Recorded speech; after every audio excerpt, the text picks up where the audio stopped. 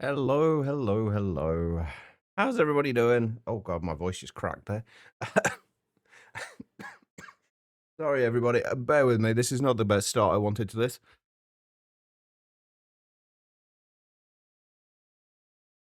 Gotta love it when, like, within the first few seconds of coming off your starting soon screen, you have a coughing fit. Good, but happy Monday, everybody. I hope you are all well. Panda, hello. I'm aware I am a little bit on the late side today. By 3 hours, to put it precisely. But yeah, my sleep is still a mess. My plan had been to get my sleep kind of somewhat back in order over the weekend, and my body had other ideas, and I was quite ill on Saturday, and I was basically spent the entire day in and out of sleep, but not really getting any actual rest. So my sleep is in a worse state than it was when we left for the weekend. So here we are, 3 hours late. Hopefully you all had a fantastic weekend, though. Hopefully you're all doing well today. I don't know how today's stream is going to go. My head is still a little fuzzy, and I have maths to do. So this should be interesting. But Bennett, hello. And Guitarlin, I see those credits are still staring. How very rude of them. All right. So the plan for today, I've just realized I got shaders off again. I was helping Quiet out. She was Quiet's girl's been playing through Monifactory as well, and I was playing Star Technology. We're talking in Discord on Friday night, and I opened up Monifactory as well. And having both Monifactory and Star Technology with shaders on, it didn't seem like the best idea, so I turned them off. I'm shaking from frying nervousness after the last post in Conthreads. Wait. Is this in the Zidicon thread? One. Hold, please.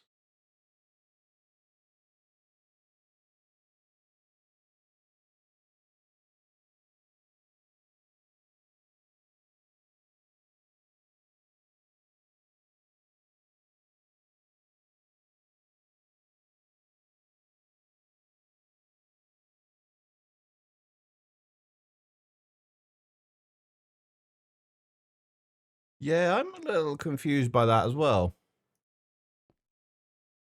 I take it you mean the one from Elfie. I'm guessing it's more that Elfie. My guess would be that Elfie doesn't necessarily do well around overly excited, bouncy kind of an overly excited bouncy Remus. Would be my guess. And obviously, I'm guessing Remus is the kind of dog. I never actually even met Remus. But I'm guessing the Remus is the kind of dog that when he's around a lot of people, can get excited or get excitable.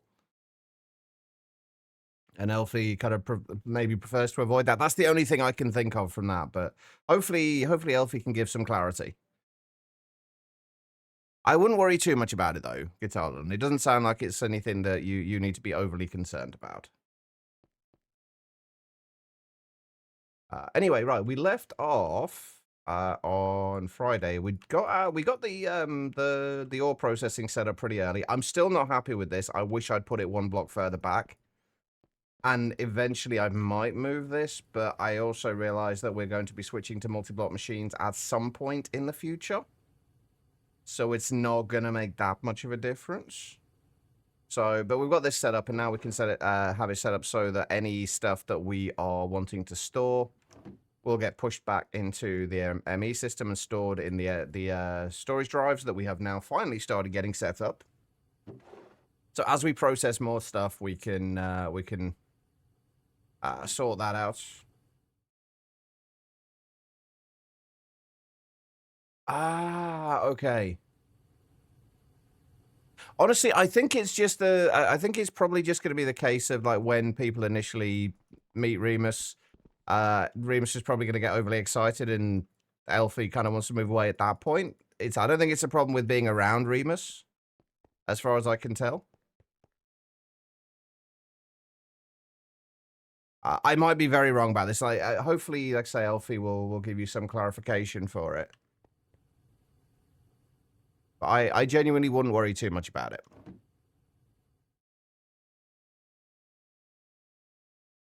Right. The bit I am worried about right now is the fact that I am going to have to do maths today, and my head is a little fuzzy. So it's going to be fun. Basically, we want to start upgrading the hostile neural network system. All of this lot here. I've given it its own fully self-contained area. I say some days being in there, not getting stuff like that. Yeah, I have the same thing in a lot of situations. And you don't want to jump to conclusions in case you've got the wrong idea, or you're just not quite getting it the way it's intended. But like I say, hopefully Elfie can give some clarity to what she means, and then you'll be able to kind of rest a little easier.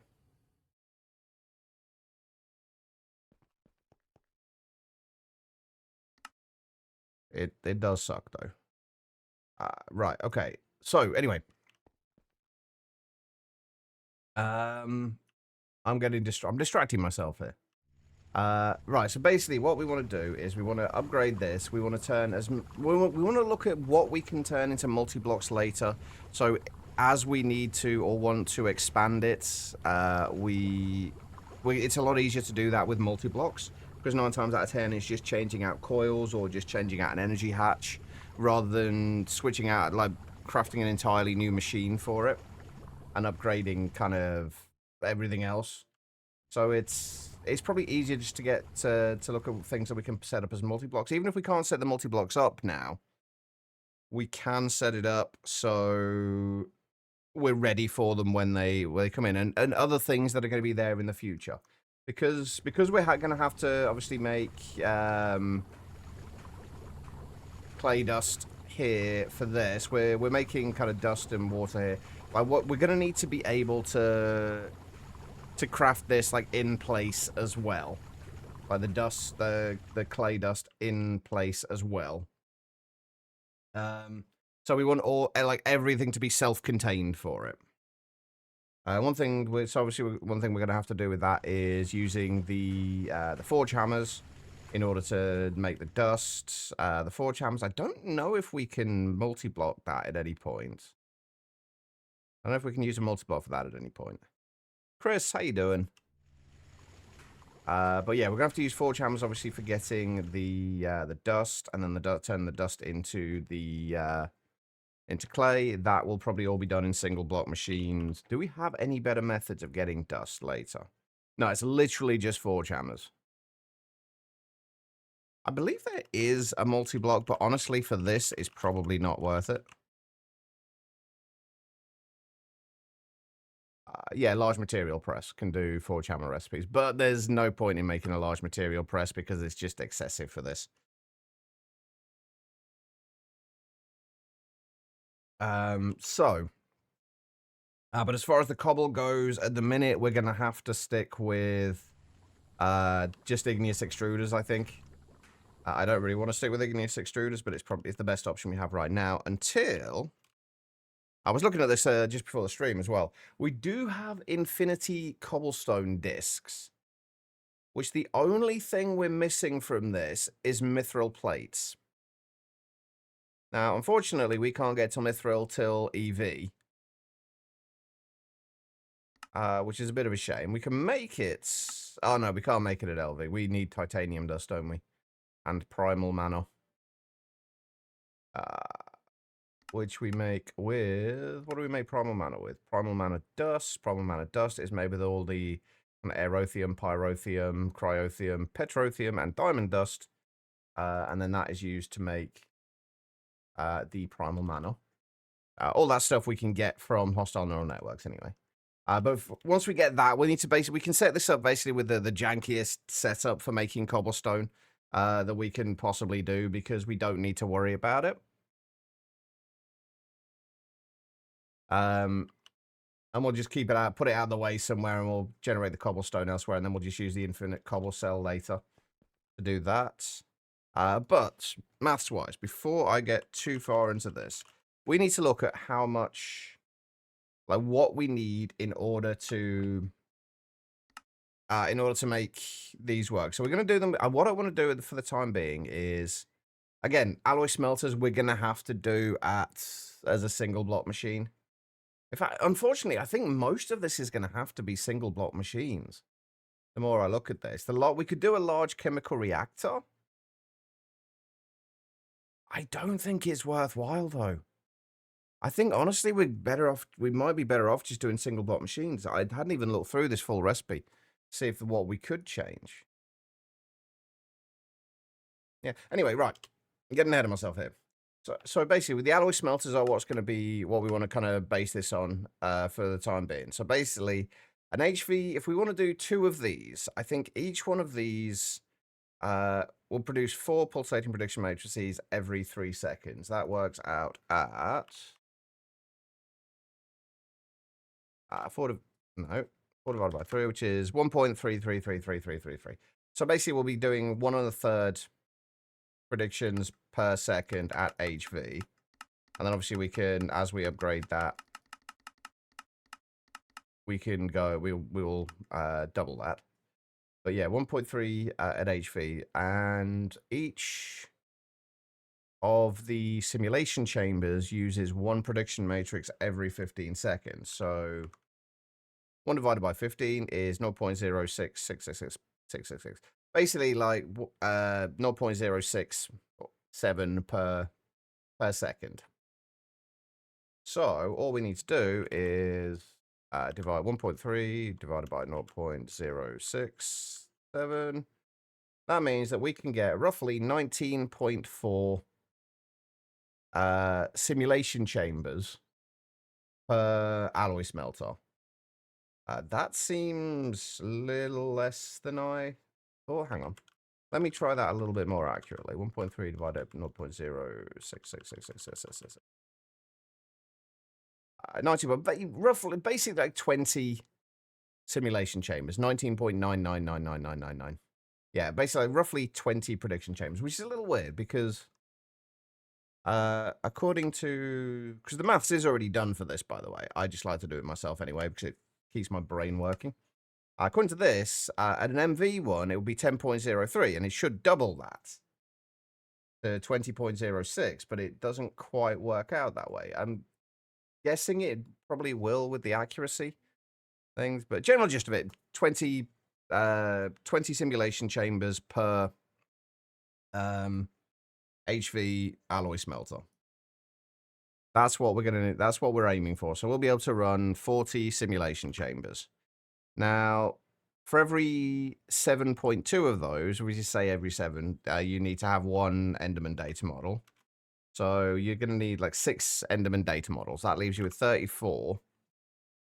If we do 8 shulker models, that will give us enough for 12 numismatic dynamos. And then it'll leave us with 26 left over for whatever we want them for, which is plenty for now. So yeah, that will give us a decent amount. So that's what we want to do. We want to aim for whatever we need in order to get 2 of these. So the clay, basically we need to get 2 clay every 3 seconds and 2 pulsating dust every 3 seconds. Hang on, I was meant to add a clipboard mod on here that Quiet found. I forgot. So we're going to have to do this the old school way with signs.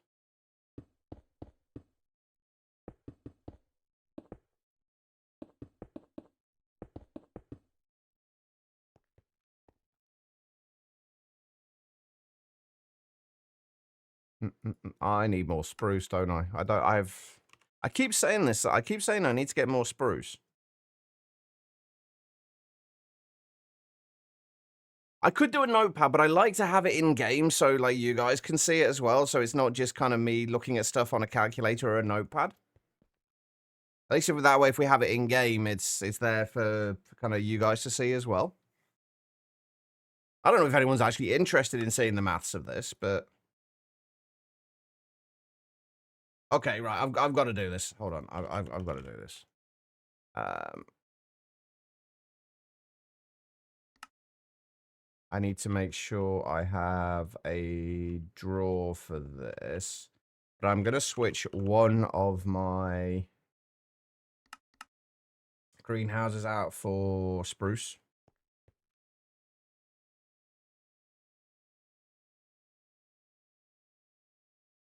If I can find a 1x2 drawer. No, that's treated wood. We don't want treated wood. Just rubber wood will do.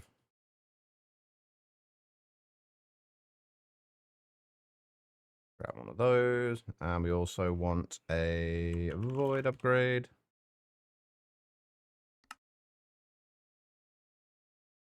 So, right. Why am I doing this? We literally set up our thing for precisely this reason. We set up our storage for precisely this reason. I will still have a drawer, I think, for the saplings.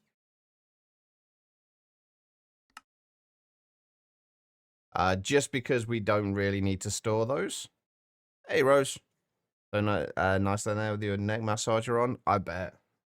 I could do with one of those at the minute. I am incredibly tense after the weekend. All right, and we want destruction cards. You know what? Fuck it. Let's just we'll do that. If we're gonna do this, we'll do it properly. We'll just do it. We'll do one for the saplings as well.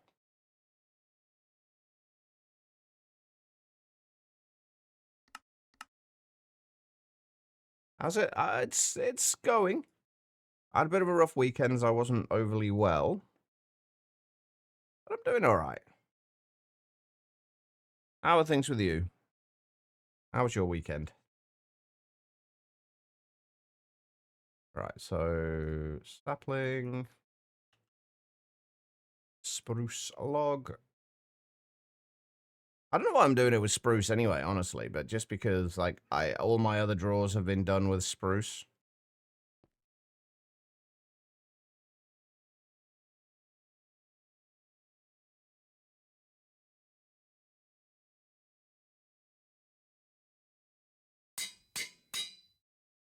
Wait, is it spruce log? Yeah.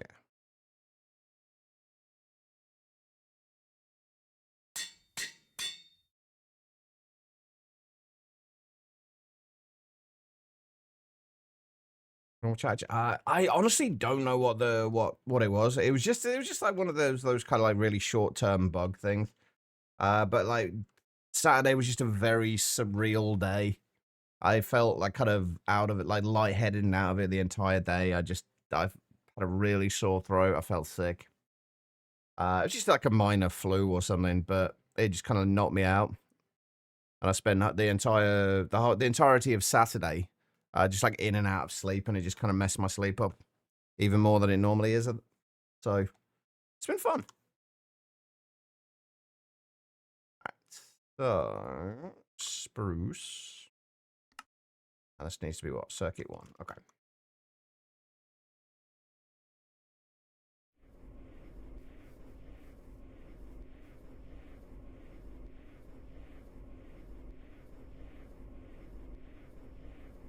Right, I'll wait till this is done.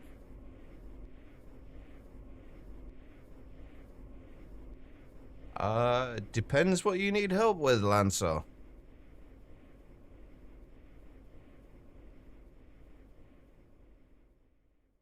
Look forward to receiving some Wagyu burger patties tomorrow. I bet. I don't know I've ever had them before. To be fair, it's been a long time since I've had kind of like steak of any kind. All right. HNN. New setup. Let's just call it HNN maths, shall we? And also, do I have any ink sacks? Ooh, I've only got one glowing sack. Oh, we can make black dye though, right? Right? Yeah. Fine. Do I even have an atomic reconstructor? I do. I almost decided to try to blow this up over the weekend as a demonstration to quiet over how the power system works in GregTech. I'm glad I didn't now. Hang on, well, considering how this morning is going so far, you're not expecting a lot out of today? Yeah, I hate days like that where you go into it and you just like they starts off a particular way and you just know from that point, well, today's gonna suck. You just want to kind of crawl back into bed, but you can't. Yeah, I can relate. Come on, I don't even need this many.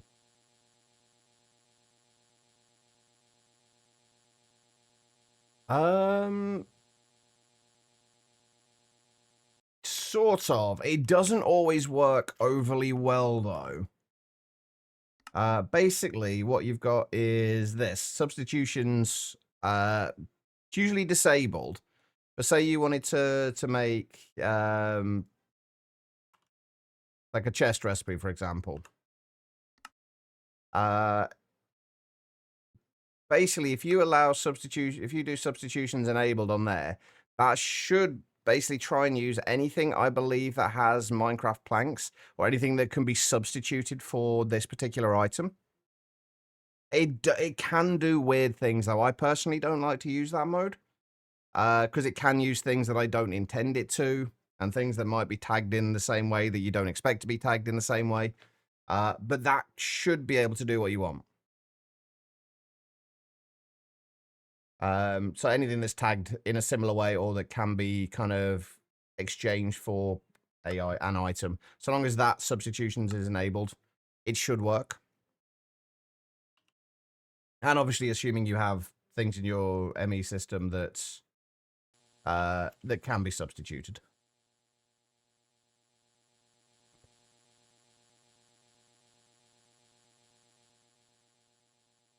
All right, so our final goal right now. Let's put the final goal down here. So basically, we want to be running 2 HV. Hang on, what do we? Oh, let's just put all these on here. I wish there was a way you could place signs without the editing thing coming up. I mean, there's not going to be many situations. I'm one short.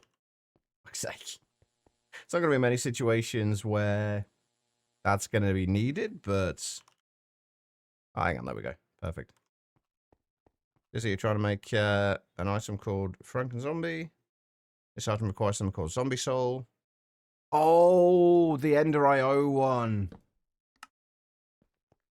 Oh, Ender IO is notorious. This isn't in all the mods 10 by any chance, is it? Or is this an older version? It is in all the mods 10, yeah. Ender IO in all the mods 10 can be a little janky. Yeah, that I had a similar issue when I was trying to automate was it sentient enders? One of the items that needed witches in a soul vial. What I ended up doing was probably not, given the way that it is given the way that the soul vials work. Like it's Ender IO has made it very difficult to do recipes like that, because when you capture a mob in a soul vial, each time you capture a mob in a soul vial, it has different NBT data, because the mob itself has different NBT data attached to it. So no matter what you do, you can't use that in a recipe. Because there's no way to always capture the exact same mob with the exact same data. It's not possible to do anymore.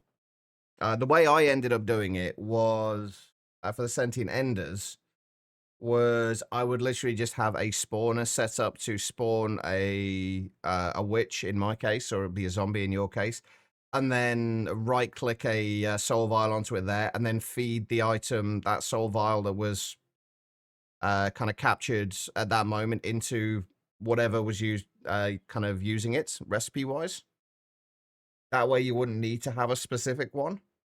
It's kind of hard to explain. But it's not an easy thing to do, unfortunately, anymore.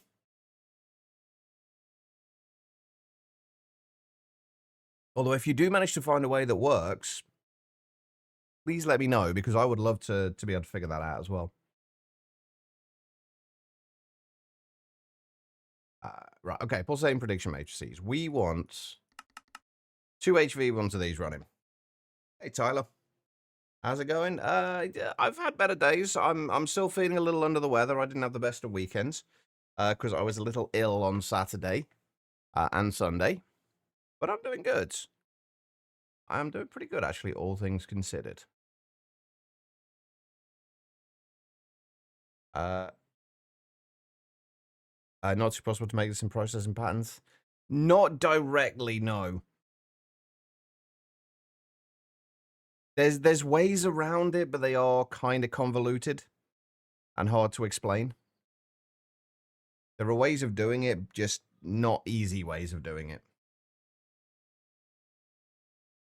Okay. So, we need to get 2 pulsating dusts every 3 seconds. Which is 66% of a dust every second. And 2 clay every second. Let's put those here. So 2 dust per second and 2 clay per second. Oh, sorry, no, per 3 seconds. And that's what, 0.66 per second. And of course, I can't fit that on. Okay, hold on. Let's put that down below. 0.66 per second. So that's what we need in terms of clay and dust. The clay should be... Wait, no, that's wrong. It's pulsating dust I'm thinking of, isn't it? Not just dust.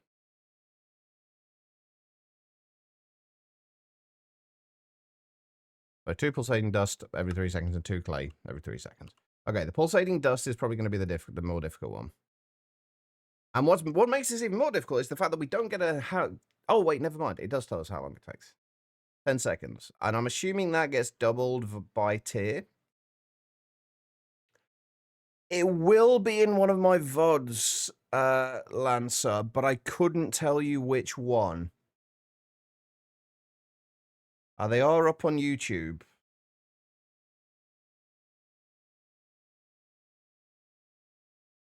Hang on. I'm curious now.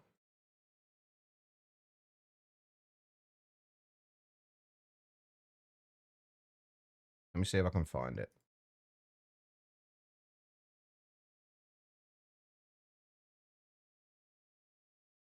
It might be in the title. It'll be somewhere towards the end.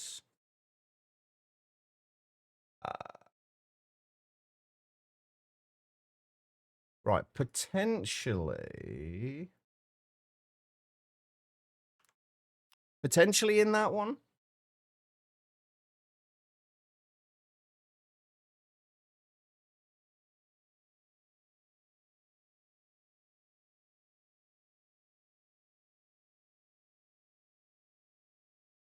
I'm just realizing how low quality these videos actually are on. I don't know if it's just because I'm looking at it on the preview thing, but these are actually really low quality. Yeesh. Hello. Oh, God. Mute. I don't want to hear me.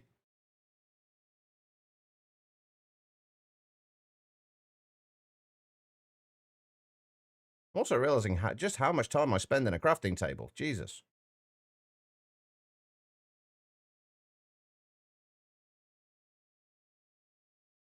Don't you go on muting my VOD. Nobody wants to hear that.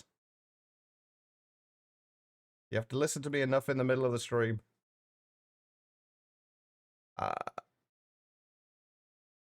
know somewhere in that video it should be in there. I can't find the exact spot. Anyway, I'm getting sidetracked. Thing is, you've already automated the entire process required to get to this item. Frankenzombie, that was the most complicated part. However, what's actually going difficult now is automating the craft of the Frankenzombie itself.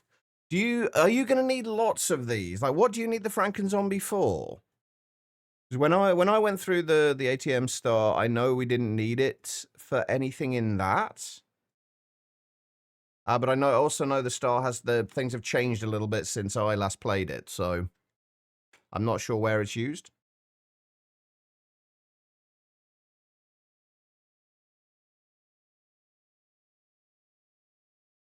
But like I say, the only way I managed to do it was when you send the items out to make whatever it is that contains the soul vial to be crafted. Rather than sending out a filled soul vial, I would send out an empty soul vial. Then that empty soul vial would be redirected into one of the Just Dire Things auto clickers. That would then right click on a zombie that was spawned as the recipe started crafting, and then or it was a witch in my case. Then the witch that was caught in the soul vial, that soul vial would then get fed back into the item that was crafting what needed the soul vial. It's a very complicated process, and I'm not very good at explaining it. I do apologize. But that's the way I did it. That's the only way I could figure out how to do it. Since Ender.io used to have. They used to. That's what I was just about to say, Furious, as well. They used to have a capture mode back in 1.12 where you could either spawn mobs into the world or you could set it to fill soul vials, fill empty soul vials with captured mobs. And each one of those mobs would be the exact same data. So you could use that mob capture that way in recipes just fine. But they removed that from 120 or 121 rather. So you can no longer do that. I don't know why they removed it because that was such a useful feature. Anyway, right. If we need to make 2 of these every 3 seconds. This is actually really difficult to see, like, how long this is going to take to smelt. I think we might actually just continue to use these furnaces. So 0.66 seconds. What is that? 20 times 0.66. Roughly every 13 ticks, we need to smelt something.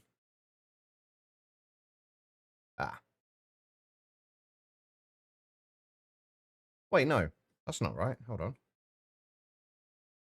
0.66 per second. Wait, hold on.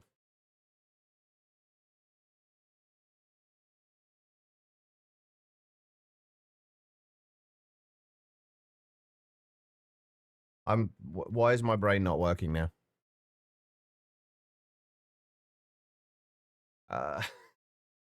My brain has stopped working. God damn it!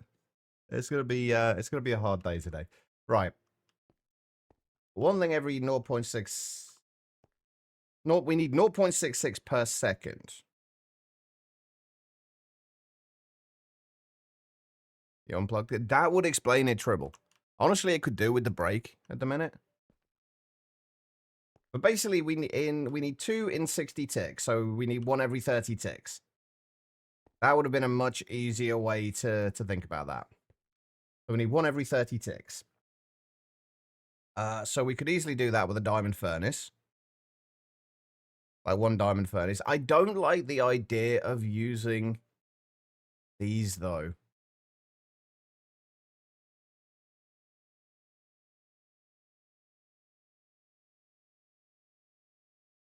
Because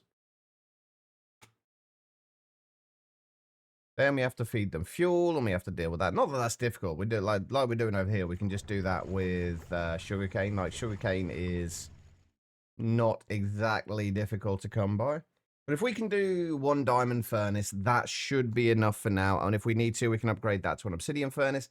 And if we need to, we can upgrade it to with an augment factory, with a factory augment, and we can do multiple at a time. So I think the furnace is kind of like a non-issue there. How you doing, by the way, V? So the resonant clathrate, though, we still need 2 of these every 3 seconds. And at HV... So basically, we'd need 2 chemical reactors running. 1 chemical reactor per... 1 chemical reactor per... What are they called? Alloy smelter. Of the same tier. And that will give us the resonant clathrate we need. That means that we also need 2 nether quartz every 3 seconds. And 2 ender pearls every 3 seconds.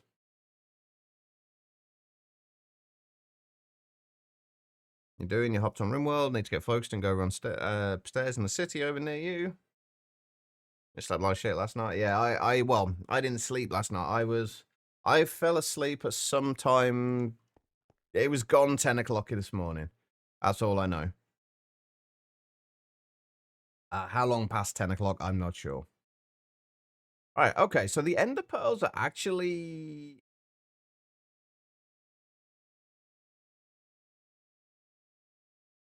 Ender pearls might be the limiting factor here. Although maybe not. If we if we know that one Enderman data model will run itself and 6.2 other simulation chambers, and we're looking at running 40 simulation chambers. So 40 divided by 7, 5.7. So if we've got 6 Enderman data models, that should be more than enough for this. Yeah, it seems to be a common theme, just like in general these days, Tyler. Like, nobody seems to sleep well anymore. I was there before it was trendy, though. I've never slept well. I feel like I might have overestimated what we need from this board. Lucky time. I appreciate it, Larvy. Did you manage to get Clear Obscure finished before you go?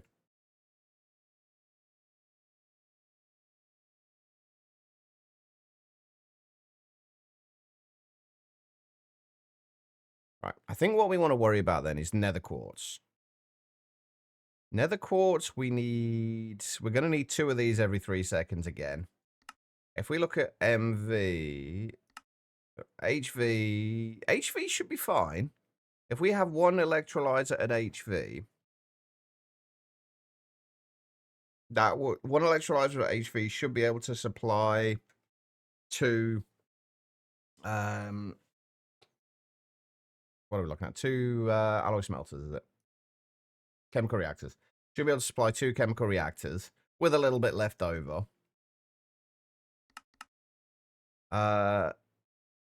So with that being said, that means we are going to need 8 glass every 3 seconds,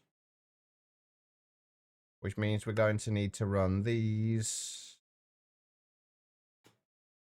How much is that going to be? 8 glass every 3 seconds. That'll be every 4 seconds. Yeah, just an HV arc furnace as well will be more than enough. MVC, I feel like MV should be enough. 8 of those will be every 4 seconds, so that's not really going to work. So yeah, an HV arc furnace. So basically, we're just going to have to just do what we've got now and have it upgraded, like have everything at HV instead. That's literally all it is. I was thinking there was going to be a little bit more involved with figuring out what we're going to do in terms of getting multi-blocks set up and like having it kind of everything figured out for working with multi-blocks, but it doesn't look like we're going to need to.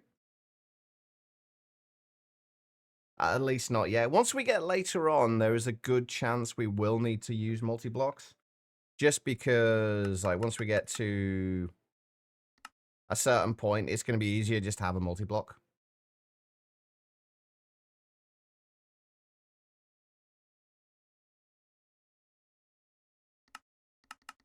But for right now, this should be okay. I think the maths is right on that. The only thing we've got to figure out is getting 3 clay every 2 seconds.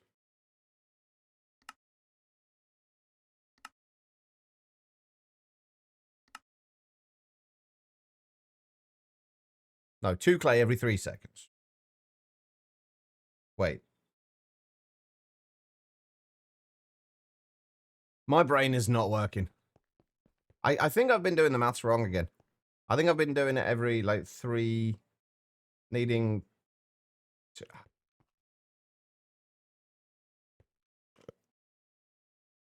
Feel bad 'cause you fell at the top. Oh, don't feel bad for that, AK. Just enjoy the sleep. You should never feel bad for getting decent sleep.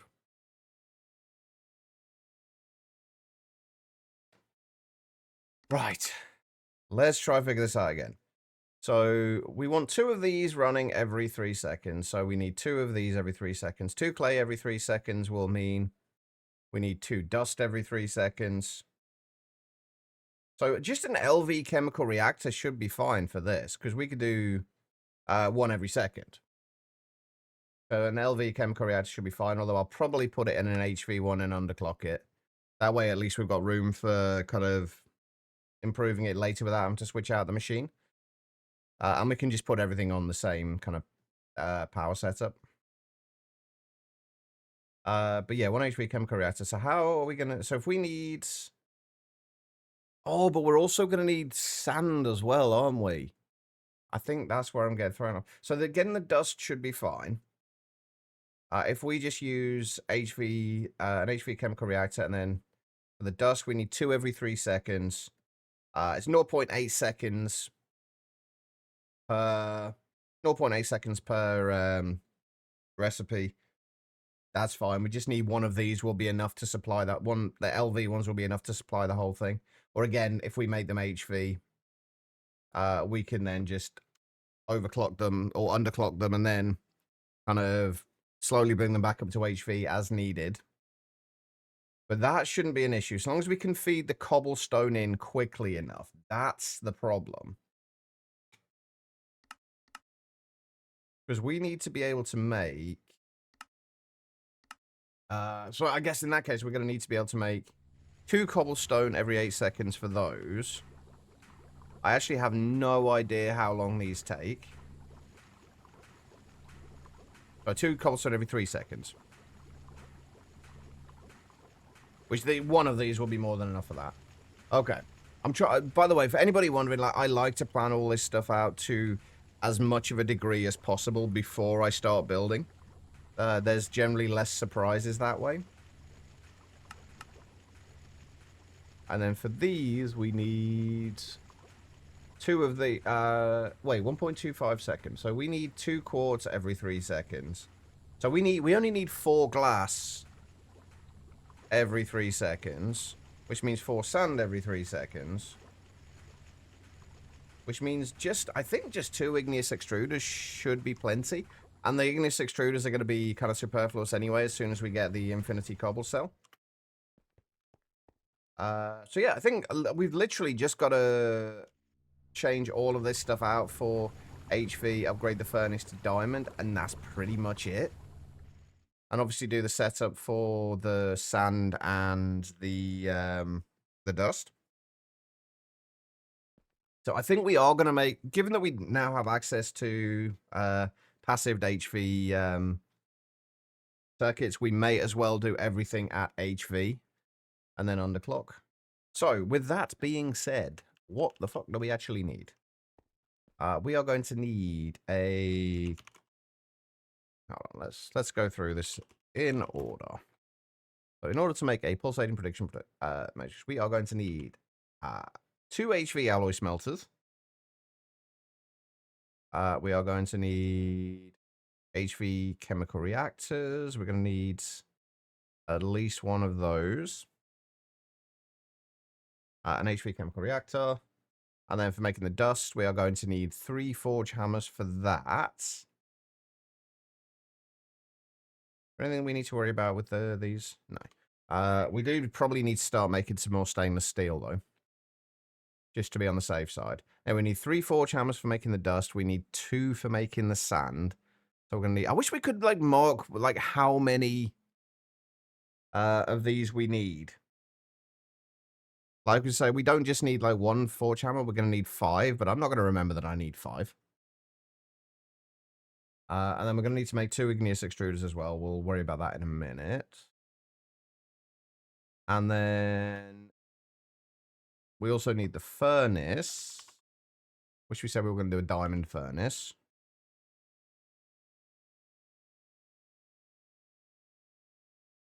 And then making the resin and clathrate, we need another chemical reactor.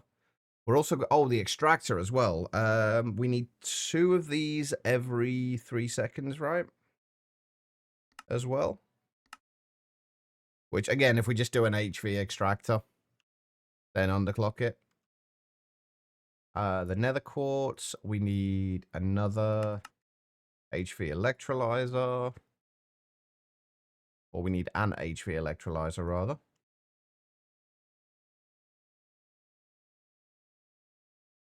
And then for the glass, we are going to do an HV arc furnace. And then the sand will be made elsewhere. That's basically what we need. So let's start getting this together. And start getting things set up. Now that we are in a position to start doing this, I don't have an alloy smelter already set up, do I? Nope. But now that we're in a position to start crafting this stuff, do we have enough canthal for that? We don't have any canthal. I need to make some canthal as well then. Okay, that's fine. We can make the canthal. Then chemical reactors. What do we need? Polyethylene pipes. Normal polyethylene pipes.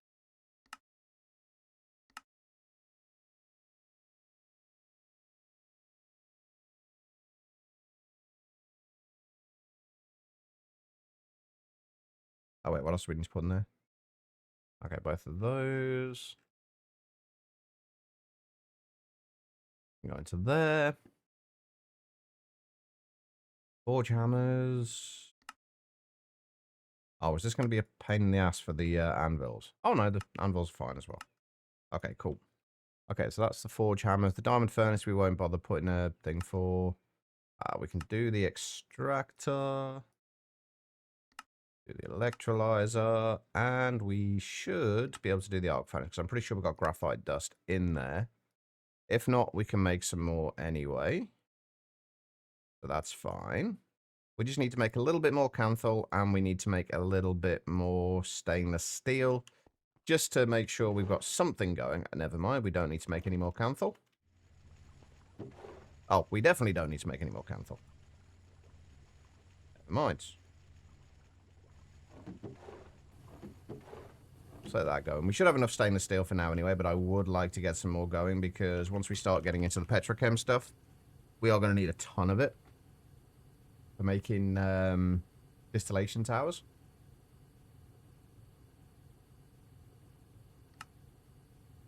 Right, so what do we need? Iron dust, nickel dust, manganese, and chromium. We do another 9 stacks of this.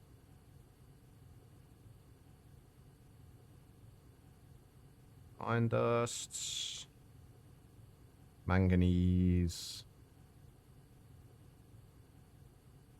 nickel, and chromium.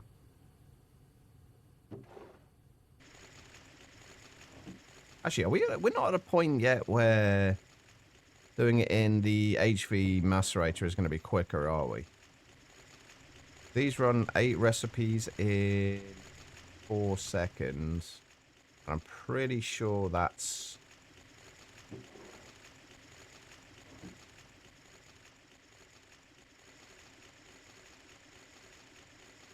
$13 ticks.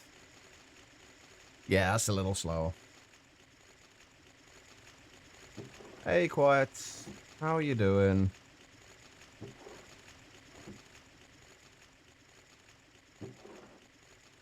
Oh, shit, what we got in here? Crushed uraninite. What am I doing with the crushed uraninite?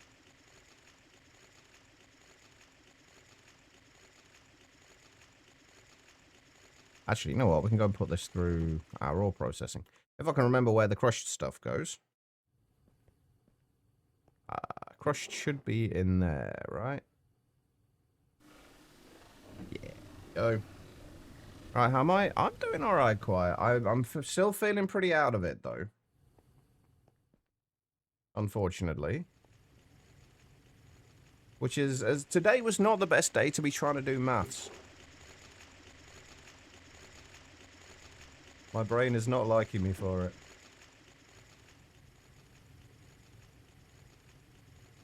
We should be getting uraninite in from here at some point in the near future. Yeah, there we go. Beautiful. The sphalerite, I think we're just going to smelt.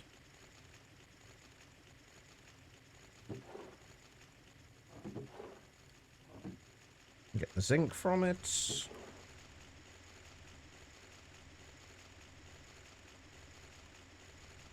Oh.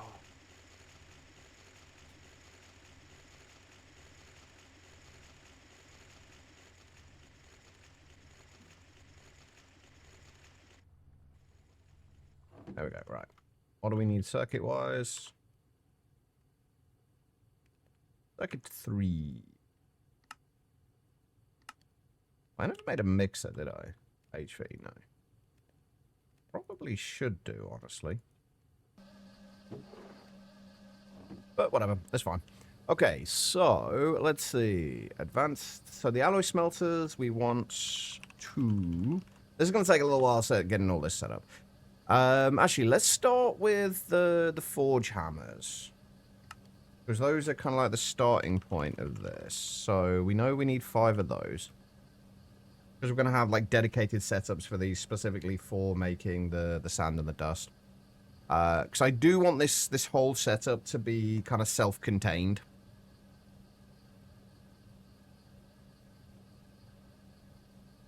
I don't want to rely on pulling like sand and dust and what have you from like the setups we've got here.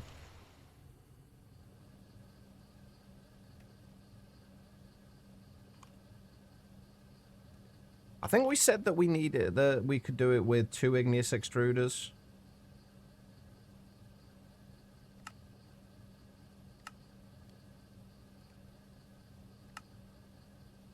Actually, you know what? We can do the pistons now with aluminium. Since we are passiving aluminium.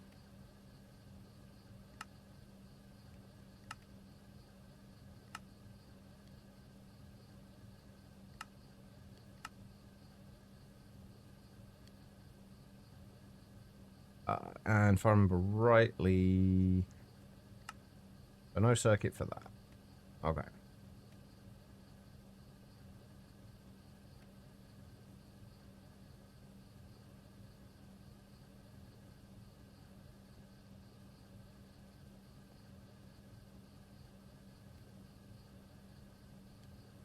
See, if I was a little better at doing YouTube stuff, I could probably put timestamps in there into the actual videos themselves, but that means going back through it and like watching back and listening to my own voice.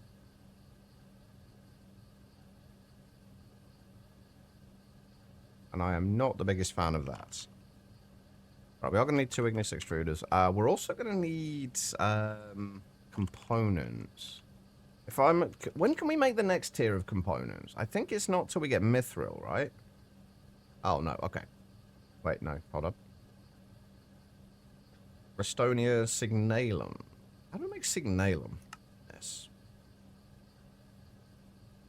Oh, we can't get it to EV anyway, but... Signalum, destabilized clathrates, primal mana, neo copper, ardite, and red alloy. Okay, not stuff we can do yet. That is lucky for me. I don't know why you would, but I'm not going to complain.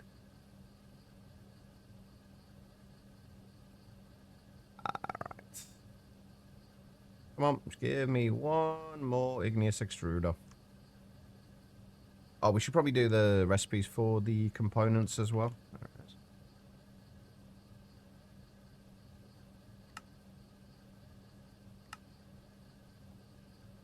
Oh, except we... Okay, this is something we've got to do first. We need to put a bend. We need to make a bender for... honestly, I'm going to do this for as HV, I think.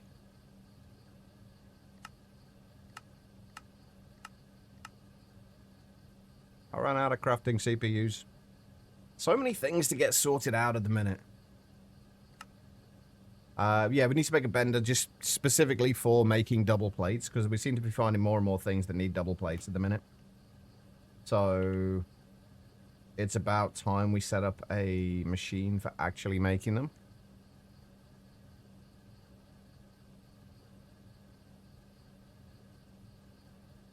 I have to say, I am very, very happy about how into Greg Tech you seem to be getting. Or more accurately, how into Monifactory you seem to be getting.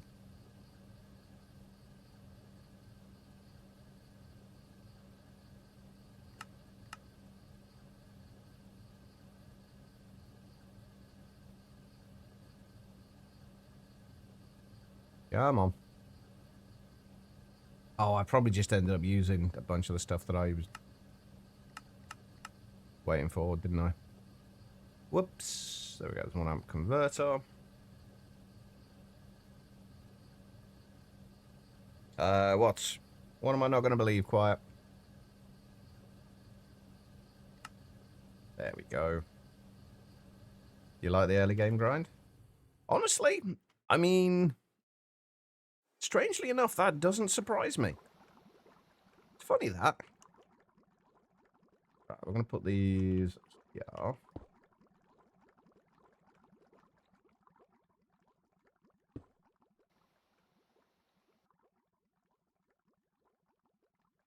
I know. You're usually so anxious to get out of the early game as well.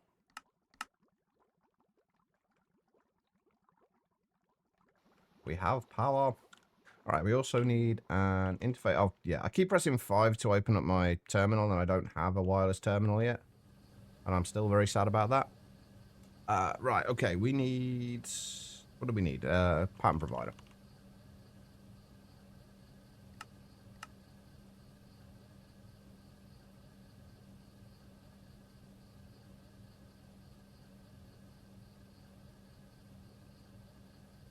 I need to keep checking. There's a few things I need to keep checking on. Like, for example, we need to keep checking on these to make sure we've still got gallium foil in there. We are nicely backed up on the plastic printed circuit boards now, though, which is good.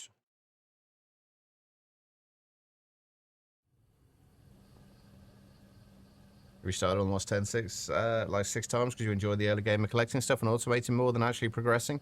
Yeah, I do find the end game of packs, of some packs at least, to be a lot less interesting. It's like when you... Sometimes, anyway. Like, when you have everything, like, there's not so much of a challenge there anymore. Like, you don't need to find necessarily creative ways of automating things because you don't have everything. Like, because by the end of the game, you have everything. Like, you could just do whatever you want to do, like, relatively easily. And you miss out on the fun of experimentation. And the magic mods suck ass.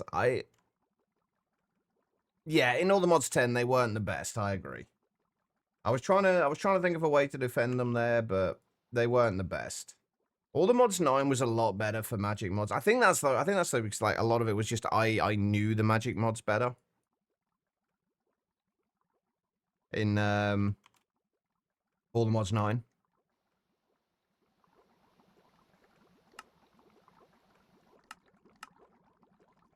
Okay, right. That should be double plates sorted. I do still want to try and get into Iron Spells and Spellbooks at some point. You know, a fan in general, which is no. And unfortunately, with packs like all the mods, like if you want to complete the star, you kind of have to do bits of the magic mods. Although I guess at the same time, like, you don't have to complete the star with them. That's one of the good things about them, is that, like, they are... there's no kind of set way to play them. They're kitchen sink packs. If you want to play them and just completely not touch the magic mods or the agriculture or bees or whatever else, you can just completely avoid them, which is such a nice thing about those about kitchen sink packs. What am I doing? All right, double invar plates. Oh, you know what I didn't do? I did not set a circuit for these.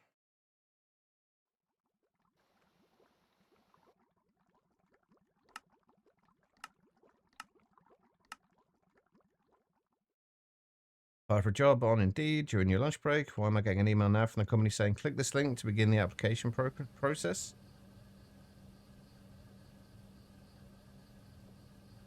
I don't know. It's been a long time since I applied for a job. I don't know what normal practice is these days, but that does seem a little weird.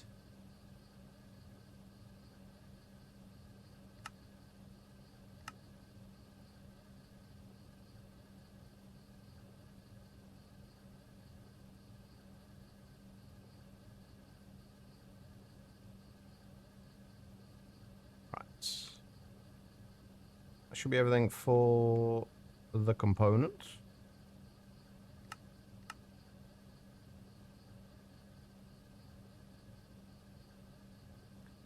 You've been applying for jobs over the past 3 years and you don't even know what the process entails anymore.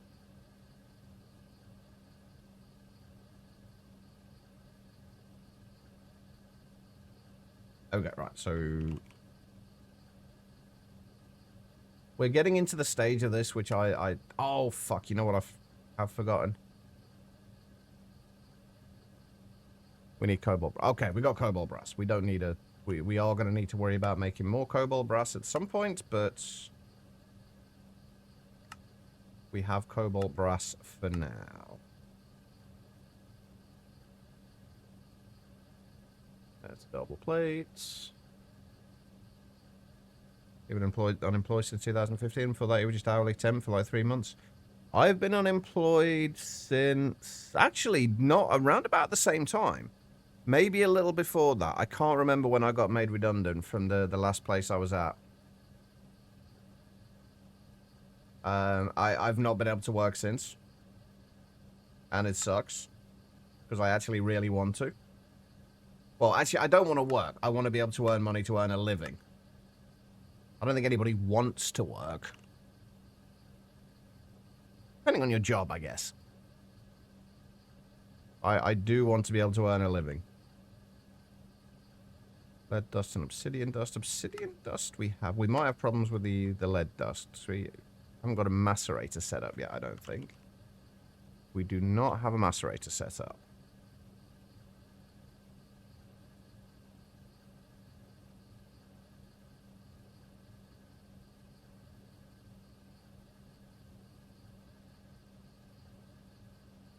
Right, we should be able to do... oh, wait.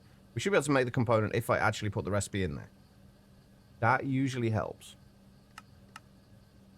Okay, yeah, we are missing lead dust. All right.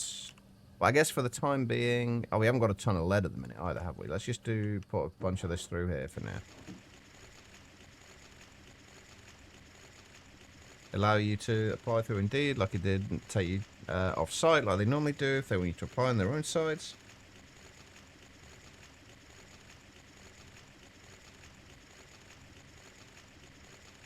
Nice to keep busy and have a routine. Yeah, I think that's the biggest thing for me is that I don't...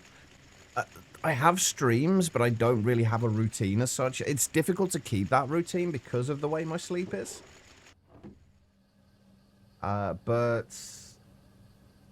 I would love to be able to work again and be able to have a steady income. Probably a good thing you don't have a fixed income. You earn so much random stuff already. To be honest, if I had a fixed income, I would be the exact same, okay? The only reason, like, as it stands at the minute, I don't really buy anything. Just because I don't have that fixed income. So I literally just don't buy anything unless I have to. Or I have a particularly bad day and need something to cheer me up, and then occasionally I will buy like a new game or something. Because I consider that, like I was saying this to Quiet on Friday, I kind of consider buying new games kind of an investment as such, because it's kind of, it helps to keep things in my brain quiet, if that makes sense.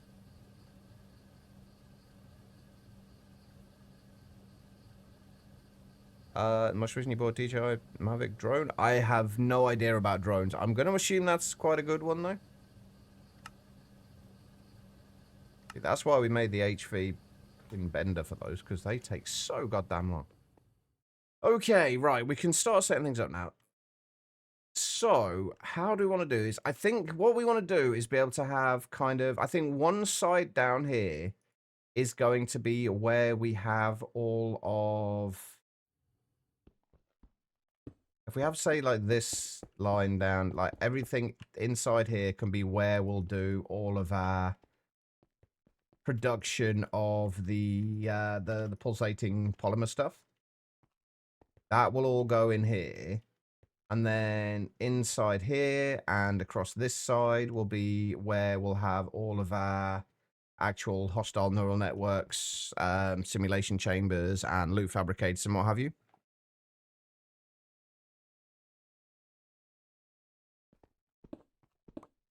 Well, they always pick the worst times to mow the lawn. Speaking of mowing the lawn, that's literally the first thing I did when I woke up today.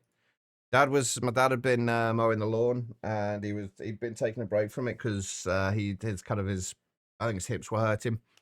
So I literally woke up and I just had to. Well, I didn't have to. I chose to kind of go and finish off the lawn for him. I'm glad I did, actually. It got me outside for a while, which was nice. Anyway, right. We are using this to make...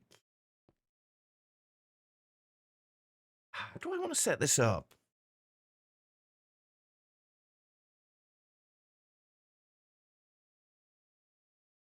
DJI, the leading drone brand, I think. Oh, cool.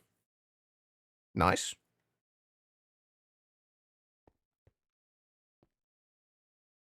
I kind of do as well. I don't like the idea of mowing the lawn, AK, but when I get out there, it's quite a nice feeling.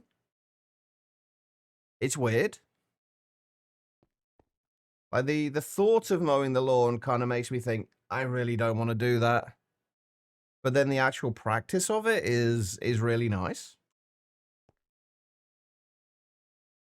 Pizza ordered. Both you and Kath are a bit tired today after coming home from summer house at 9 PM yesterday. Understandable. Enjoy the pizza. All right.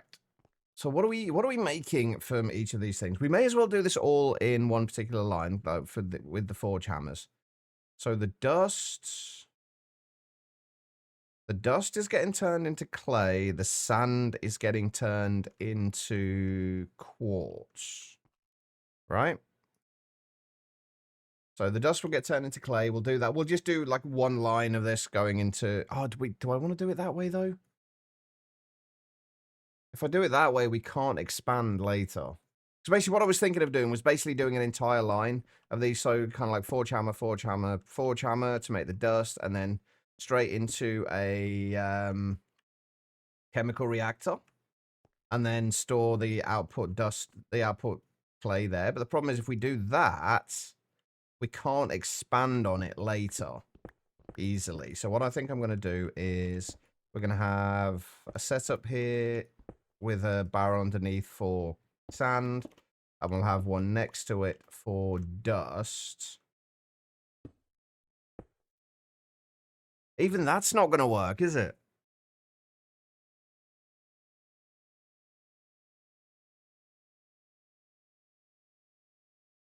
Fuck. Basically, what I'm trying to figure out at the minute is like how I can make this expandable. Like if we need to add to this, like how can I easily make this expandable? I guess we don't need to worry about it because we basically just switch out all the machines anyway. So we could do what I was intending to do.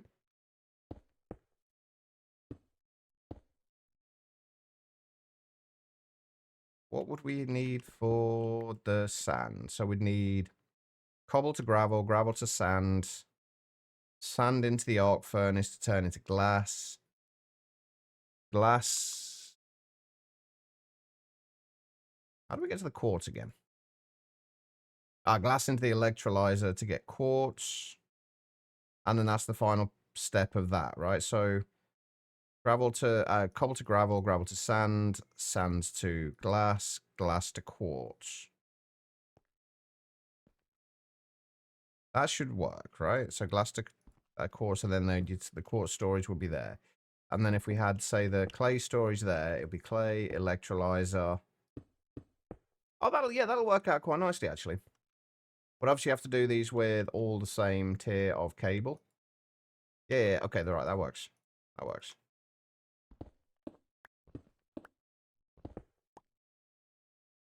Wait, is that right? No, that's wrong. Wrong way around. I was going to do it this way, wasn't I? So that will do cobble to gravel, gravel to sand, sand to dust, then dust into chemical reactor. How many chemical reactors did we say we needed?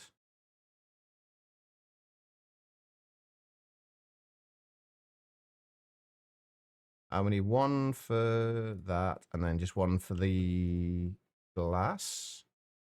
Wait, have I missed something here? No, that's the clay one, isn't it? So that will... Oh, jeez. You're going to have to bear with me today, chat.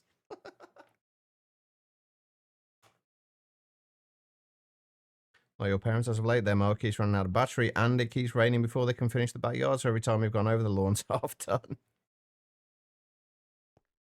See, I've just asked. I've asked my dad several occasions. Can we just like kind of pave over the back and front garden just so we don't have to worry about it ever again? Like have a nice little paved area. Maybe have some kind of like fake grass there.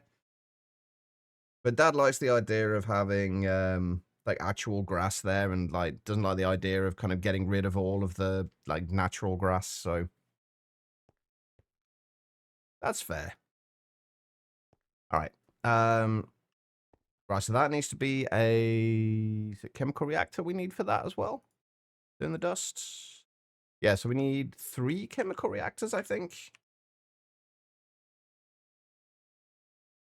This is, by the way, this is something that I probably should have had just about done by now.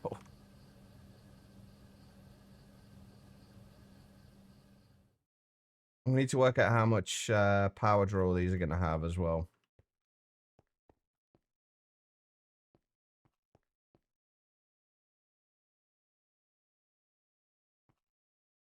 In terms of amperage.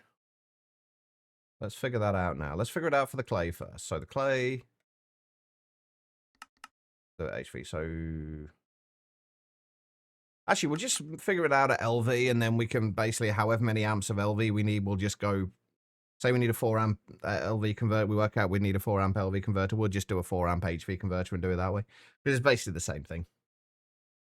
So 15 EU per tick for dust to clay. 10 EU per tick, so 25 EU. Gravel to sand is 16, so that's what, 41? Plus cobble to gravel is 16, that's what, 57? That's actually really awkward, because that's like 2 amps. So we're going to need a 4 amp cable there anyway. Good afternoon, Banana. How you doing? Or we figure out... What did we say? That was 57. Does somebody remember 57 for me? That would be great. That would be 20. That would be 50. That'd be 66. 76. 82. What's 82 plus 57?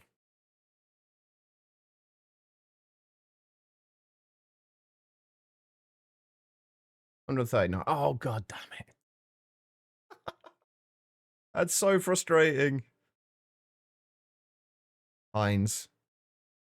They do have 57 varieties. That's kind of annoying, because basically, if we could have potentially done all of these on a 4 amp cable, like between all of them, but we can't. Because a 4-amp cable would have been 128 EU, assuming they were all LV. And this comes to 139. So we're basically going to need to have 2 4-amp converters in here, for one for each of them. It's fine. It's just mildly annoying.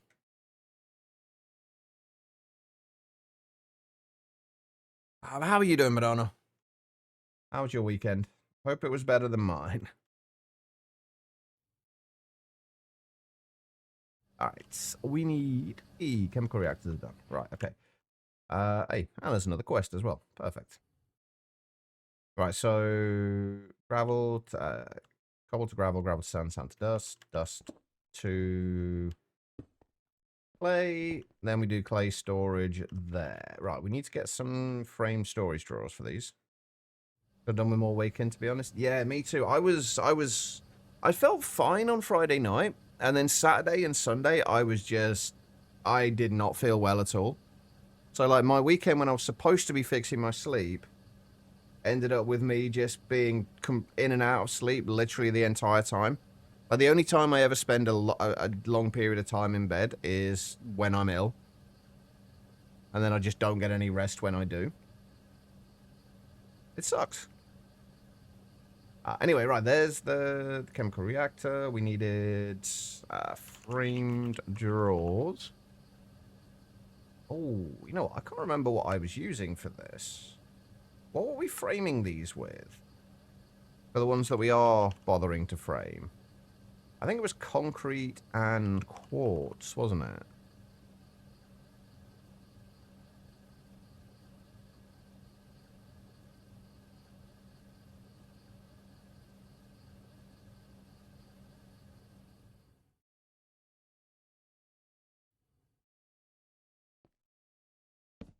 Huh? There we go.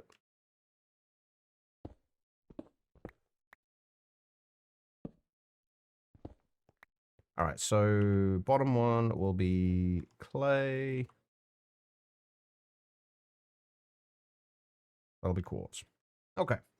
Right, and then from these, so that was cobble to gravel, gravel to sand. Sand goes into the arc furnace, so we need an arc furnace and an electrolyzer now.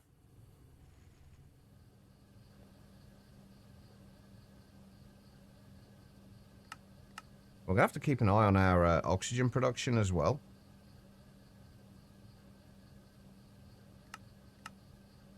Hey, Life. How are you doing?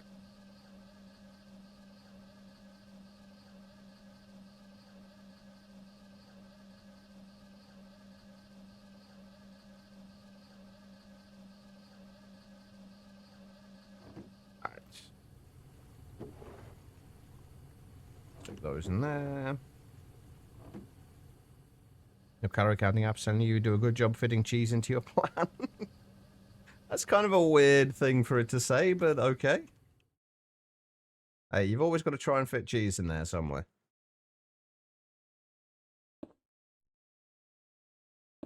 Electrolyzer. Okay, right. So we then need two 4-amp HV converters. We are going to need to get more. Once we've done this, I think we are going to have to significantly increase our power as well. Our power generation. Basically, I'd like to add another 6 numismatic dynamos in here. Right now, we have 6. I'd like to at least double that if I can. Also, another thing we need to remember to do this week is to fix this. I say fix this, expand this. So we have a little bit more RF storage. They're very tired after this weekend, but you're managing. Everyone seems to be tired after this weekend. Did nobody get any rest? That sucks. Right, we need a vibrant alloy cables.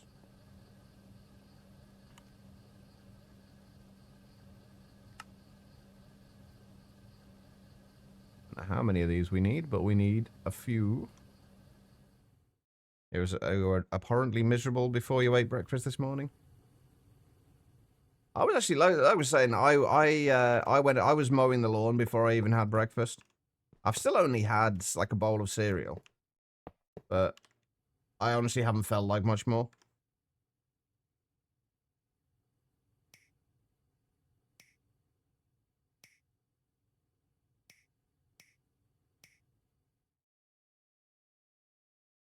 All right, and then we're going to want to do... Yeah, we'll have these here. Ooh. No, that's going to be fine. That's going to be fine. So we'll do the other one below.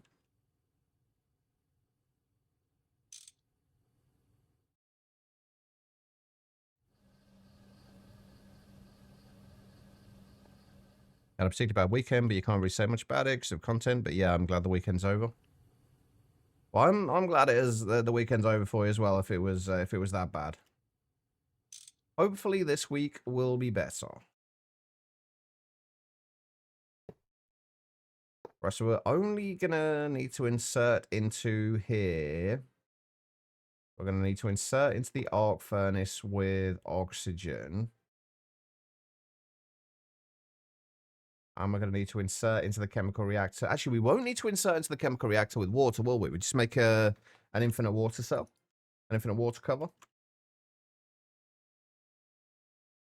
And that should be fine. And then we can put the power generation down there. Then for the time being, this does not matter how this looks, by the way, at the minute.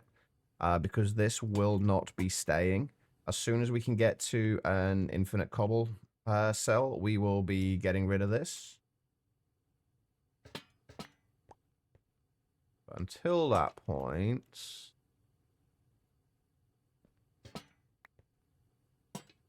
we need the igneous extruders.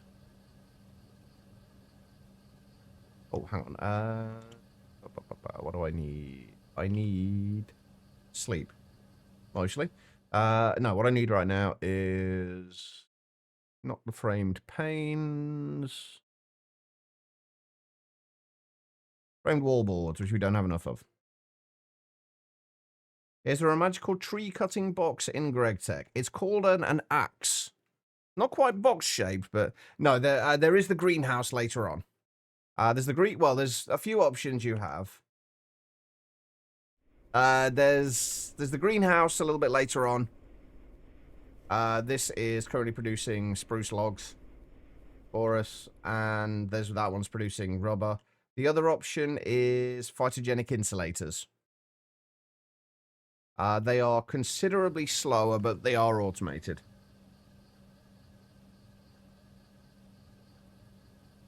They also don't use a lot of power. Do I have any phytos in a minute? Where the hell are all my phytos? They still back here?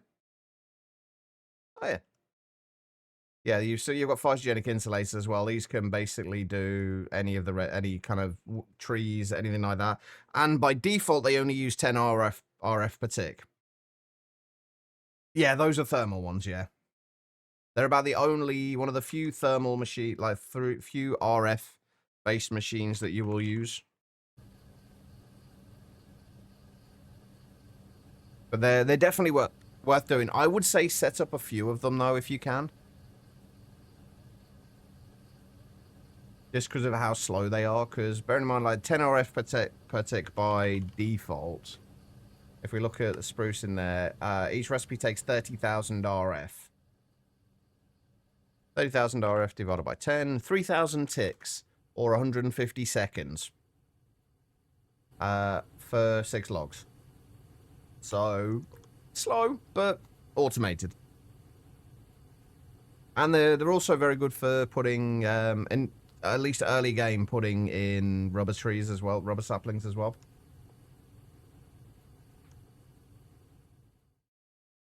So they'll get you sticky resin. Right, let's find something that I'm not going to use for a while, that we can repurpose. This will do.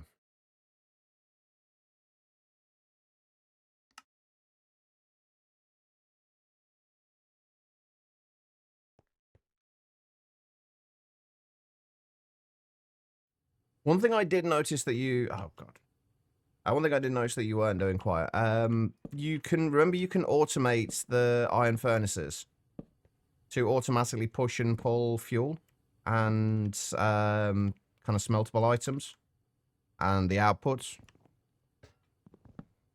So you can just set it up, dump a bunch of logs in it, and then come back to the charcoal. You could even cycle it around so you can get the charcoal feeding automatically back into the fuel thing. Don't want to keep chopping trees. Honestly, just start chopping down. Chop down a few spruce trees. Are you chopping them one block at a time? Quiet.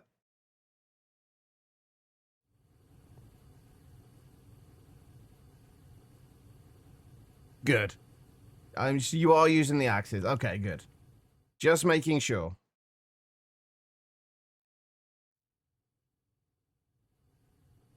I mean, if you're making charcoal, birch is the best wood for that. The only good use for birch is burning it.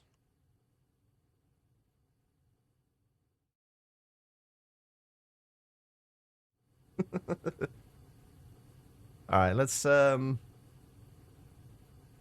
get lava.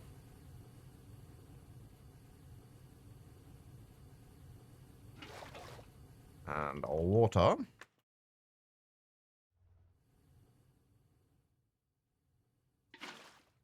I hate doing these temporary... I've got to move this over by a block. Otherwise, it's going to bug me. Crap. Oh, yeah, and I don't have vein miner, do I? I've been playing Star Technology as well. And you have vein miner in that, and it's... I keep forgetting that I don't have it in this. Yeah, the reason I want to move this over by a block is just so, again, as is always the case, lasers need to be straight.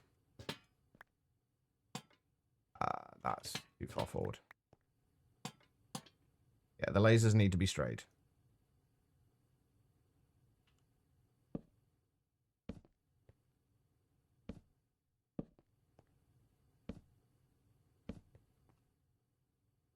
Have some giant spruce trees set up. There are actually some, if you go out exploring, there are actually some really large... Oh, it's still not going to be straight, is it? Although technically that will be a 45-degree angle, so that's acceptable. There to there will be a 45-degree angle, or there to there will be a 45-degree angle. So that's acceptable. And yes, I'm aware, anybody who's not been here before, yes, I'm aware I'm a little weird with how I have to do these things. I'm fine with this. So that goes in there, that goes in there.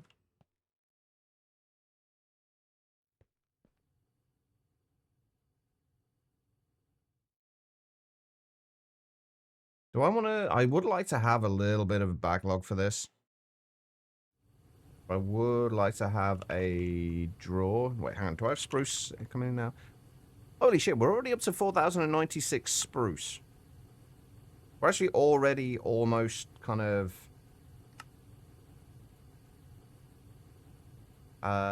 full on spruce. Doesn't matter what drawer we use for these since they're not staying once we get infinite cobble cells. Okay, right. So, let's see. First things first, we need to get power in here.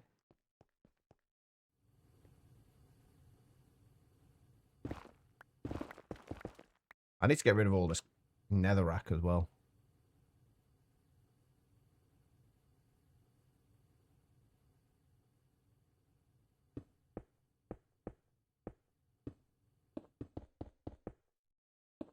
Right, so we got 1, 2, 3, 4, 5, 6, 7, and that will be the center.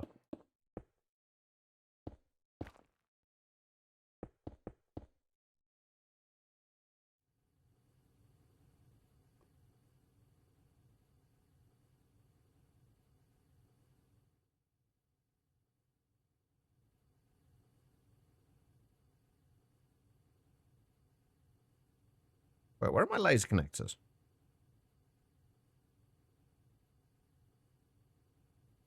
I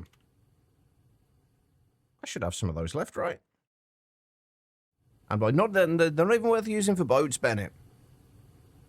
They still look like birch if you make boats out of them. Oh, there they are. Not sure why I put them back in there, but that's fine. How are we doing for... I got to check on how we're doing for aluminium now as well, now that that's been going for a while.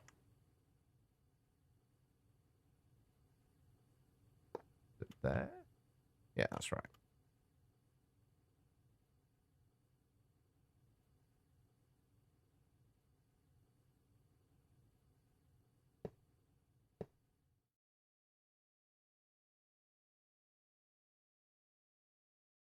Three, 4, 5, 6, 7, 8. And annoyingly, that is not quite close enough. But that's fine. But this works. You like a white boat? Can you make boats now out of the, was it pale wood?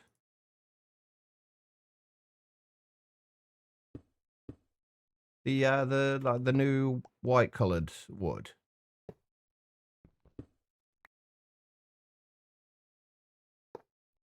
Can you make boats out of that?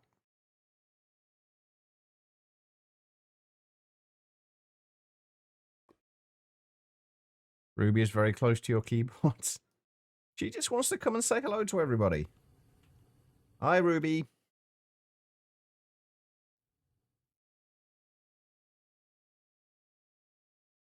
Okay, so that goes to there. That's actually not linked to the rest of this, is it?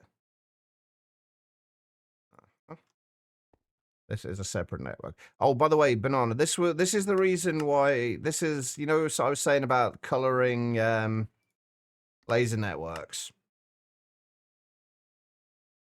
What I like to do I like to color them differently so I know what's on what network. I tend to have different laser networks for things. So now I've hooked all those up. If I change the color of it to say that, I know that all the ones that have changed, I've correctly linked together. And if any of them don't change, I know I've forgotten to link something. It just, for me, it just makes it like easy and quick to tell when I have or haven't set something up properly.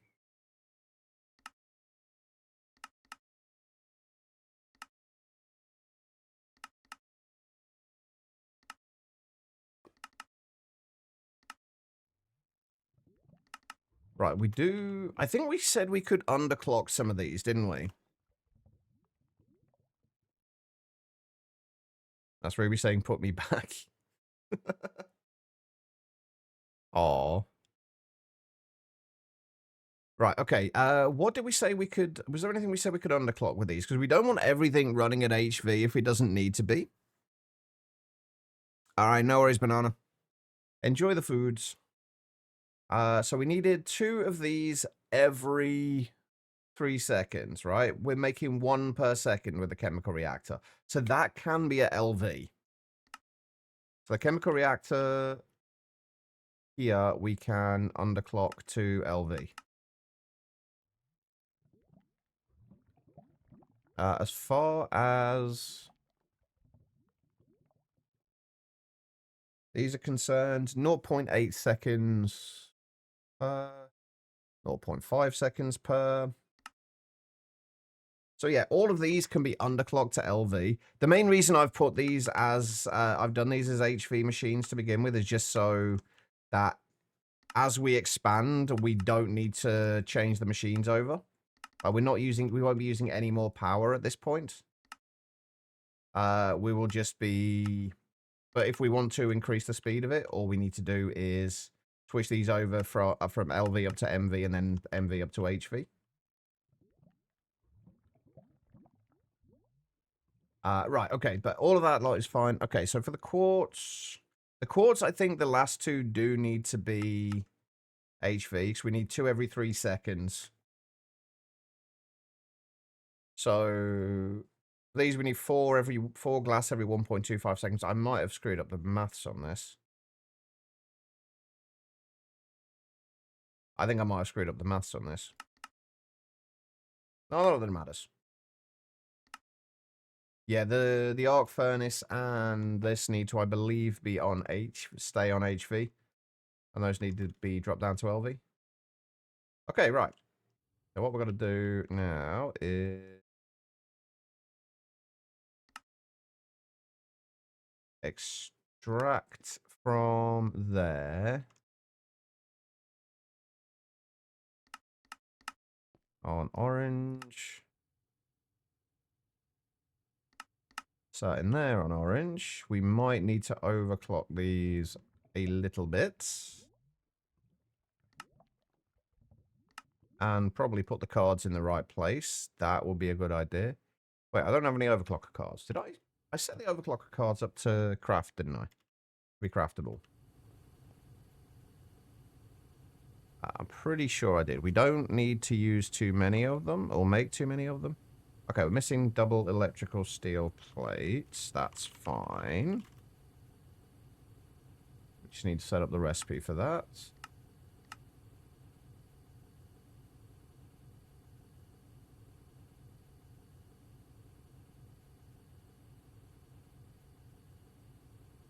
There we go. Why is aluminium spelled wrong in this pack? You mean right, Quiet? You spelled right wrong.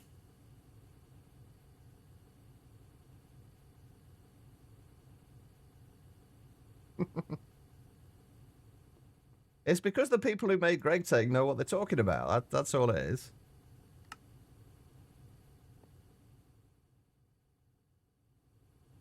That's because you spelt it wrong.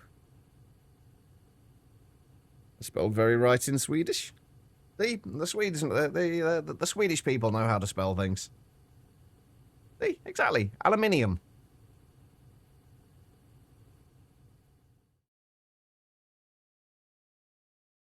One of the many reasons to like Swedish people. Actually, no, we won't need to... won't need to output... we won't need to accelerate the extraction from there. We will need to potentially accelerate it from here, though. So we'll do the rest of this on there. We'll round robin that. We'll say insert into there. And just to be on the safe side, I am going to filter these.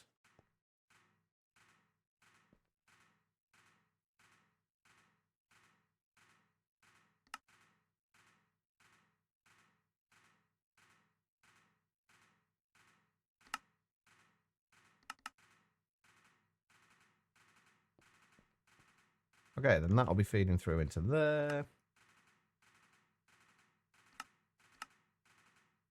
Extract there. The only annoying thing is going to be that these are not going to be easy to... Oh, I've just realized that this is actually not going to be as upgradable as I thought. This line.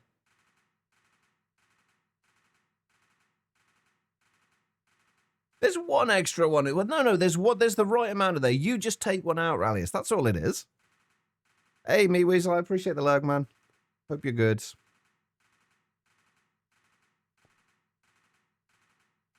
Alright, I need to make an infinite water cover.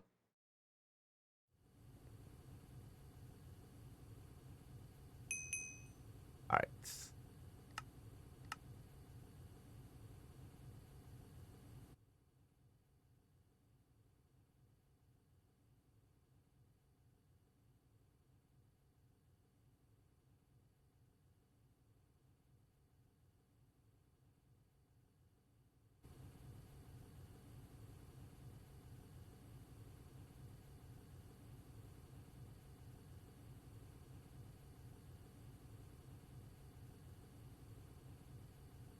No, you don't need a fluid solidifier for aluminium ingots. You do need an EBF, though, Quiet.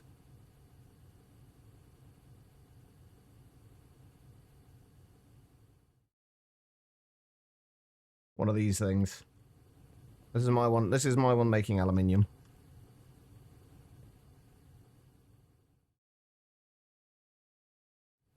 Yeah, this is where things start to get a little, like, slightly more complicated, I guess.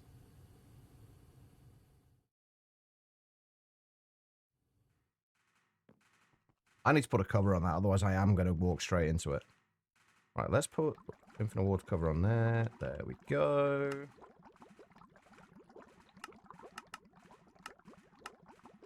Push out to the sides. We need to lock those.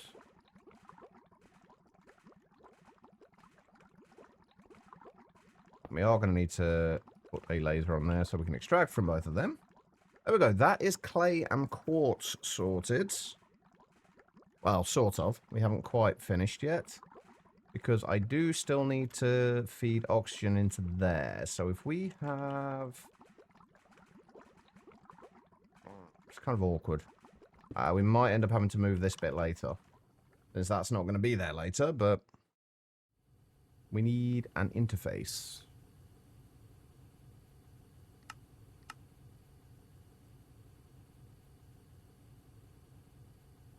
Do I really need a solidify for aluminium?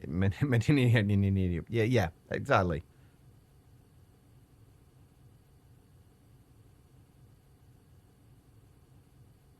What do you mean there's a squiggly line under... Wait, what are we talking about, Rallius? That's because you are using a kind of an American spell checker.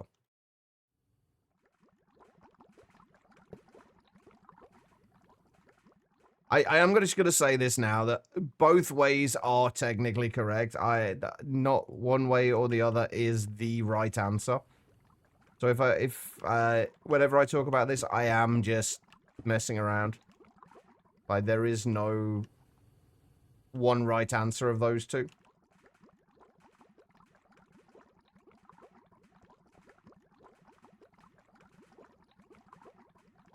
Exactly, quiet. Just English from Twitch needs. I'm assuming you like when you're generally kind of talking like you and Kathy, like Guitar and you're mainly talking in Swedish, right?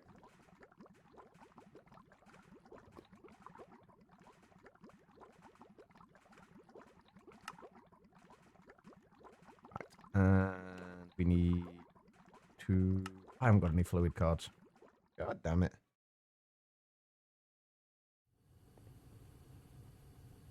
Alright, fluid cards. Hey, we have got a bunch of fluid cards. We just... Apparently they haven't put them into my card holder yet. That's fine. Oh, I need to have a look how I'm doing for silicon wafers as well.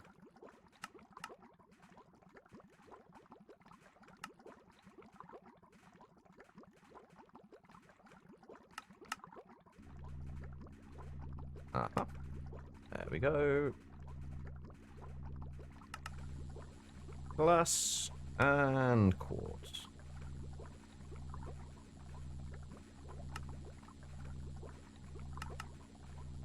Beautiful. Right, so that's that bit sorted. What else have we still got to do here? We need an extractor so we can extract ender pearls. I've also got to bear in mind that the ender pearls are not going to be... the ender pearls are not going to be... we're not going to be getting as many in as we could do to start with, so we are going to need to kind of limit the amount of things we run on this. You're Swedish with just about everyone in normal life. That makes sense.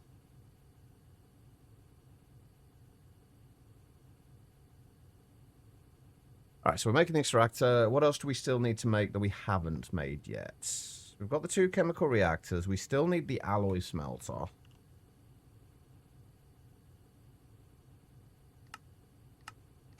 Or 2 of them. And I still need the furnace.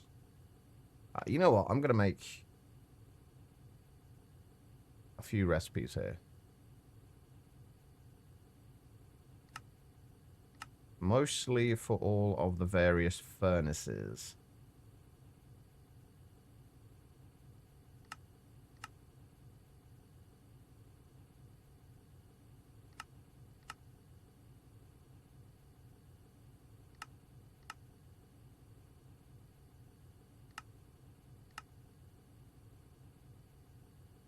We were only going up to as far as diamond, weren't we? Okay.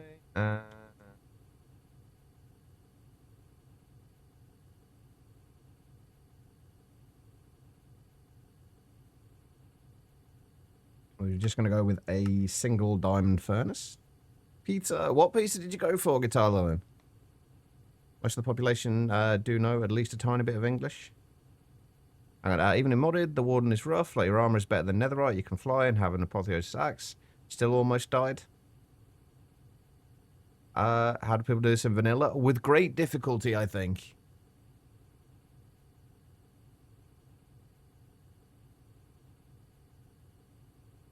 Right, so, extractor. What else am I still missing? I think I've got everything now. Oh, except the alloy smelters. Which I did start crafting. Perfect. Okay, right. So, let's see. So next up, we've got the extractor, which we'll put there. The extractor is going to extract ender pearls. The extractor will go into chemical reactor, along with nether quartz and a resonant ender. Wait, did I make... I think I made one too many chemical reactors. I'm pretty sure I made one too many chemical reactors. Oops. Oh, never mind.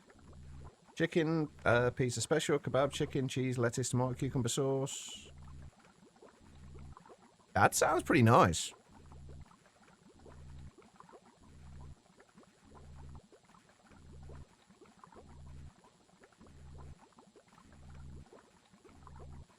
Okay, so... Oh, we've got to sort out the rest of the power stuff here as well, don't we? Alright, so... Let's work these out now. So, power-wise, what we need for these. But what we know is it'll go from those two and then into a furnace. Alright, and that will give us the pulsating dust. Well, sorry, that will give us the resonant clathrate and then the pulsating dust. Okay, so we need 2 every 3 seconds. So these, the chemical reactor does need to be at HV. This, we need 2 every 3 seconds. So that will just need to be at MV. And then that should be fine. How much power do those take?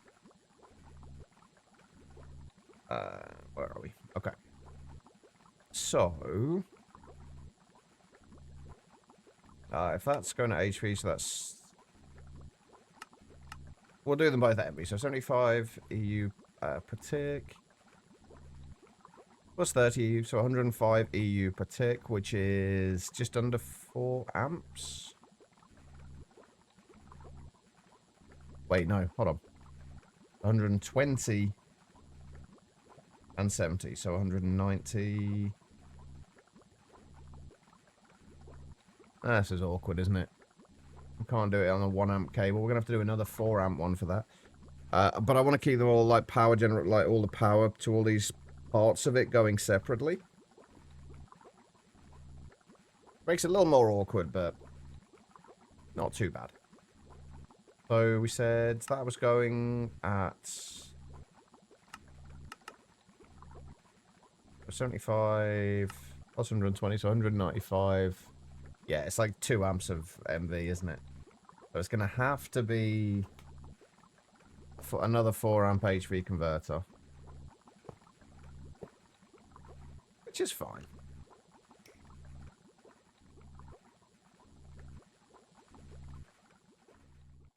Make another one of those. And as far as the final step,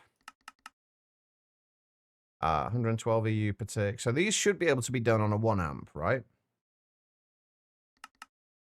Yeah, the alloy smelters should be able to be done on a 1 amp. So we need a 4 amp and a 1 amp HV converter.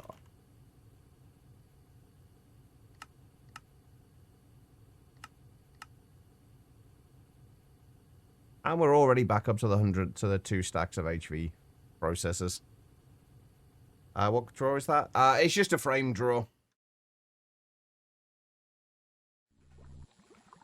It's just framed with a quartz block for the face and grey concrete for the kind of the surrounding part.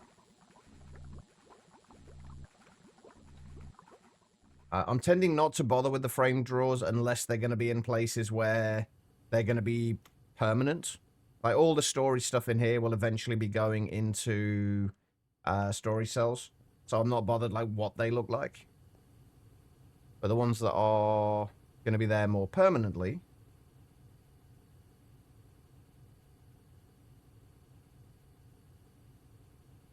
Oh, I just realized something. I have to do this a little different. Because we actually need 2 chemical reactors here, don't we?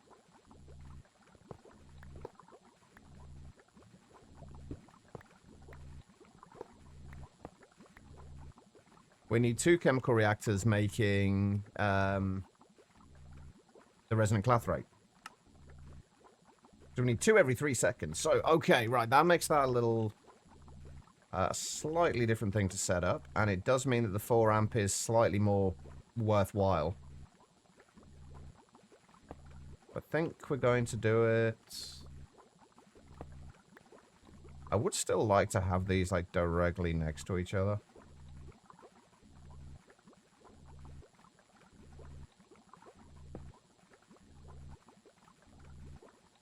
I think, anyway. That would feed from there into those 2.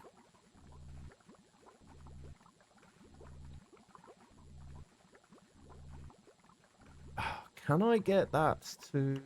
Can I do this in a better way? I feel like this would actually be a better suited...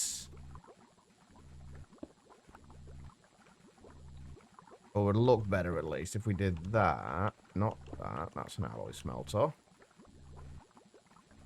Yeah, that's there.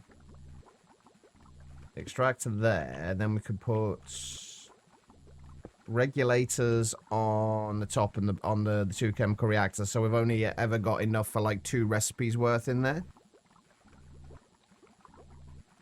The only thing with that, though, if we do it that way, is that we aren't really... that's annoying. I want to have it so we can have the resonant clathrate stored as well. Like a certain amount of resonant clathrate stored. Right, let me get another drawer.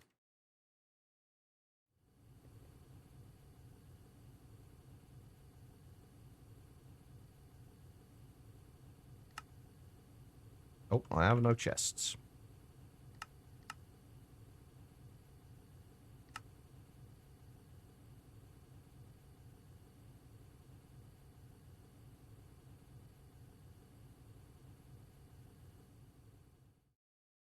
Ruby, as you cackling, you went to take a picture of her in a cozy, and she had only her foot and her butt hanging out of it. Oh, Ruby. Right, so how do we want to get this set up so it looks good?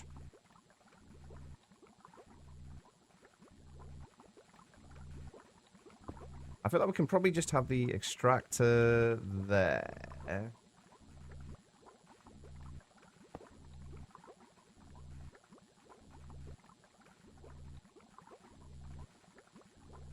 I want to do this. We've got the extractor's got to feed into 2 chemical reactors. I would like to limit the amount of fluid going into the chemical reactors. Just so that it's always kind of splitting evenly between them.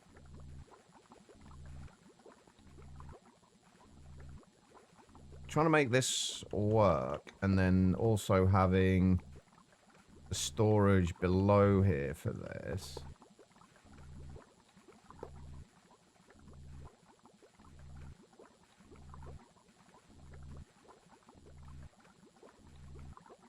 I think I'd prefer to have that's there, and then the chemical reactors there, and there. Then we can just push straight into that, and that just is just slightly less laser I/O cards needed. Which is not really a huge concern, but... And then that will give us the resonant clathrate in there. And then... Oh, but that's not even giving us the final thing, is it? So... What we're going to need to do instead then, I guess, is put that there. Because this isn't going to give us the resonant... Well, it's going to give us the resonant clathrate, but then the resonant clathrate needs to be smelted in the furnace. And then, I guess, the furnace outputs to there.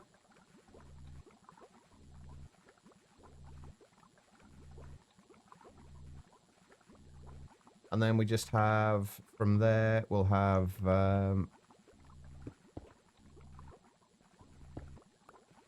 I feel like I've cramped this up a little bit more than it needs to be. I'd like to have, like, the end point here. This is going to be where...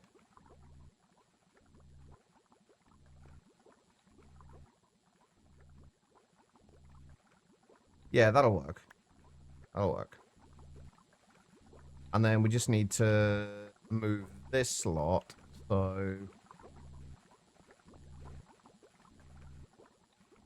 Of course, it's like that's 7 blocks across, but of course this section that we need to shift over to kind of fill that space is only 4 blocks.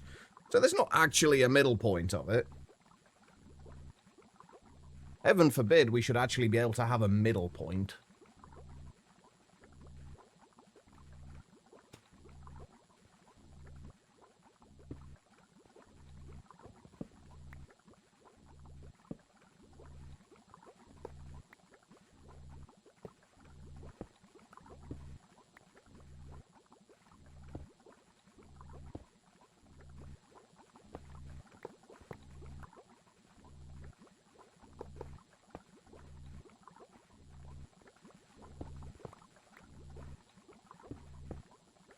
I guess we can also do...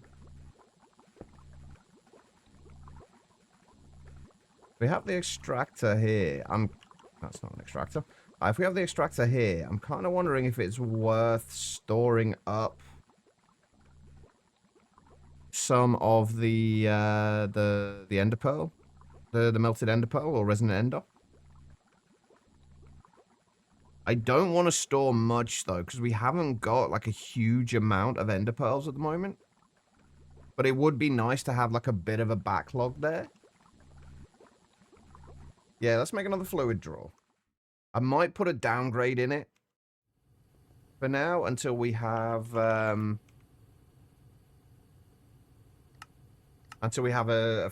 bit of a backlog of, more of a backlog of ender pearls. Like a downgrade and then like kind of 1 stack upgrade in it.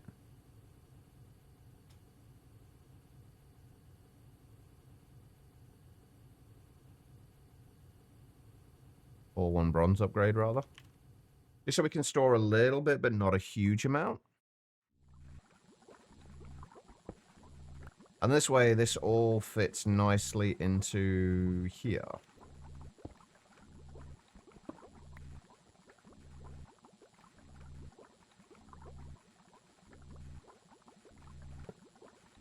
And then obviously later on we can easily cover over like all of these areas. Obviously it won't be with full blocks, but we can just cover over all of these areas to make this look a little bit nicer.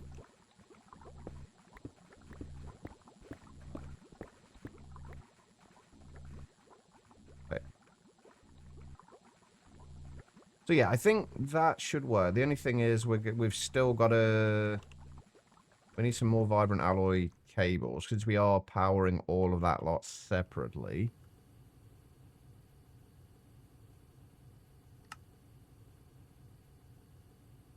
I'll tell you what, setups like this become so much more awkward when you're kind of very, for want of a better term, anal about how you set things up.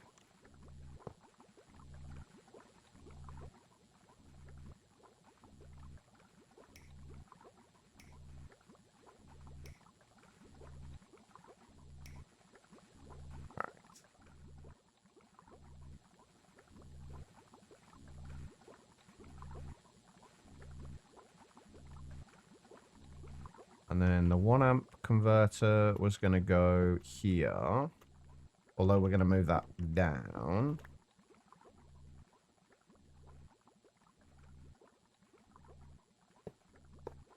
Since we're only using a 1 amp cable. I think this is my one problem with the 1 amp cables. Is literally just... They look so unsubstantial. Attached to the machines. They don't look... I don't know, it's weird.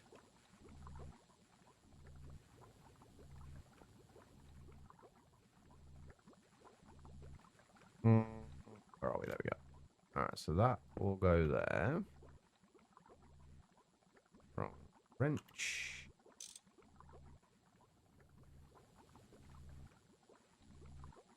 Right, we've got to get the 4 amp converter as well, which should be done now.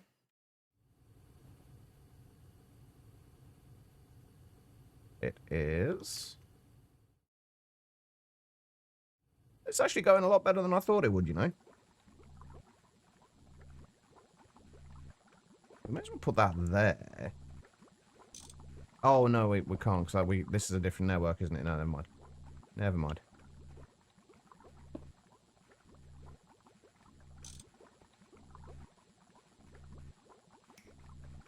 Okay, so all of this slot...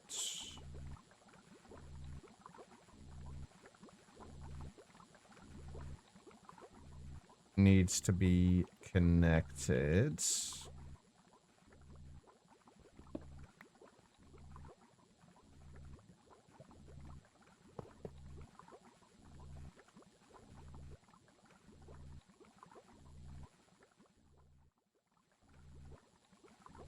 Okay, right. And then we need to put... I'm curious how much this will store. Oh, can we not put downgrades in these? Oh, that kind of sucks.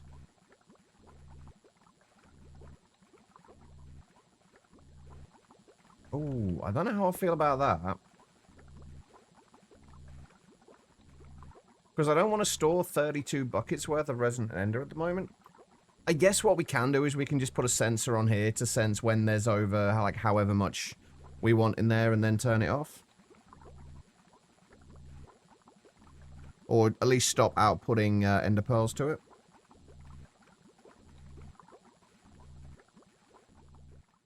I don't know how much of this, if any of it, makes sense, by the way.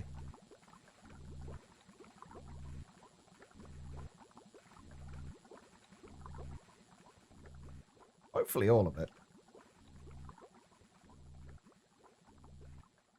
But that should be the setup. We've just got to do a lot of filtering and stuff like that. I don't like that we can't downgrade the fluid draws. Anyway, right. We are still extracting from there, so we are going to need to extract ender pearls from there.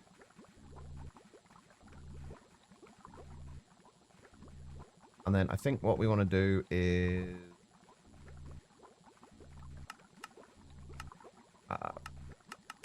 put a sensor on there. Do I have counting filters? I do. I'm hoping this will work. Because I found counting filters to be a little janky with... There we go. So if we just store like 8 buckets worth in there for now. And we'll emit a redstone signal when that is... Oh, well, we'll do that on channel... Because there might be other things we need to use sensors on. Anyway, right, we'll do it on channel 1 for now. We might need to remember that if there's anything else we use sensors for in this network. And then on this, we want to insert on... What are we extracting from there? Orange, I think we want to do it on. Actually, no, the rest of the network's on... Yeah, channel 2. So we need to go on channel 2. And we need that when there is a low signal on channel 1. And we want to output...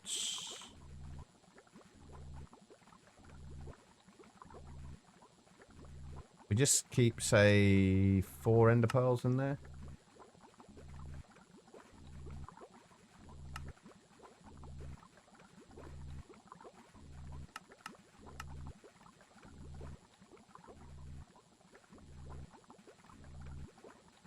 You are all connected. Why are you not outputting ender pearl?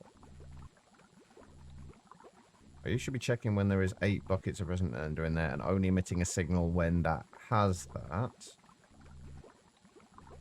That should be outputting when it is on redstone signal low. What have I... Have I done the wrong card type in here? Nope. Huh. Is that because of that?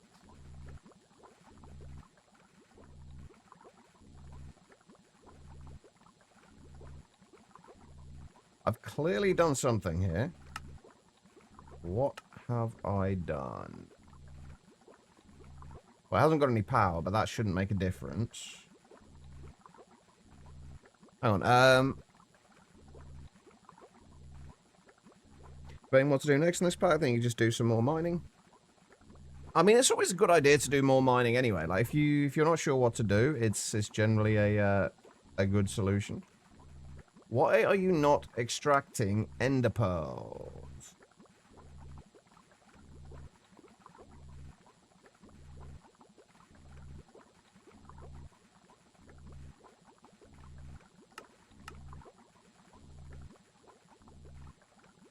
We remove...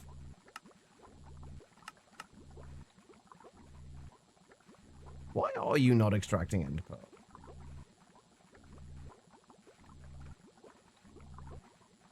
Channel 2. This network is all linked.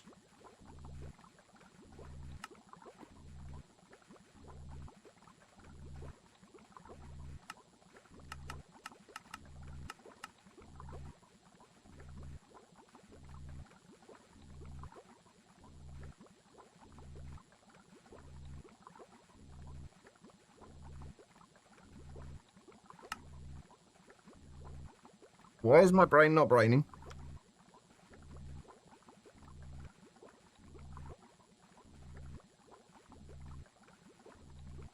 Ender pearls do go into an extractor. What the shit?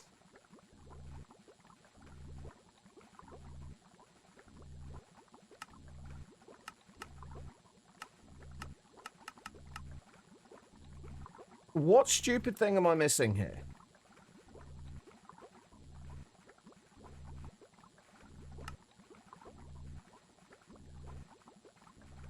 Extracting on channel 2. Redstone's ignored.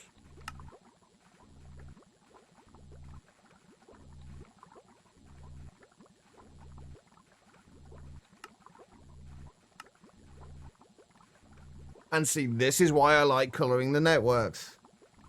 Because these aren't actually linked.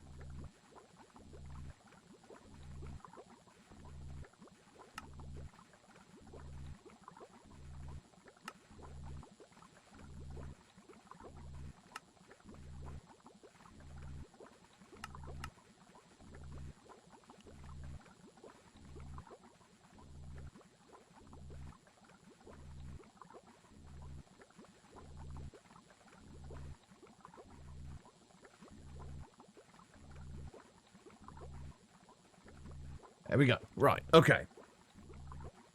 Half a one-person pizza for dinner and half a pizza left for tomorrow. Nice. See, that's one of the nice things about takeaways, I think, is that, like, it doesn't only kind of, usually, like, at least for me, like, it doesn't normally just kind of sort me out for that night. There's usually leftovers, so I'm sorted out for the following night as well.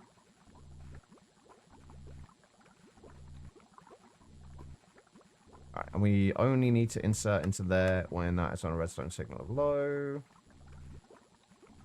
If I take that out, it should be refilled. If I change that to a redstone signal of high, that shouldn't be refilled.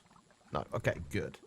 Right, so if we set that to low, I think we could underclock this, right? Yeah, to MV.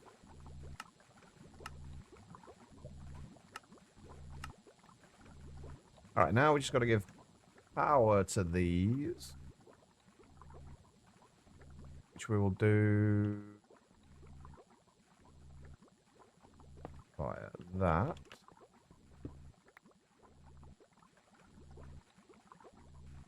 We'll need to bring this across here. Because we are going to need... Actually, where are we going to do... Where are we going to take the outputs from? I guess we take the outputs and put it into an interface here. Wait, why am I worrying about an interface there? We don't need an interface there. We've got the interface over there. We can just output to that. So we don't actually need this here.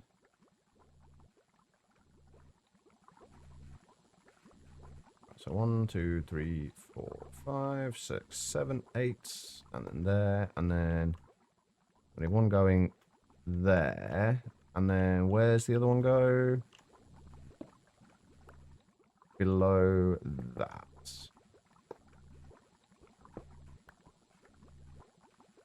Does that line up? Oh, that lines up perfectly. Excellent. Okay, right. So these are the power network. Are you actually connected? Yes.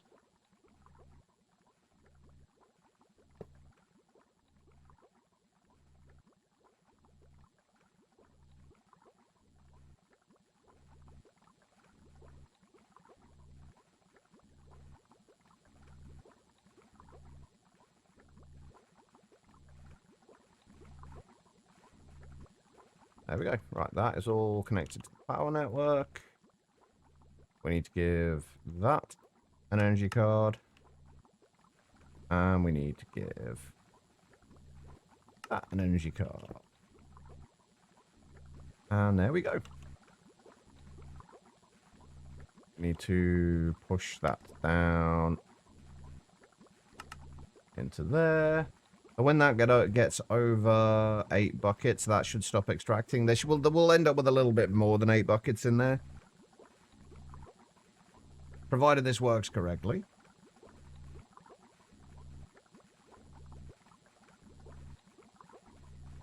Which we'll find out in a moment if it does. Perfect. Okay, so we have that control over that. And tomorrow I need to go out and collect your Elfie and Ziddick gift, buy an airplane adapter from your noise-cancelling headphones, and get on with packing the last stuff. Are you excited for your trip, Guitarland, or are you nervous? Or a little bit of both, I'm guessing. Yeah, that will keep that. Then as soon as we run out, as soon as that drops below 8 buckets, it will put more into there. What we want to do with these, I am going to need some more fluid cards, though, I think.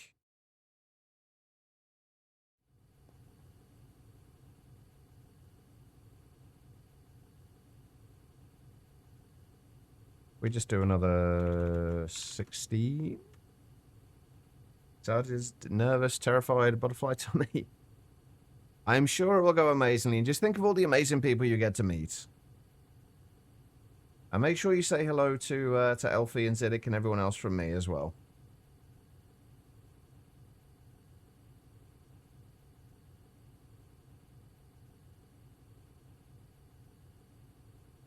What I would like to make sure we have now, though, is...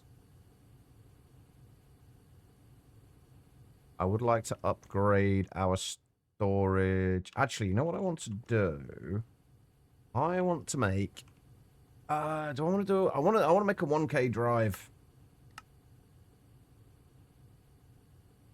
For the pulsating prediction and matrices.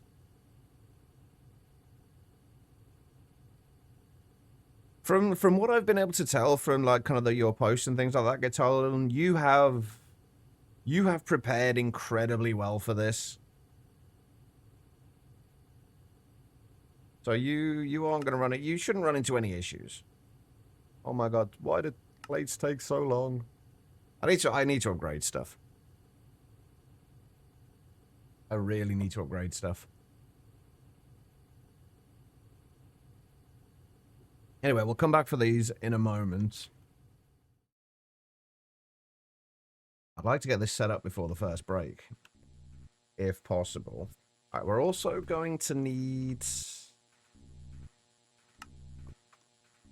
output sugarcane from here as well, since that's what we're going to be using as fuel for now.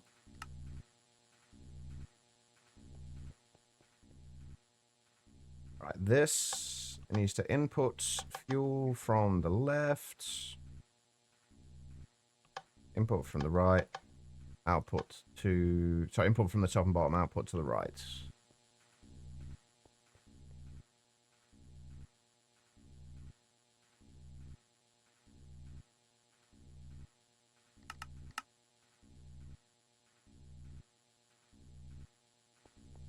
I think we are going to want to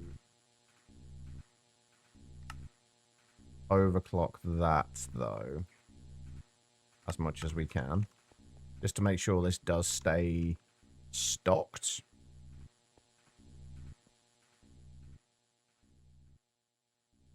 Yeah, I'm absolutely not doing anything similar to that right now either. This is not me organizing and trying to have control over every little piece of everything. Yeah, I can relate to that, Guitar Lilin. And it definitely helps in the long run from my experience.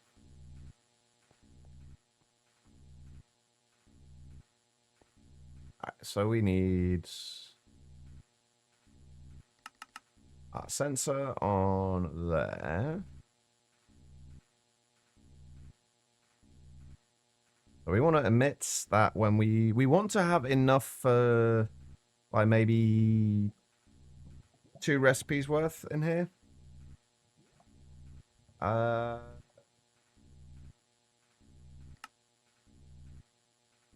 Yeah, let's keep enough for 2 recipes worth.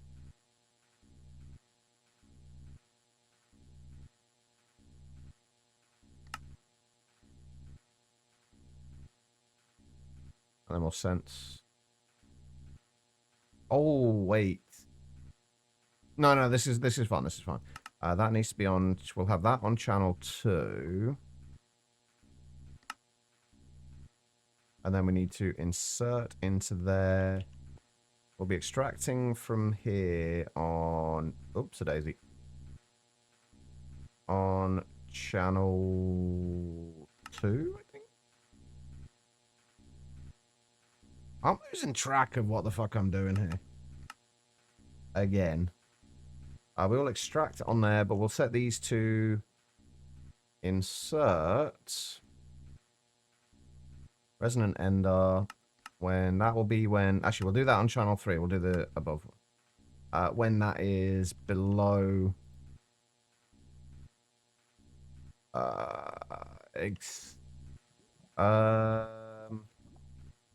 say what now?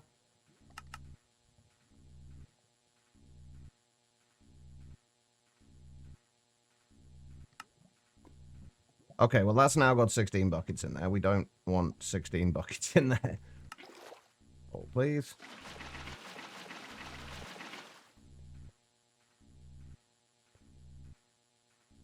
Okay, so that will do that. Then that will be on channel 2.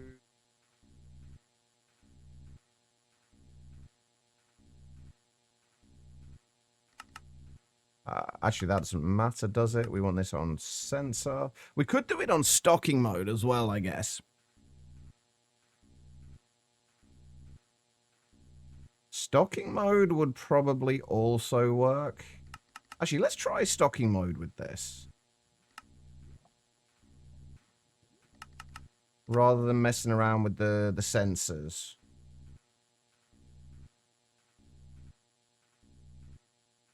Yeah, again, that has now given us 16 buckets in there, which we don't want.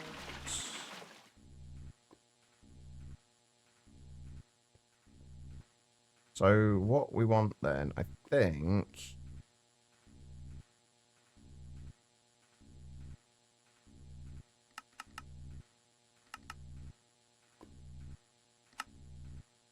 that on insert resonant ender. There we go. And then we can take that out of there. Ah, dang it. And ignore that.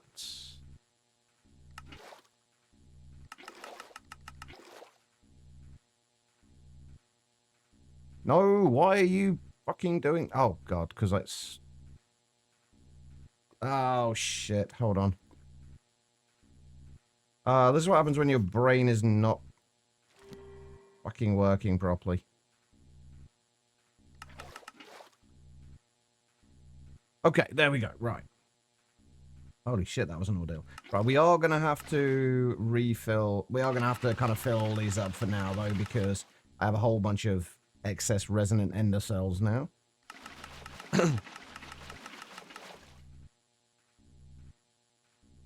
Sorry if today's stream seems a little disjointed, by the way.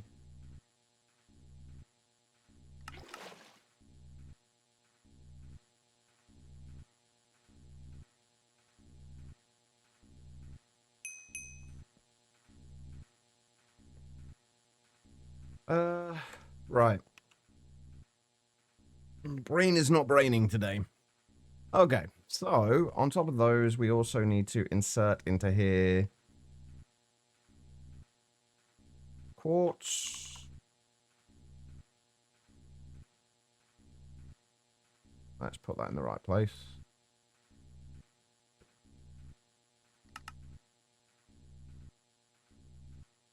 And we need to copy that.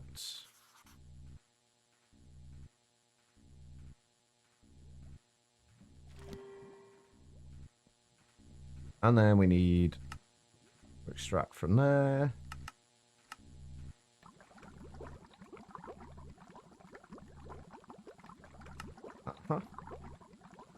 And then we need to push those down into there. And we need to push those up into there. And hopefully, we can actually keep up with all of this. Looks like we can. And that gives us pulsating dust. And then all we got to do is set this up to allow... We just say, again, 2 recipes of each. Pulsating dust. And clay.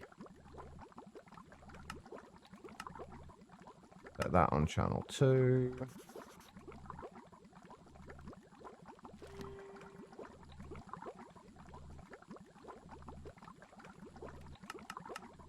To extract from there. And we need to extract from there. There we go. Right, now we should have our storage drive for this.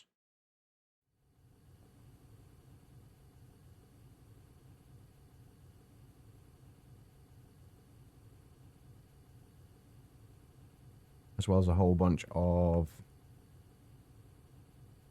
additional fluid cards. We will do an overflow destruction card on this, but we've also got to set this up to turn off when we have a certain amount.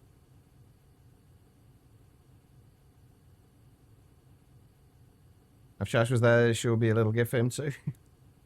I wish I could be there. My brain will not allow it though, unfortunately. Oh, fuck. I don't do well around large groups of people, unfortunately. Right. Pulsating. Pulsating whatevers. Pulsating prediction matrix. We need to rename that.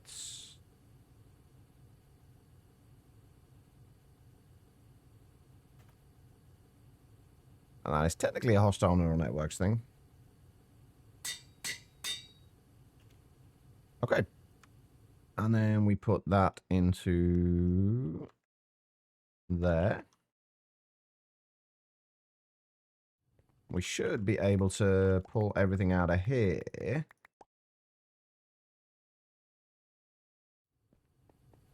And if we push it into there, Doesn't go into there. Perfect. The idea is to slowly get rid of all these drawers, by the way. I'm sorry, you're planning to bring an emotional support, Kath, but you decided not to go. I can highly recommend emotional support sharks.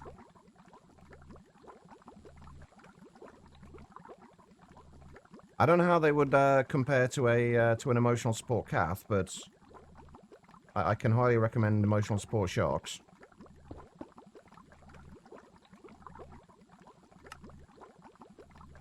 Right, that'll be on an input. And if we set that on channel 14...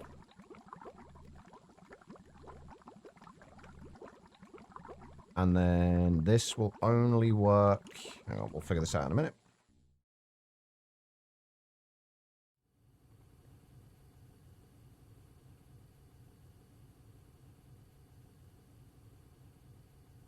That's no sharks. I would happily buy you an emotional support shark if I was there, Guitar Lord. Huh? Alright, we should probably connect this to the rest of the ME system as well.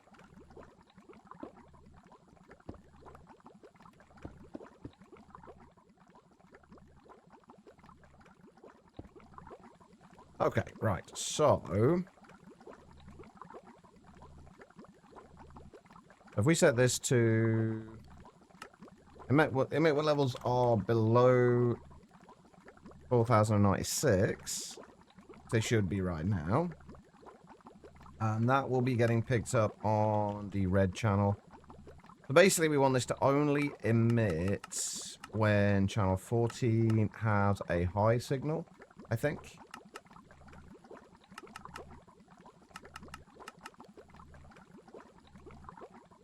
I think that should work. And then we need... We shouldn't need any machine covers for this.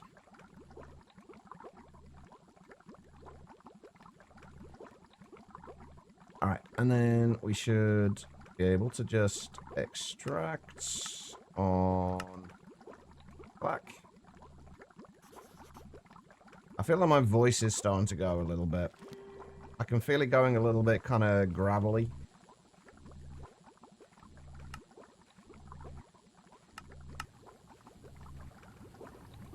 Okay, there we go.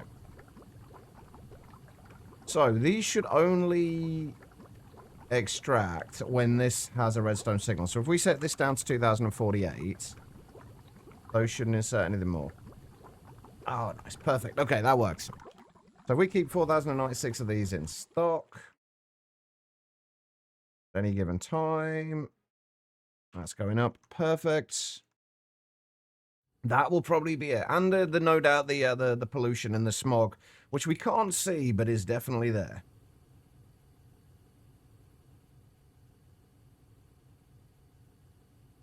All right, there we go.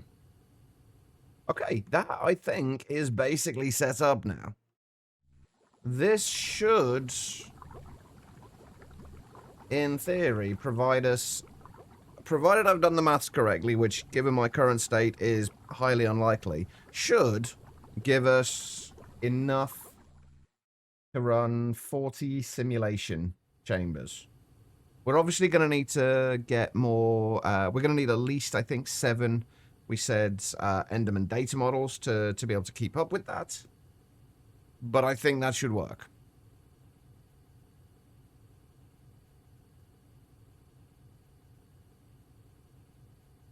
Bottle for a 100 milliliter or smaller sunscreen. A bottle of 50 milliliters costs more than a 200 ml one. Seriously?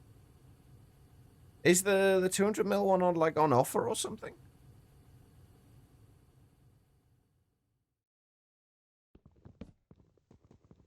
Come on. There we go. Right, let's get rid of that.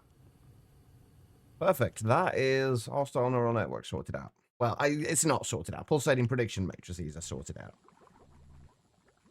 Right. I'm going to go on a break in a minute. But when we come back, what we're going to have to do is figure out how we're going to set up our... how we're going to set this up. Because what I would like to be able to do is have an emitter set for each of the different items that we are producing. we'll have an emitter set and going into a redstone card in a laser. And then we can use those emitters, like have like a little control panel somewhere over here. And then we can use those emitters to say, okay, we only want this amount of this item. And then any simulation chambers that are producing that item, we set it to the right channel, and then it will only send prediction matrices out to it when it needs them. And that way we don't waste any things. So we'll do that when we get back. For right now, though, I do need to go and take a short break. Go and get myself a drink. If you have been sat down for a little while yourselves, I do suggest you do the same thing. Just get up, wander around, use the bathroom, whatever you need to do. Don't go too far, though, because I will be back in just a few minutes. I will see you guys then. I am going to run some ads as well during the break. I will only ever run these during the break, though, so you shouldn't miss anything. Nope, normal prices. Might have still buying a bottle in the UK and throwing it in the trash can at the airport on the way home. I'm guessing there's issues with bringing kind of like bottles of things onto planes. Like, I've only ever flown once, so I don't really know, but like I assume there would be kind of potential issues with that. So it might be easier just to buy something over here. You shouldn't have too many problems finding sunscreen over here.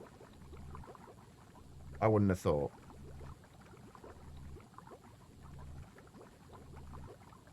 Max 100 milliliters per bottle and total 1,000 milliliters.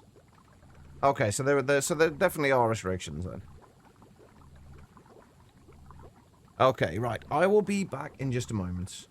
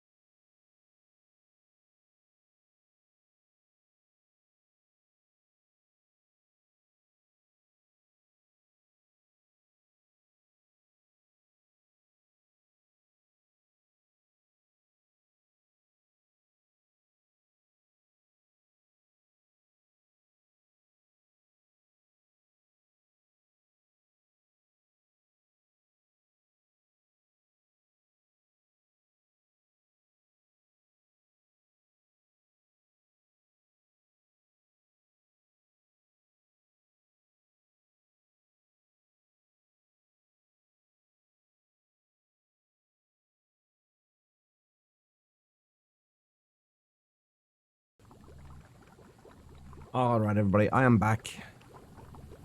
Thank you all for sticking around during that break. I do greatly appreciate it. Thank you for the welcome backs as well. Okay, so... Oh, we're keeping up with the cobblestone and everything here, aren't we? It's like, no problems there. Yeah. Thank you for all the welcome backs. Right. Let's see if we can figure this out. I might need to end up doing some, like, reorganization of stuff here. Eventually, but... what I'm kind of thinking is if we have, like, a little control panel area here. Because I want to be, like I say, I'd like to have control over all the things that's, that we're doing. All the things that we're creating.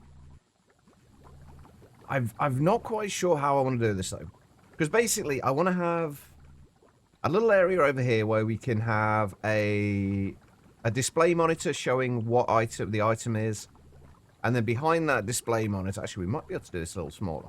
Behind that display monitor, we'll have an emitter going into a laser node. That will be hooked up to the back of all of the other simulation chambers. Speaking of the simulation chambers, I'm not sure how I'm going to do powering them yet, because I want the powering of them and the items on a separate network. So we're going to have to figure that out. But yeah, the idea is going to be that we'll have an emitter, like a... what have we got in here? So we'll have like the cables along here. A display on the front of there showing what it is, and then the emitter will be on the top of it, and then the emitter will... oh, it's going to be slightly awkward, isn't it? I wanted to have the emitters on the back, but having the emitters on the back isn't going to work, so we don't really have access to them easily then.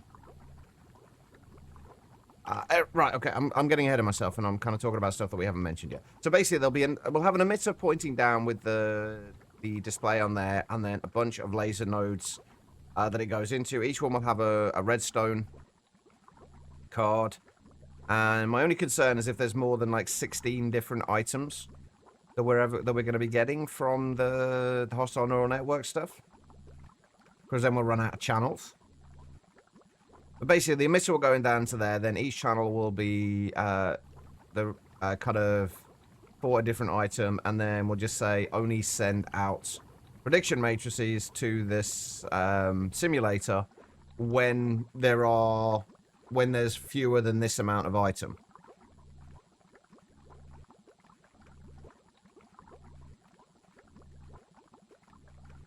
Grocery stores of 50ml bottle for like £5. Nice. That's good. Right, I think what we need to do first of all then is let's have a look at what exactly we might end up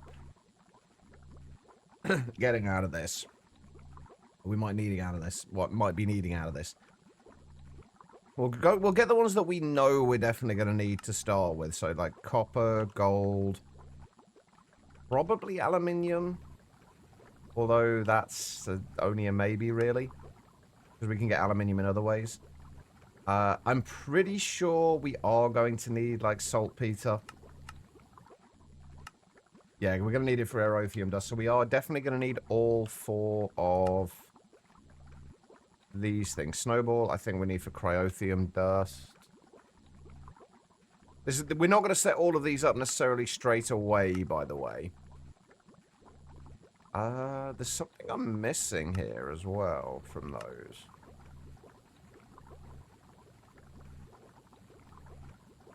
So we need blitz powder and saltpeter. Oh, right, yeah, we're also going to need the blizz powder, the ones for the kind of the blizz powder and what have you as well. Blizz powder and snowball, basalt's powder and obsidian. Blaze powder is the one that I was thinking of that we weren't getting. We get that from something else. Okay.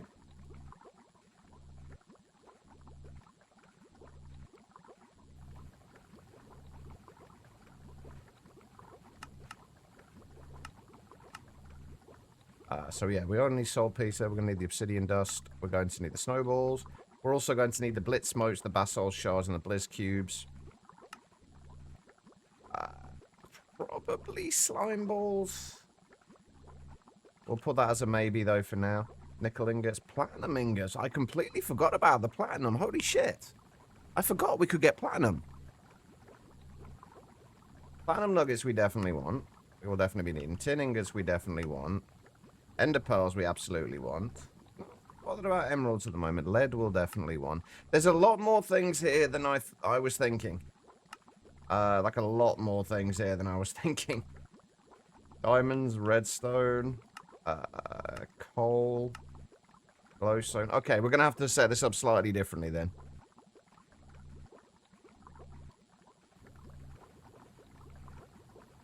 Apparently the annoying neighbor's giving you a birthday present. He's leaving again on the 7th. Nice.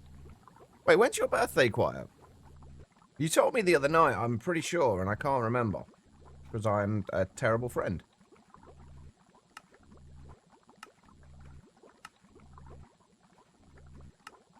Blaze rods, possibly sulfur dust, gas tier. Okay, there's a lot of things we're going to need. This might be a little more difficult than I thought.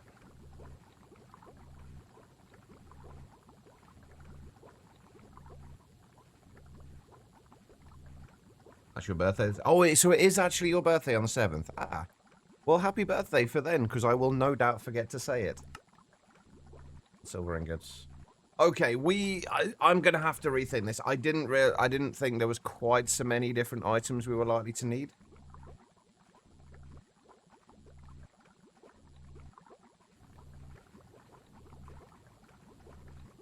See, like, that's 22 items on its own, and there's still a few that we haven't added.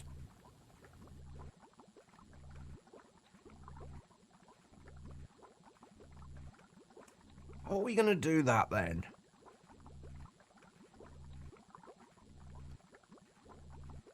I guess we can separate into 2 networks.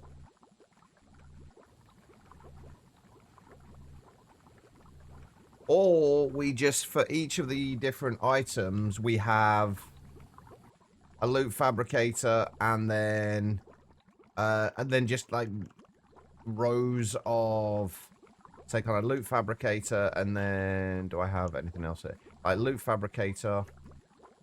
I don't have any bit left. Really? Okay. Yeah, loot fabricator, and then a bunch of ones making that particular item. But that seems a little wasteful as well.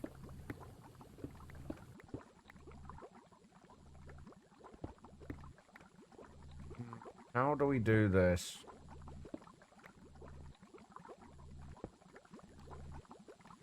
I really wish I wasn't quite so particular about doing these things. It would make my life so much easier. Or, actually, arguably, it would make my life more difficult, but I did just like the idea of having a, like, a single kind of control panel area. I don't think that's going to work. Okay, well, we know we can fit technically up to 16 things per loot fabricator. If we just stick to, say, 5 per loot fabricator, or maybe 7 per loot fabricator.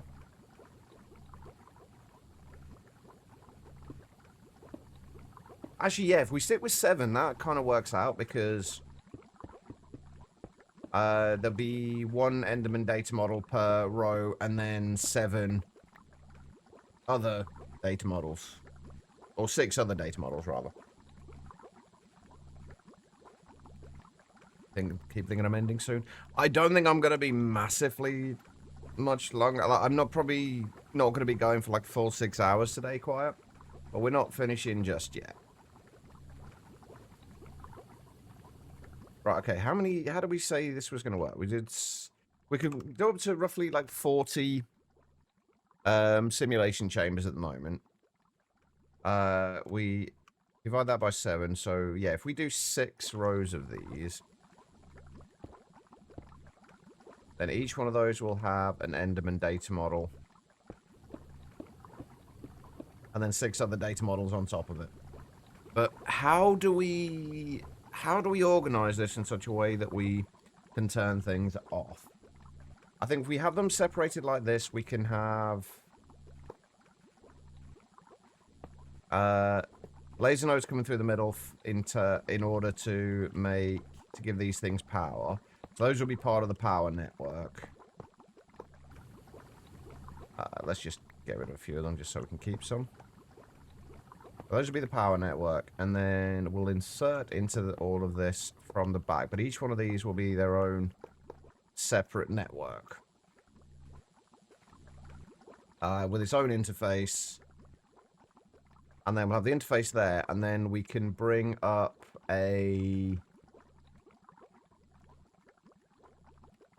Yeah, we can bring up a ME cable through each one of these, for the back of each one of these, with emitters to either side to say, shut this one off when we have X amount and what have you. The only annoying thing is going to be trying to set those emitters. We're sharing nodes for these. The only thing we have to do, though, is that all of my nodes are going to be... I have my energy and my power distribution network completely separate to everything else. It's the way I've wanted to do it from the start. It just helps keep things cleaner. So we do need to have separate nodes for distributing power and for distributing items. Technically, they could go in the same thing, but just for me, it just works better with them not. And there we go. We've stopped now as well, which is good. All right. Perfect. I dread to think how many ender pearls we've gone through now. A little bit with fluids, not with items. I have with fluids. I've started doing things a little differently with fluids. If I want to keep a specific amount set in, like in stock, I've been using sensors instead. Like, it uses an extra card, but it does stop the issues. All right, no worries, life. Thank you for stopping in. Hopefully you have a better day than you did the weekend, from what it sounded like. So we'll hopefully see you soon. But yeah, the counting filters with fluids have always been a little bit janky with for me. So anyway, right. Been buffering a counting node to the electrolyzer and it keeps jamming up. What's, oh, when your hostile neural network set up. Oh, what do you mean in here? I just didn't bother with this. I basically just set this up in a way that I knew it would make enough for what we needed and then basically stop. That's pretty much it. Like a trash bin. Oh, see, I don't trash anything. Wait, so in what way is it jamming up? Is it just...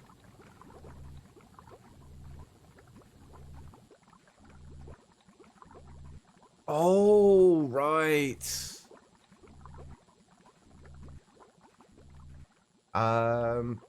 Wait, so how exactly have you got it set up? Are you basically just feeding them... so are you feeding things like the potash in? And then breaking it down?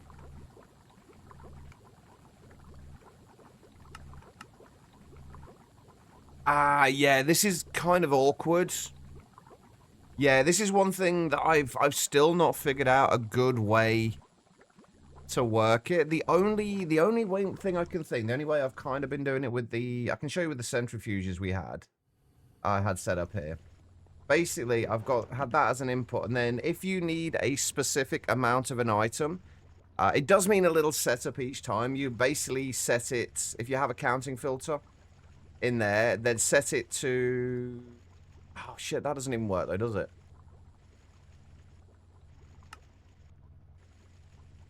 I think if you set it to exact, it will only output in the transfer amount. I think. So that way you'll know that it will only ever output the amount that you need of something. Oh god, I've got a lot of raw rubber pulp. Hang on. Let me find something I can put through the centrifuge.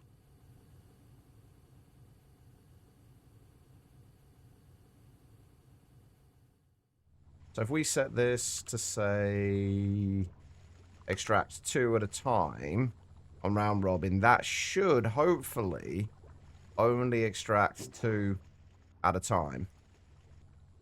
So yeah, if you put 1 item in there, it doesn't extract.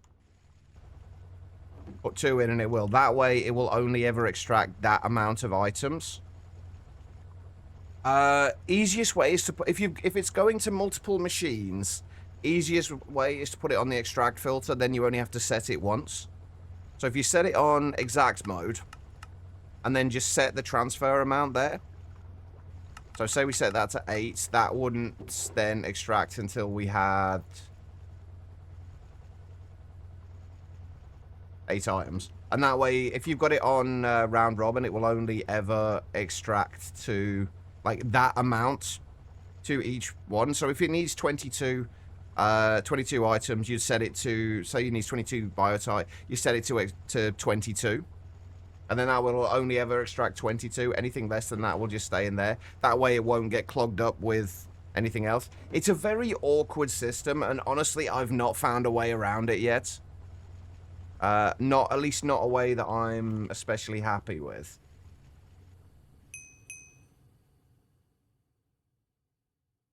Filter and the extract arm length. That might cause problems. Like, you don't necessarily need the a filter in the extract. Although, I guess, could you... I'm curious, actually. Hold on. Hold on. Now you've got me wondering. If we set a counting filter in the extracts, and we say we wanted it to extract when there was 4 of those, or 8 of those, would this work on a... Would it only extract when we have exactly this, or would it extract 8 sticky resin when we get 8 sticky resin in there, and 4 grey concrete when we get 4 grey concrete in there? Like, how would that work?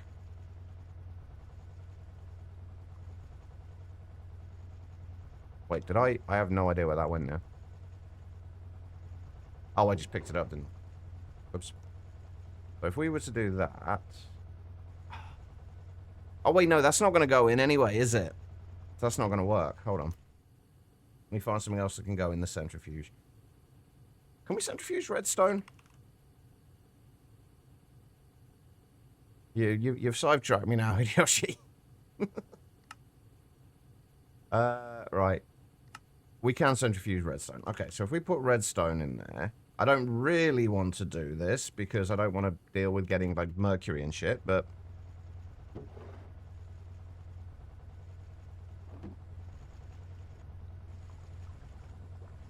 Right, so if we say that, if we put that in there,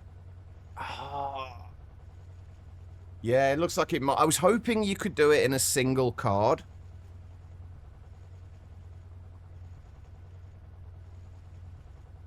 Like if you could have set this to like an ore filter,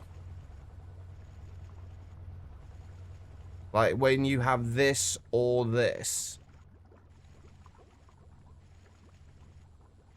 That would have been nice. I'm sure there's a way to do it.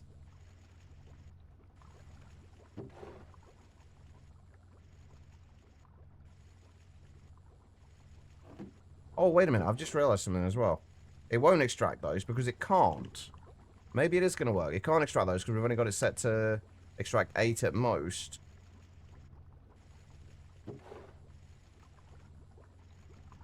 No, never mind. Still not working. Yeah, I wouldn't mind finding a somewhat elegant way of dealing with this, but, like, right now, I'm not actually sure. I'm sure there is something. My brain just does not want to brain today. If you come up with anything, though, Hideyoshi, I need separate cards for each number size. That would work. It would get a little annoying at times, but yeah, that would probably work. The problem is you'd probably want oh no, you wouldn't even. You would still have them on the same channel, wouldn't you? Yeah. So if you have an extract for like that, if you say filter say you've got a bunch of things that use 8 items, you could put a filter in there, and then all the items that are centrifuged or electrolyzed in sets of 8, you would put into that filter. And then if those ones were the ones that use 12 or something.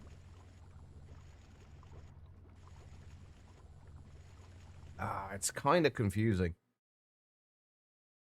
That's something I do want to, now that you've brought that up, I do kind of want to look at that later. Right. Okay. So, how are we doing for iron now, by the way? Okay, we're back up a little bit on iron. We were down to like our last 900 or so iron last stream. Okay. So, let's just start moving things over. And we're also going to need to make 4, I think, more loot fabricators. Am I able to make 4 more? Oh, yeah, we shouldn't have any problems with that. Only thing we don't have is the dark steel, which we can make.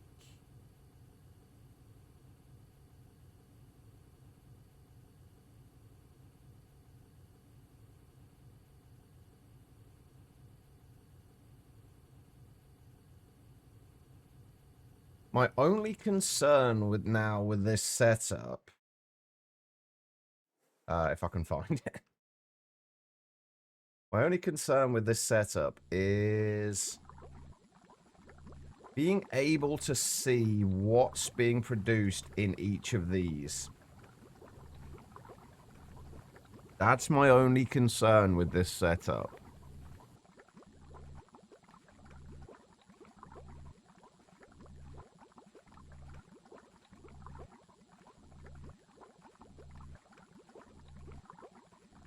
Because normally what I would like to do would be to use, what are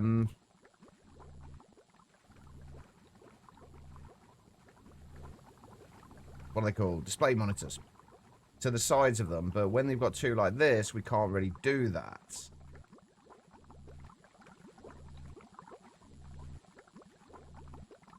Can I separate this out a little bit? I think it might actually work out better if we separate it out a little bit.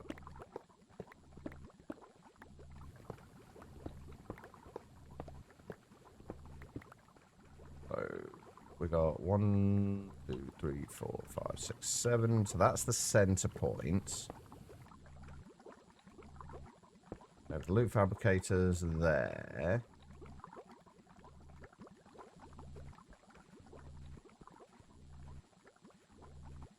Or there would be one back from there, but same thing.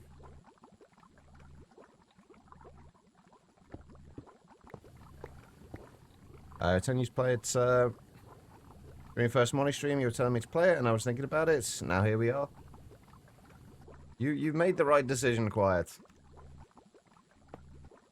Yeah, if we have it set up like this, that should work fine, because then we can have display monitors like down there, and down there, and down there, and down there, and down there, and down there. And then everything else can also fit in, and it fits nicely into the thing. And there's lots of things in that sentence. But yeah, that should work.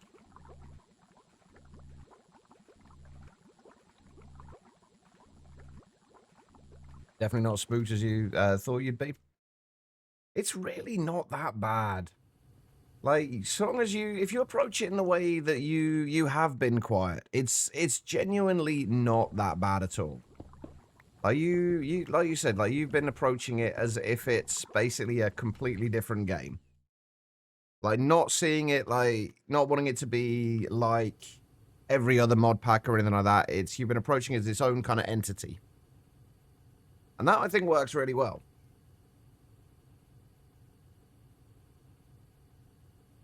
Right, do I just want to get all of this set up now? It's going to take a lot of a lot of crafting of stuff. But we may as well get, like, all of the simulation chambers up and running now, if we can. Although, looking at it, that might be a bit of a pain in the ass, because I still need to get these sorted out. We haven't got the pulsating dust at the moment. Well, we have got pulsating dust. We've just not got it in the ME system.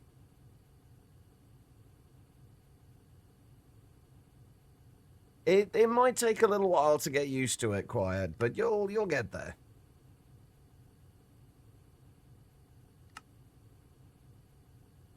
Right, and that. We should have carbon dust as well.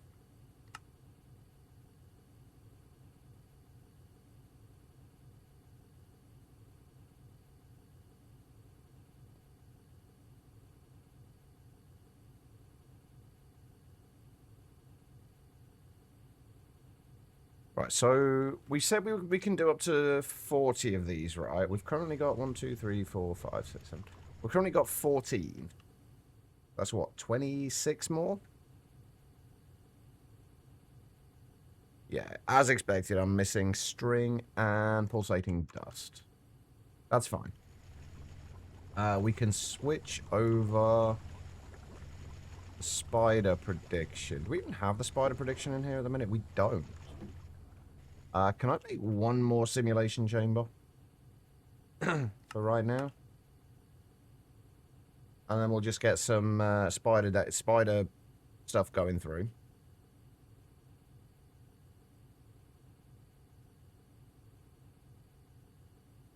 Right, what's taking the time with that? Dark steel plates. What's taking the time with this? Oh, the red alloy plates. Yeah. Right, for right now, let's... That'll do. That's fine.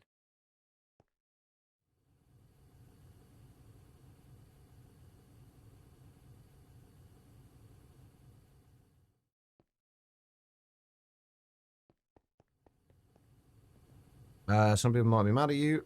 You've got it on permanent day, peaceful, no weather, using teleportation and a mod that has permanent night vision because you didn't want to be making torches constantly. You know, you could have just given yourself the night vision effect permanently. Or essentially permanently. Yeah, I think it should just be effects, give, then your name. Night vision. Oh, there is actually an infinite one. There you go. Effect, give, your name, night vision, infinite.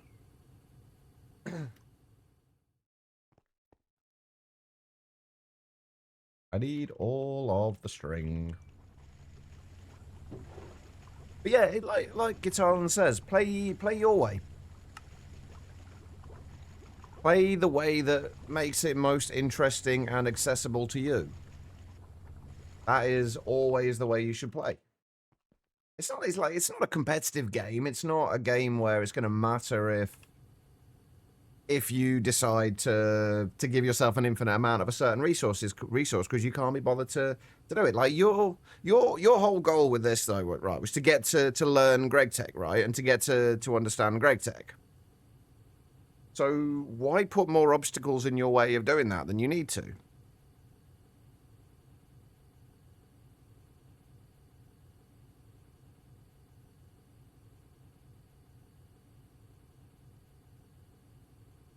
No, we don't need those. How many of these can I do at the moment? Not many, because we are missing pulsating stuff. Although that being said, we don't even need to grab the pulsating stuff from here. I have got a shitload of uraninite, which is currently not being used for much, so... Well, I'll say a shitload. 2,000. Enough of a shitload. Is your friend?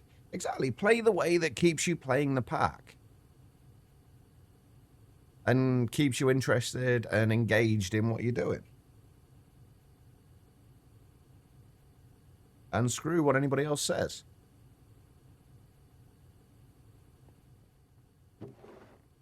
I have to say, I do still much prefer Zero's minimap to Journey map, although more recent versions have been better. But with Zeros, you can add waypoint sets, which in newer versions of Journey Map you can do, but you can't in anything prior to 121.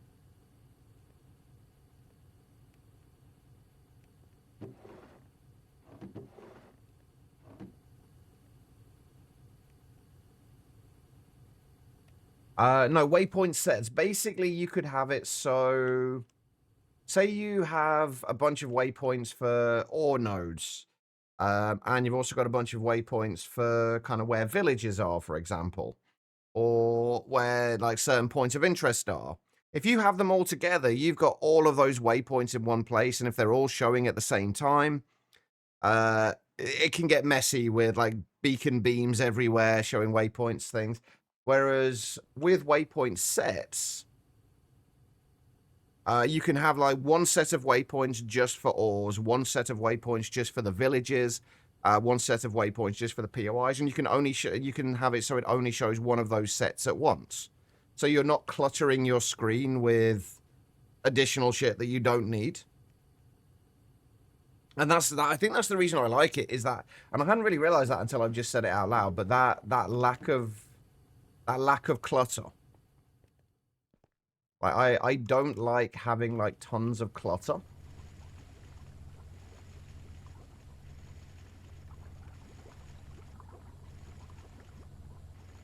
So having like 30 different beacon beams for 6 different categories of things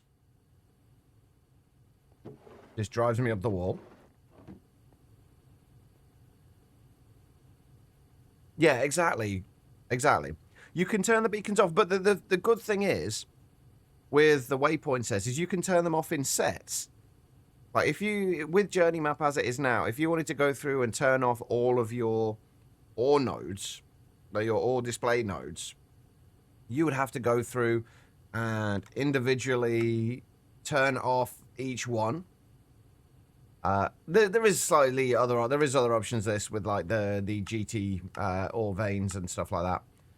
But like for the most part, you'll be just messing around a lot with turning off and on waypoints. But if you could just switch from one set to another, it's just incredibly easy. That's just the way I like to do things if I can.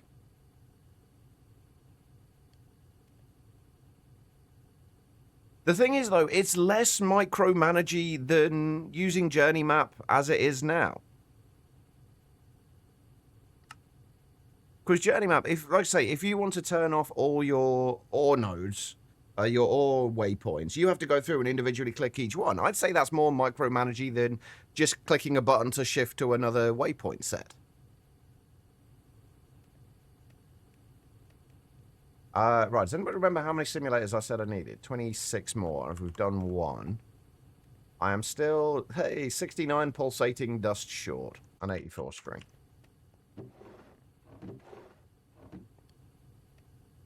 While we're doing this, I'm actually going to make a recipe, I think, for numismatic dynamos.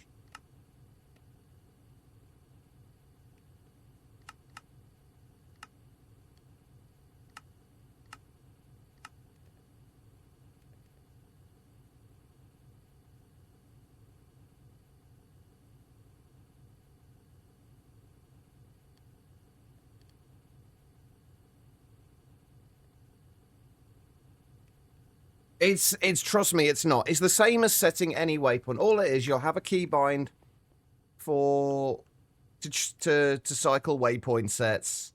All you do is you press that keybind, find the waypoint set that you want to add the waypoint to, and then add the waypoint as you normally would. That's it. You don't have to do anything in menus. You can do it all like in the world. Like you just cycle through with one keybind to get to the waypoint set, another keybind to set the waypoint. You're done. It could not be any more simple.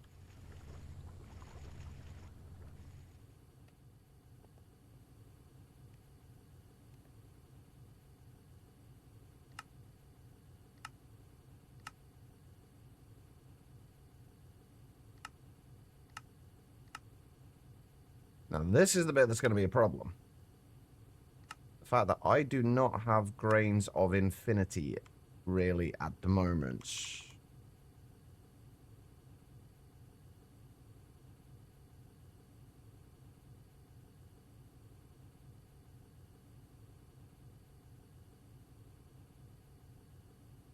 Okay, do we have any kind of, like, igniter or any other way of getting grains of infinity? Oh. Okay, then. Well, that's easy enough. Obsidian dust in an atomic reconstructor. And we've got 12,000 obsidian dust. So, if we just put some of this through here... There we go.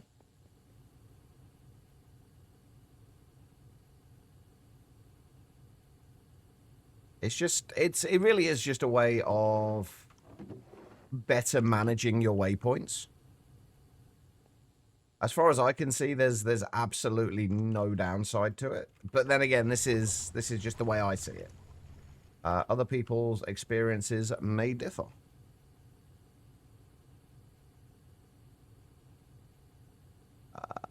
Oh, god damn it.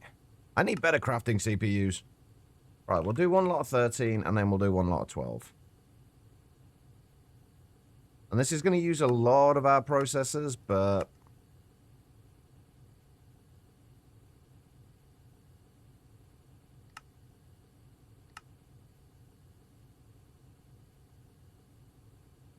Oh, okay, never mind.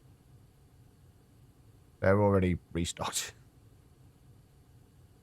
Well, no, you can't use it in this pack quite, because it's not a thing in it. That's my point.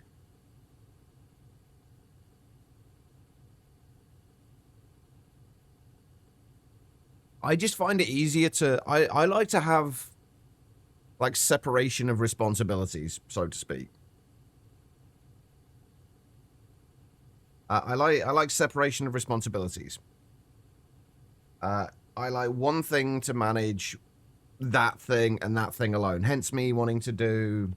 wanting to have different networks for my energy and any other item transfer. Like, I want one thing to be responsible for that thing and that thing alone.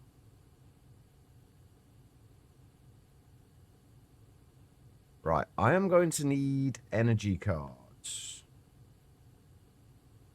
I don't know how many I'm going to need, but I am going to need them.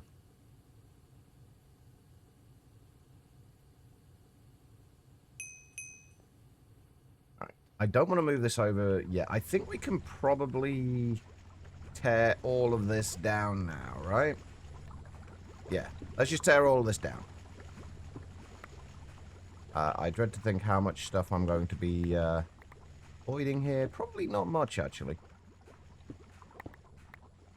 I have got a lot of crap in my inventory now, though.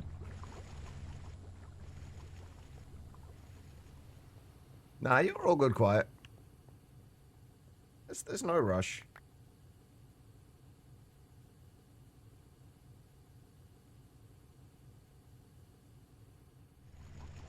Alright. And... get rid of that. And now the fun bits. You have to deal with all the cards. Yay.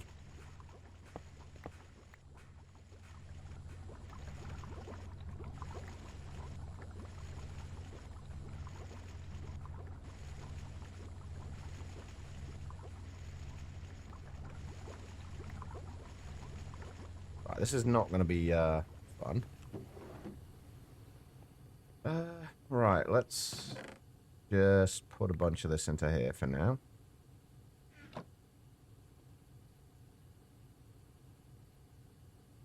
Get rid of some of this.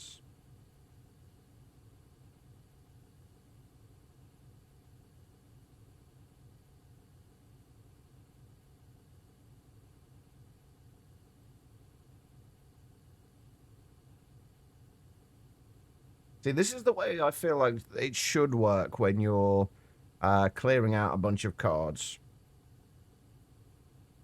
Where when you shift-click the the actual card out of there, if there is a filter in it, it leaves it in the crafting grid rather than putting it into the output. Because that way you can just shift click again and clear the filter as well. Makes life a little bit easier.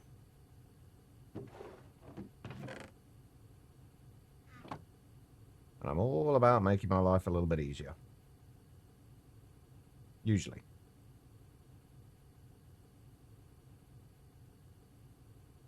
Because in All the Mods 10, it did it slightly differently.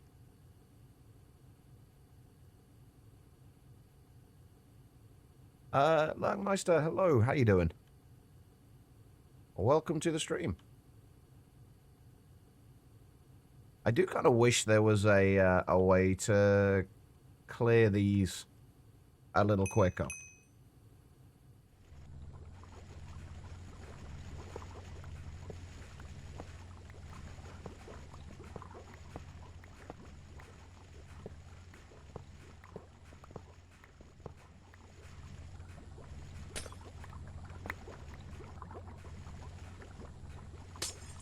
Also, it does feel good to finally be getting a little bit more organization in here. And finally getting back to something resembling normal. Wait. Why is that doing that? No. Are you going great? I've been with All the Mods 10. It's a lot of stuff. There is a lot of stuff to do in All the Mods 10. I agree. It's a good pack, though. One of the few kitchen sink packs that I really enjoyed playing through. At least up until I got to Modern Industrialization. And then I kind of went off it a lot.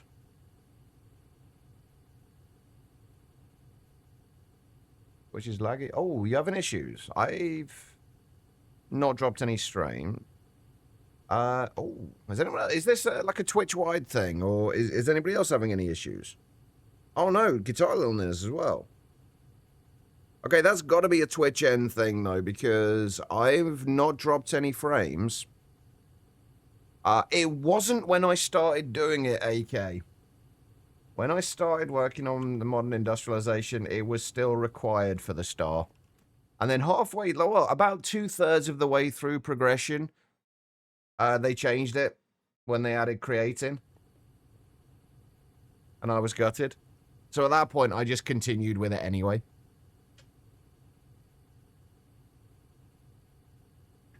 So I did the star with the Modern Industrialization stuff.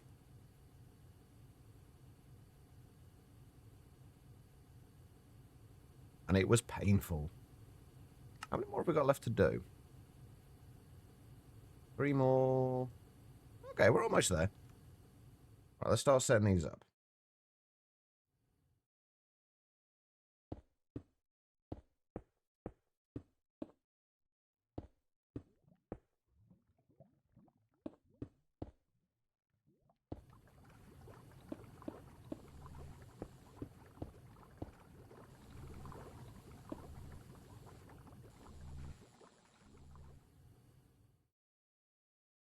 You don't think you have any issues? So I've not dropped any frames yet, which is good, at least from my perspective.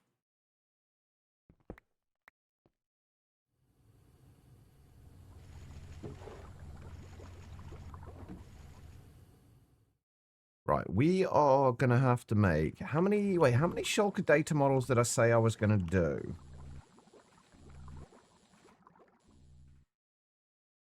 Anybody remember?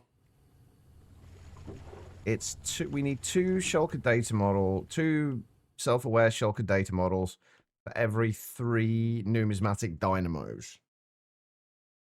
And I wanted to do 4 sets of 3, so 8. We're going to need 8 shulker data models then.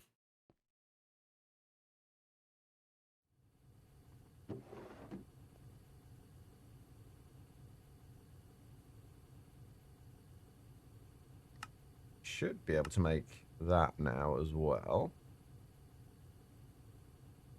The minute we've got 4, so we're going to need 4 more shulker data models. Can I just craft the shulker one straight off?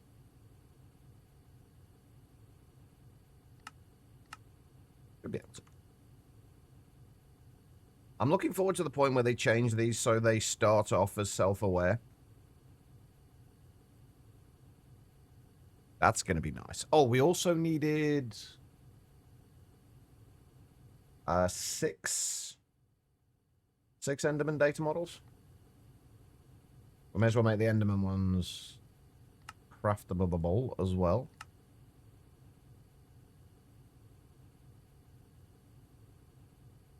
We've already got 2 Enderman ones. We're going to need another 4.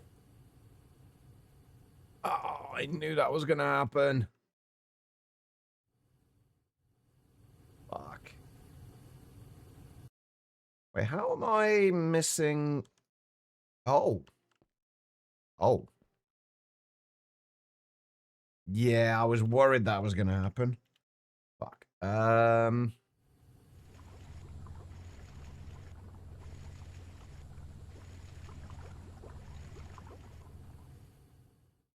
Where are all the ender pearls going then?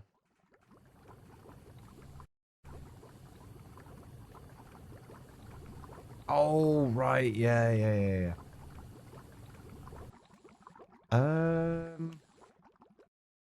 Right. For right now, we need to turn this off. Somebody remind me later if I forget, or when I forget, that that's turned off.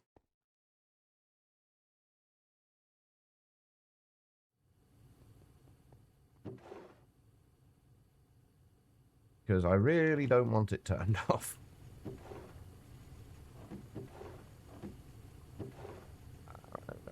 Canthol, a little bit more stainless steel. How are we doing for stainless steel after all this?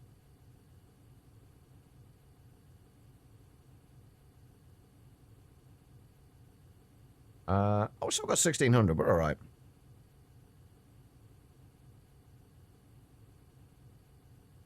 You're buffering again, Guitar Limb. Remember, you can repair them, Quiet. This sucks. I need ender pearls.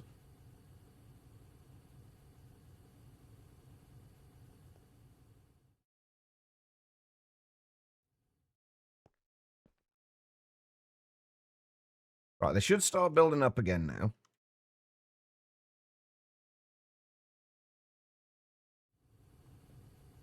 There we go. We're getting a few in. Right, while we're doing this, let's... Nah, let's not make a story sell for those yet.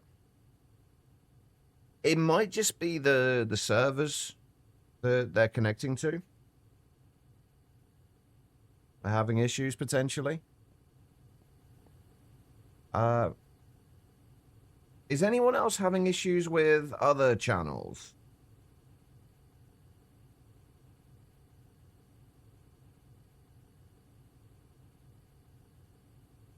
You're also not buffering? I'm kind of wondering if it's like location based. Like, is anyone else having any issues with any other channels? And are they kind of like Europe based?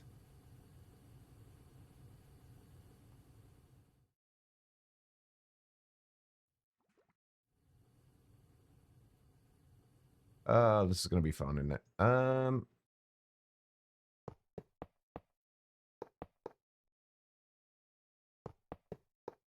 Gonna need so many lasers.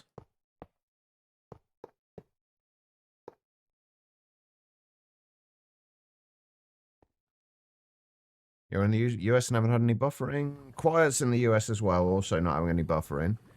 I 4 hours east of Guitolan, so I'd assume... Yeah, I would have thought so as well, AK. So, maybe not... Maybe it's not location-based then.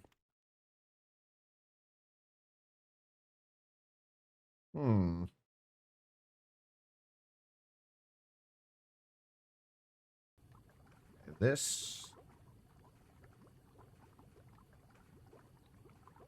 Oh, I just had a... awkward thought. Oh, no, it'll be fine. It'll be okay. Towers of simulation chambers are so cool looking. Imagine when we actually decorate this place. It's going to look so much nicer then as well.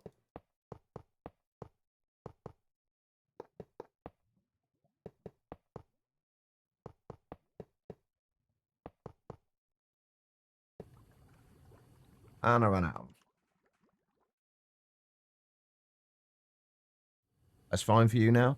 Hopefully it's just a little glitch on Twitch's end. And nothing to worry about.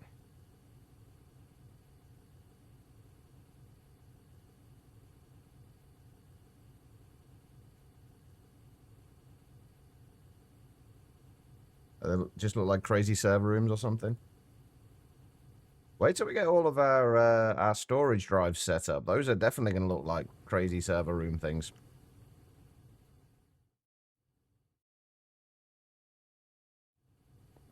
Okay, right. In the meantime, let's...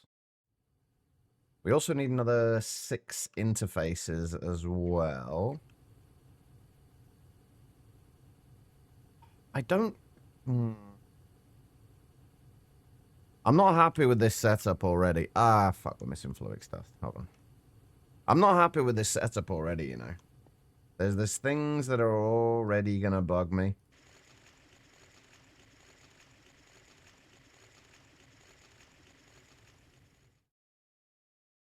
Mostly the thing that's gonna bug me with it, I think, is that we can't...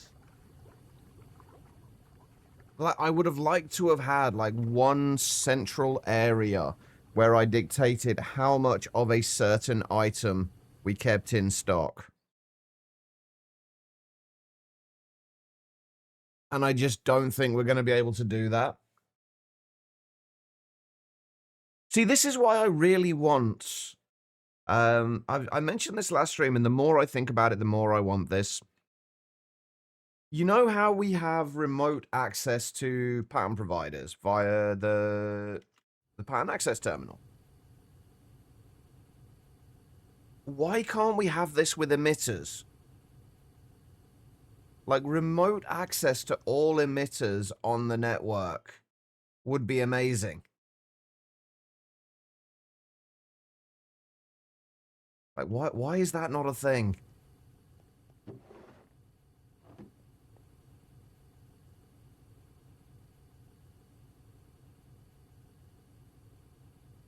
But it's not, so we deal with what... We do the best we can with what we have. But yeah, as it stands, we're going to have to set, like, each individual one of these... an emitter on each individual one of these to say, turn this off at this point. Rather than... which is fine when we've only got one hostile neural networks, like, kind of simulation chamber per item. But if we have more than one simulation chamber doing the same items, it would be nice to just be able to change it in one spot.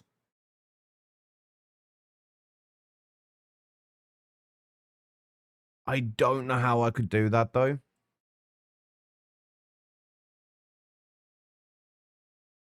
Not with the amount of different items we have. Maybe once we're a little further in and we know, like, exactly what we're going to be getting from these, we can make it work.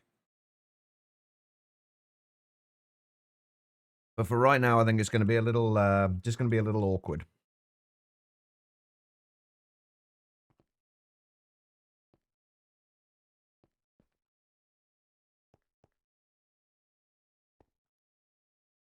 Right, let's hook all of these up.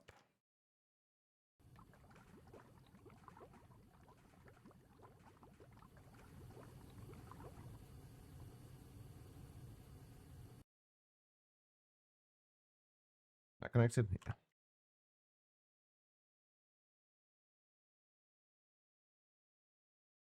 I feel like given a little bit more time, I would be able to find a solution for that, but...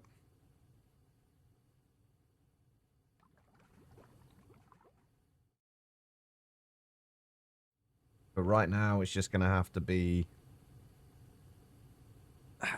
a little bit more awkward. Oh, wait, I made slightly too many interfaces there. Oh, well, that's fine. I'd rather have too many interfaces than too few.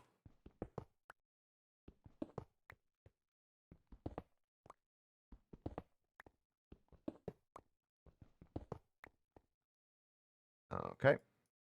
I am going to need more covered cables, however. That is something we are going to be short on, I think.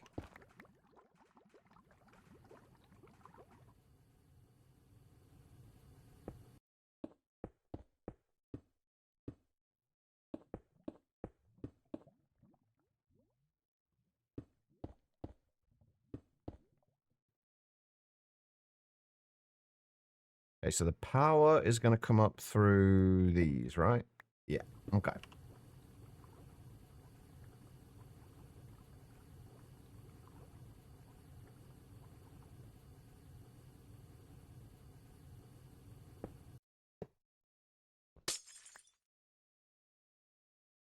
In the middle of each of these, so there. And there.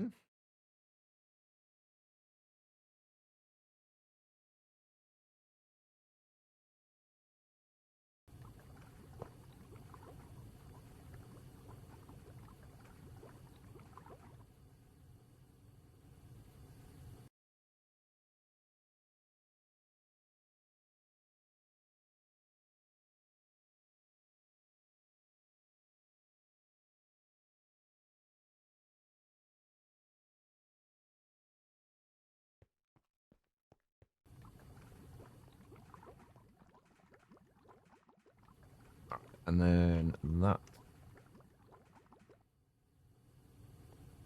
There.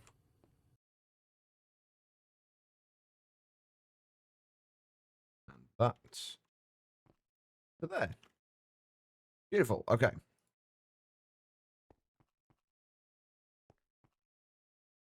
CBD's in your zone in hardcore right now. Oh, hang on. We can turn that back on again now, can't we? At least for the time being. Actually, you know what? Let's leave that off for now.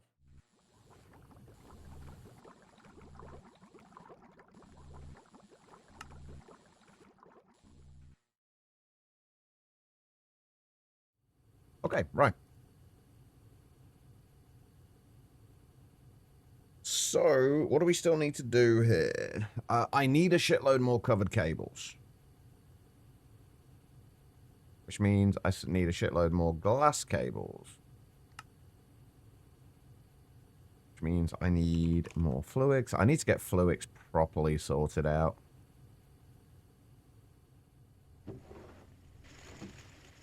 But once we've got power, everything else sorted out, we should be able to do that without too much problem. Alright, so as fluids, we also need quartz fiber, which we get with... I think it's quartz in the wire mill, right? Pretty sure.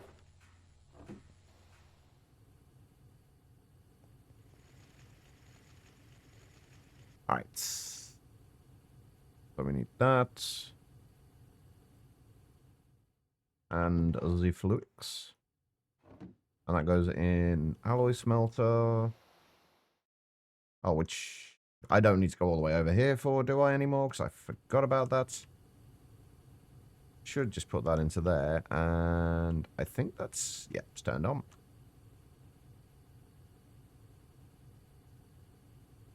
Can I just say again, I really regret my decision to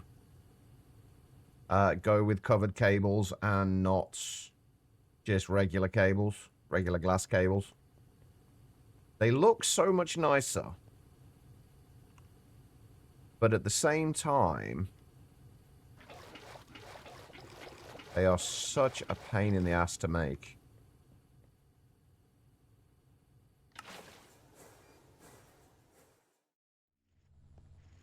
Yes. It was purely for the aesthetics, for the aesthetic reasons. Right, let me get some sulfur.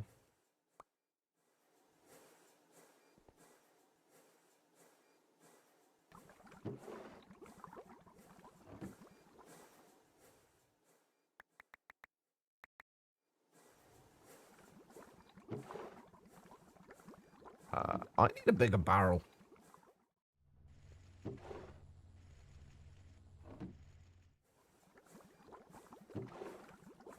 I should probably fix that, really.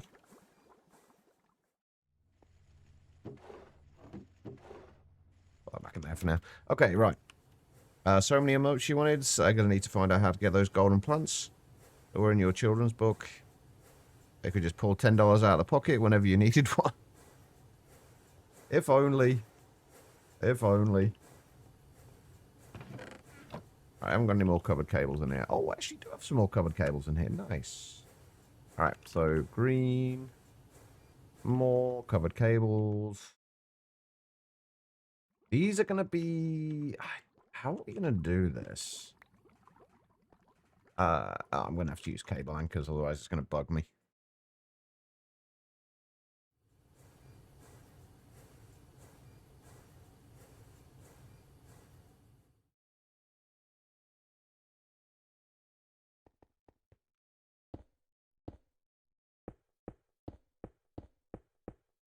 Right, and those will be... We'll have emitters on either side pointing into these. We're going to need a bunch of redstone cards in each of these. And yes, I'm aware this is absolutely overkill for what we're doing, but I do like having this control. Actually, I'm realizing I don't think it's like having this level of control that I like with this. I think it's more knowing that I'm able to set it up with this level of control that I like. Like, it wouldn't matter to me too much if I didn't have this much control.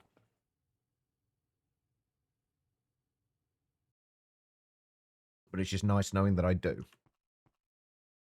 Right, I want to do these a little differently on the sides because the displays... I've still not figured out how we can get these to have a dark background.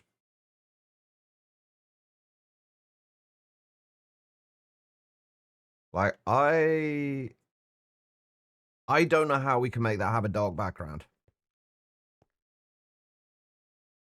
And it's bugging me. You will need the vanadium later. So keep it. You shouldn't need to keep, like, thousands and thousands and thousands of it, but I would keep a decent amount.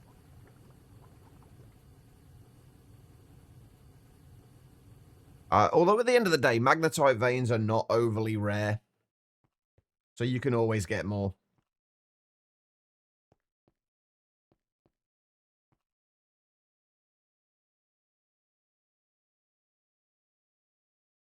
Speaking of journey map and bloody waypoints. There we go. That's better. Right. Okay. What am I doing?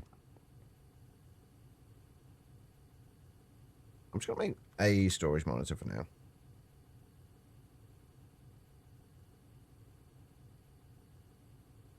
Oh, vanadium. Vanadium's used for a few things later on. If I could spell it better, that would be a lot more interesting. So, kind of vanadium steel is definitely needed for a few things. I can't for the life of me remember what. Pretty sure it's in plate form, though. Either plates or gears. Oh, yeah, you need vanadium steel gears for the fluid drilling rigs. You also need it for the vanadium steel buzzsaw, which is needed for the cutter, which you will need later. I don't think there's that much it's used for early on. There's vanadium gallium, which might be useful. It might be used later on.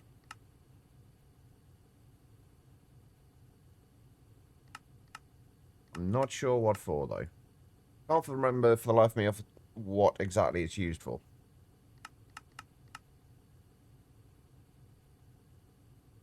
But I do remember it being needed for something.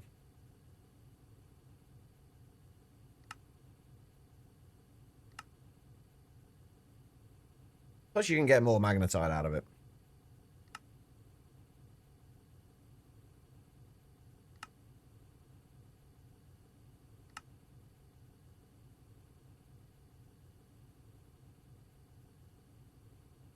I'm trying to... There's definitely something you need it for.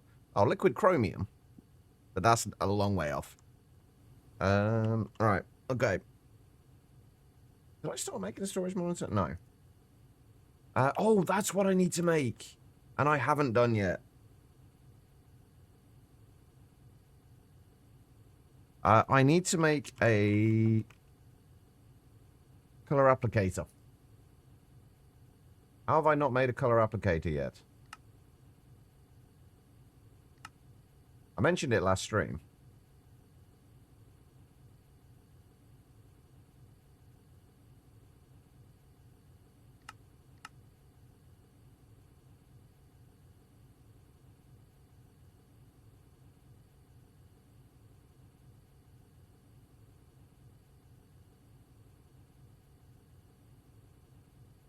Like with most things, Quiet, I would keep some of it, but one thing you will realize is that like none of the veins are overly hard to find. So you shouldn't need to worry excessively about it.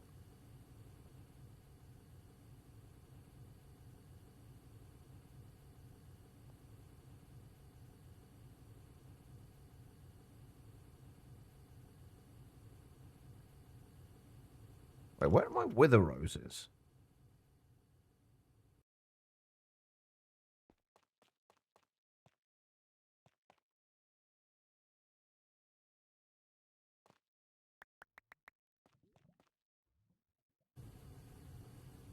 I don't know why any of that stuff is still there, by the way.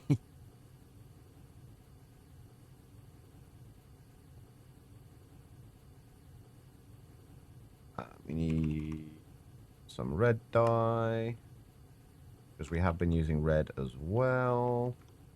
What other colored dyes have we used? Well, I know we were using red, I think, for sub-networks.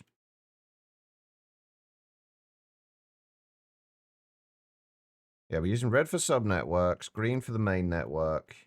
I wanted to check out what the black cables look like when it comes to the display monitors.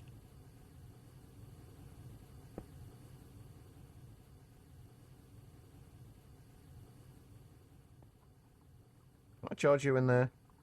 I can.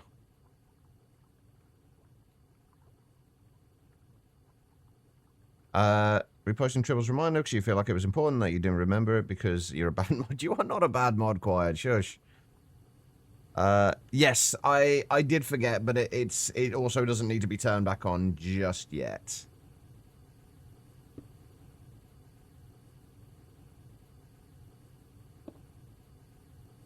It's still got the...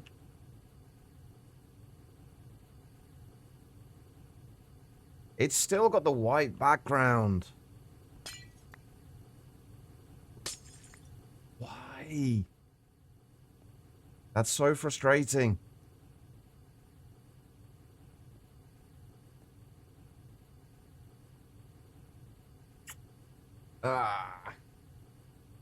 Okay, whatever. It doesn't really matter right now anyway. We'll be sorting that bit out later. For right now, what we need to do is make sure we have our energy cards, because we are going to need quite a few of these. We should have a few at the moment. Ooh, only 18, but that'll do. Hey, Hickenall, how you doing?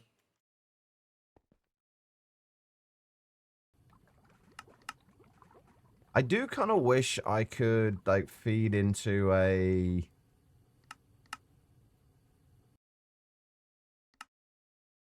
like an energy storage kind of cube of some description.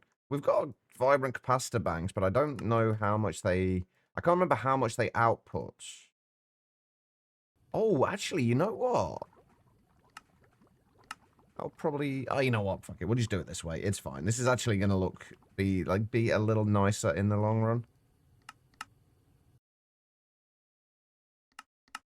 Right, if we can just get 2 towers of these set up for now, we can then shift over everything that we've got in the other tower for now over to here, and then we can start adding to things as we go.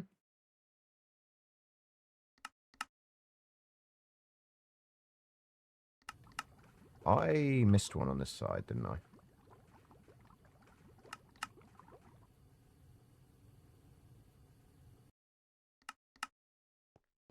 You doing well? I'm glad to hear it. How was your weekend? How was everyone's weekend, come to think of it? What did everyone get up to? So that'll take care of those. We need to output...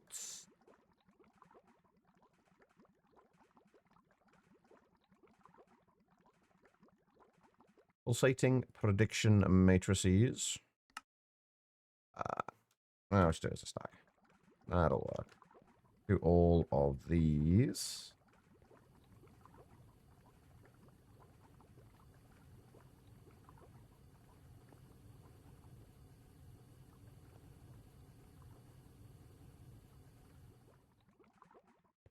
Friday and Saturday sucked.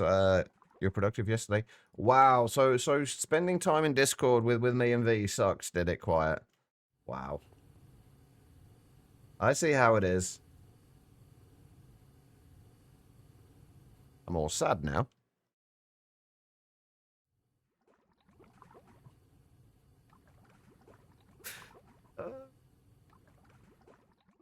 Uh-huh.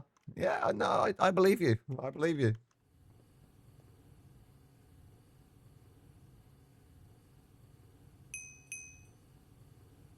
Alright, we do need to make a bunch more counting filters here, though. We may as well make another stack if we can. I have no idea how much, like, what resources I'm actually kind of tearing through with all this at the minute. We'll deal with that once we get to it.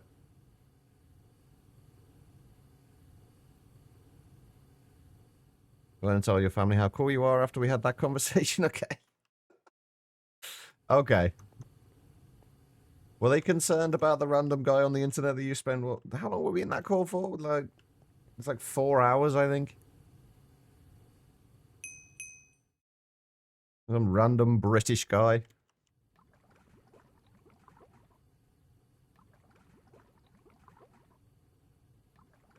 I'm known to your family as your British buddy. I'll take that. I can live with being the British buddy. Okay, so we need to insert into these. Yeah, we'll do it on this side on orange, and we want no more than 4 of those, and then we will be extracting on red. Oh, wait, am I going to need 2 extractions on this? Said you treat them like one of them? They said, that poor bastard. Wow. I mean, I don't know how to take... I don't know how you should take that either, in fairness. That's a little harsh. How do you treat your family? I've forgotten what I was doing now. Damn it.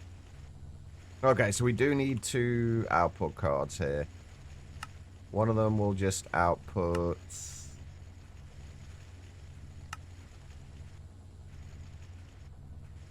Wait, how did I...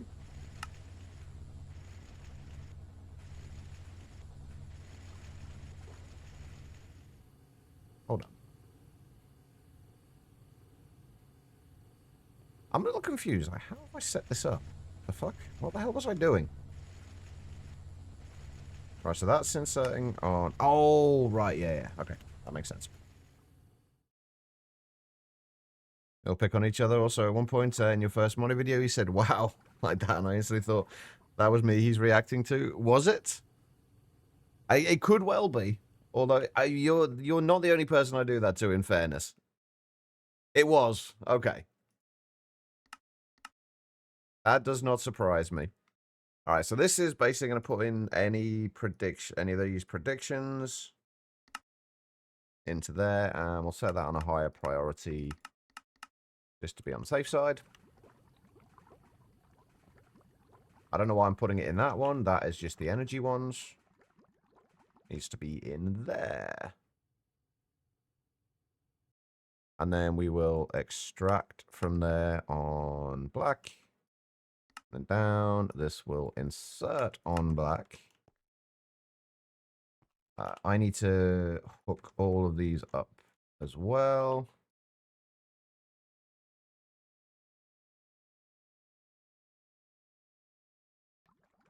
I have a feeling the rate I'm getting through this, that whole I'm probably not going to be streaming for the full 6 hours is maybe not going to be entirely accurate. This is taking longer than I thought. Like that first bit, which was the bit that I thought would take longer, actually went pretty quick. This bit, I think the problem with this bit is it's just like, it's repetitive. It's just doing the same setup for all of this. It will make things a little easier for, like, just as we go on, but...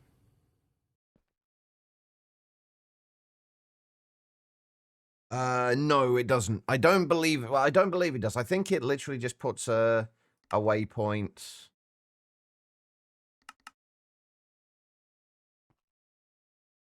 at the thing.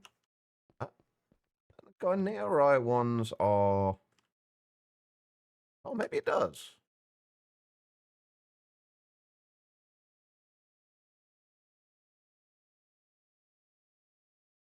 Where's the Michael one? No, I don't think it does. I think it just marks it at your Y level.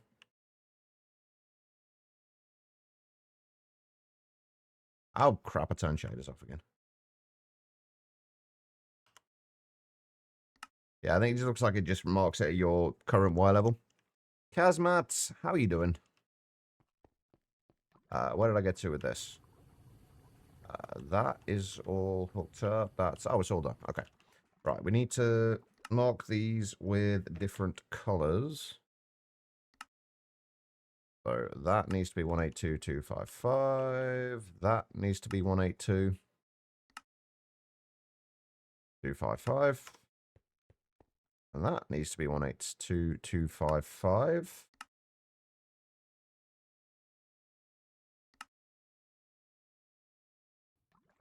You just woke up? Well, good morning, afternoon, whatever time it is. Ooh, how did I do... I think that it's the orange ones I do like that. Because I think the orange is the other color that I use. These three. And well, good afternoon then in that case. Yeah, 255128. Oh, I've suddenly gone very dizzy. Bear with me a second, chat.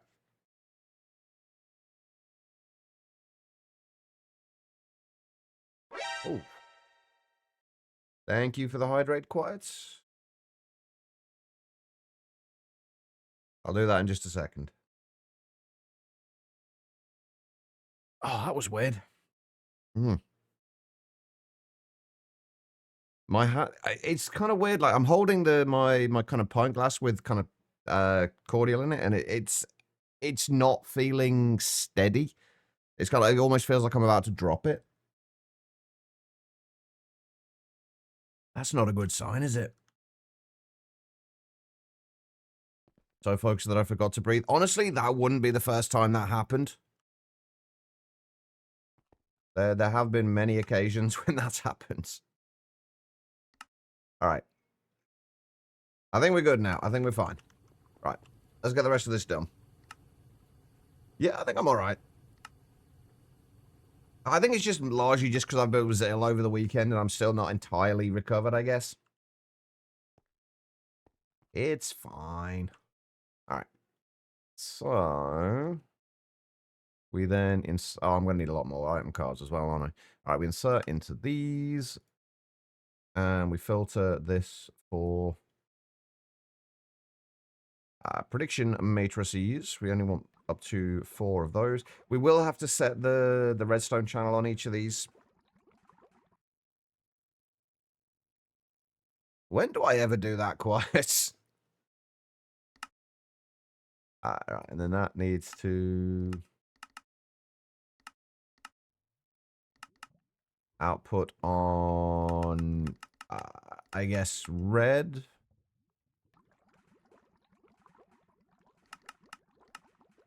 It'll output on red.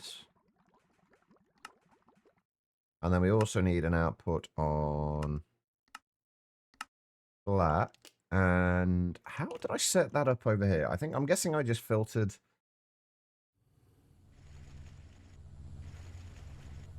the output into there. Yeah, we just blacklisted the predictions. Okay. All right. So set that on black. Yeah, then we just need to filter that. Deny. Prediction. Doesn't matter which one. Okay, that should be fine for that. And then we just need to make a shitload more item cards.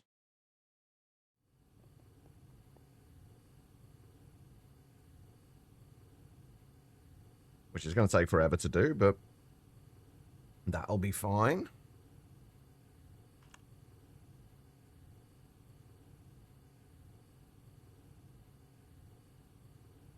Right, we'll start working with the ones that we've got at the minute. We shouldn't, I don't think, have enough for all of this, but we can make a start on it. Where is my other, there it is. My other card cloner. Oh my god, my inventory is such a mess.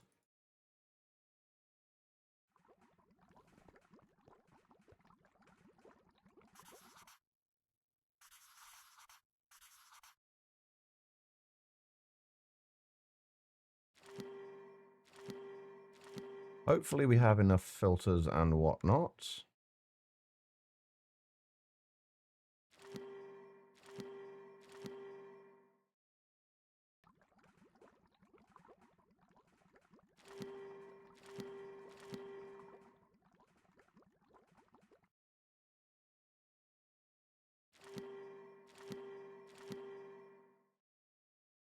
This is actually one of those times where I think that Super Factory Manager would have been nice here.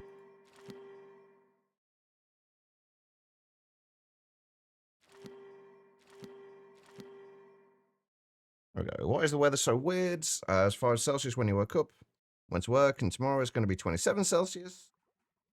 Ouch. Because weather is about all I can say. Because weather.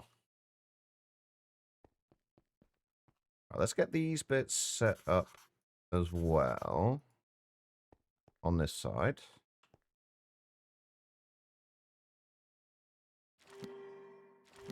The good thing is, like, once we've got this set up, we shouldn't need to really touch this much. Like, besides putting more data models in here. That should be all we need to do.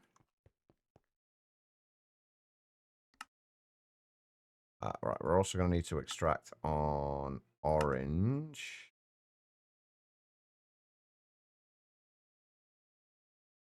Are we extracting on orange? Yeah. Yeah, okay. So that will start doing its thing. Oh, it's only got a model accuracy of 5% at the moment, though, hasn't it? Better be nice on your birthday. I will have words with the weather if it's not quiet. How about that? I don't think it'll do any good, but, you know, I can try.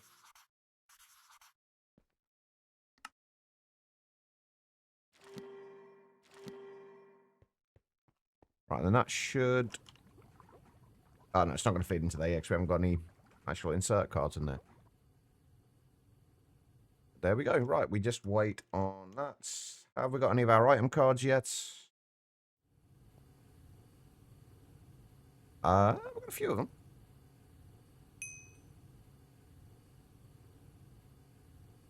We got a few of them. All right.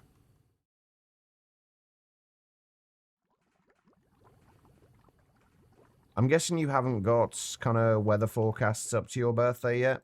Still a little bit too early?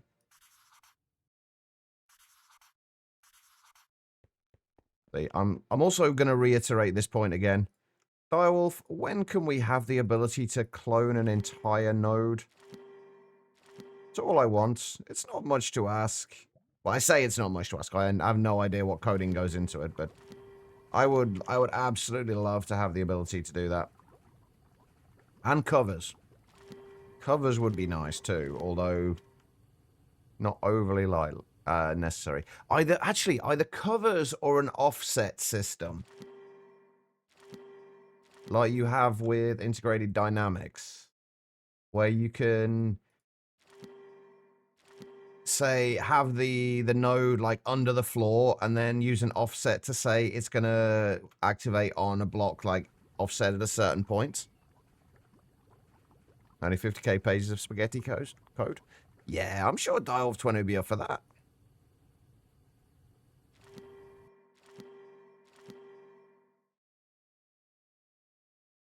Although I have been watching his Ocean Block 2 playthrough, and aesthetics are definitely not a high priority for him. Hey, there we go. Right, that's gonna work, and then that should feed ender pearls back into the thing. Okay, cool.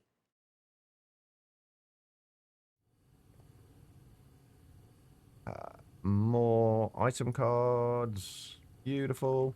Right, the other thing we're going to need, and this is going to be the expensive bit, is 40 emitters. Okay, that's really not... I actually was expecting that to be a lot more intensive. Like, the worst thing is, like, 40 LV circuits.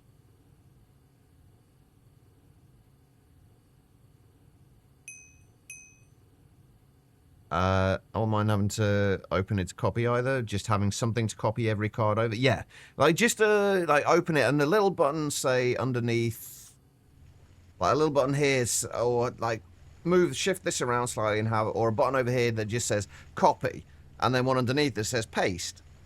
And then so long as you've got cards in your card holder, it would paste the entire side to it.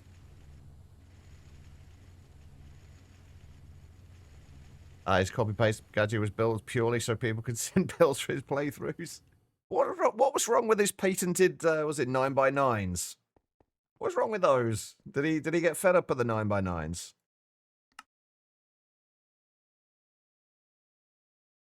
How you doing, by the way, Triz? Also, what's with the name change?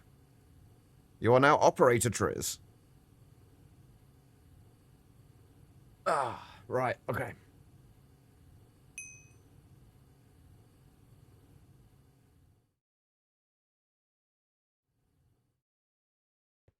So that is that done. We've now got to do... We've basically got to do this for 6 of these towers. We've done 2 already. We've got 4 to go. Ah, shit. Okay, that's fine. I just put it back in the wrong place.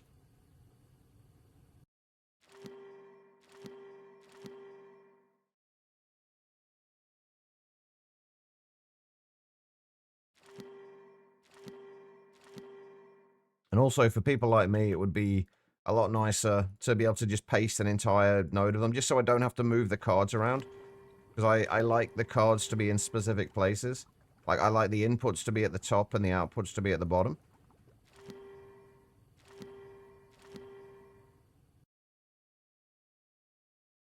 I'm very kind of set in my ways with stuff like that.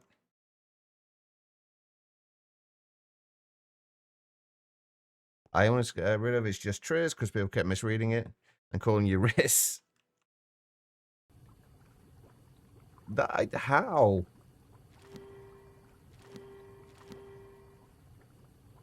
I mean, they're just like words. Like, how do you not get? I'm not even going to ask.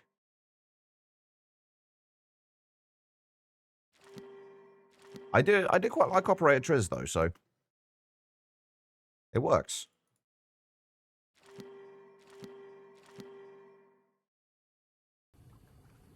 Right. How many more cards are we going to need? Lots. We are going to need all of the cards. The 64 that I that I crafted are not going to be enough. And of course, I'm one set short. Just run out. Can't you only change like every 60 days anyway? Ah, fuck, we're missing pulsating iron. I need to get more pulsating dust coming in, honestly. On a regular basis.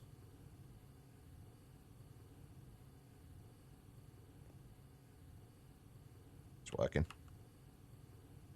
Alright.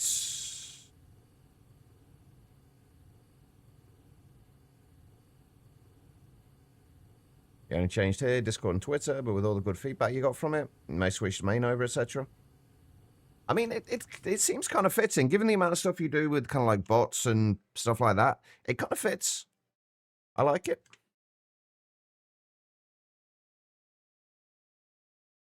Okay. So these are doing their thing slowly. I need lots more item cards. How are we doing for ender pearls now?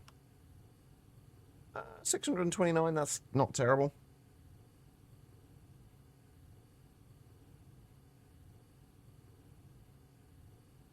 What are we waiting on for these? Oh, all the tin plates, of course. I think we need to upgrade these now at some point soon to HV. Because tin plates are so slow. I did with bots that have been dead for a while now, although you've been really enticed to look into event sub, even though you've been unmotivated as hell lately. That's fair. Is event sub supposed to be easier to deal with than like what was it before? Pub sub? And there was two different things before, wasn't it? It was pub sub and something else. Oh, it's not easier. Okay. Fun then. All right, that should give us enough for the rest. Grade, how you doing?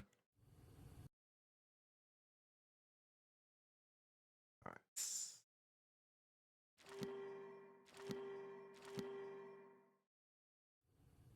Just the path you've been forced on now. So basically what it is it's probably, I'm guessing it's probably easier for Twitch, but not necessarily for people as a whole, for developers as a whole. Let's do these. Yes, we are using shaders.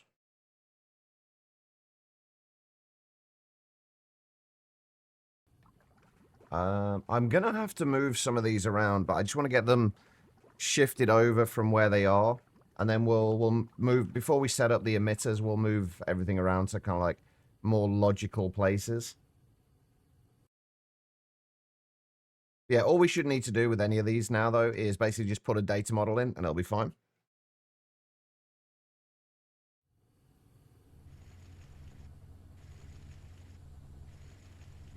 I've just got to remember what I was getting from each of these things. Club sub is killed off, and if I recall correctly, has been heavily limited. With Helix, the API has been severely gated for manual permission per channel requirements. So they really are forcing you towards the event sub then.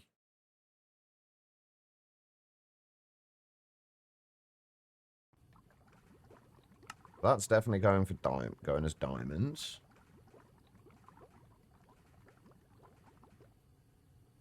That would be silver, although we do need one for gas tiers as well, I think.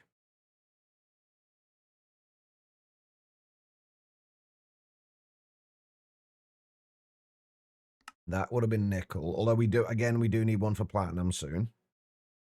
What's new? Not too much. I think I'm starting to lose my voice. Much, I'm sure, to everyone's excitement. Unless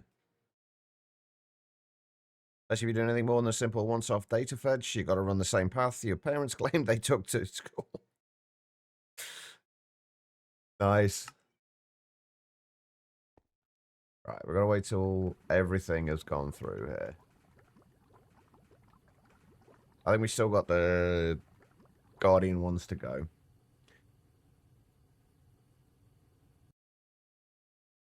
Come on.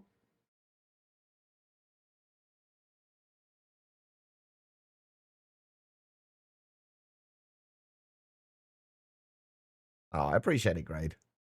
It's good because I do talk a lot when I stream. It's weird. Like I don't like talking, but at the same time, I also don't really like silence either. So it's kind of an awkward situation. I don't want it to be silent, but I also don't want to talk. One of them's got to give, and it's the me talking bit. So I end up talking a shitload.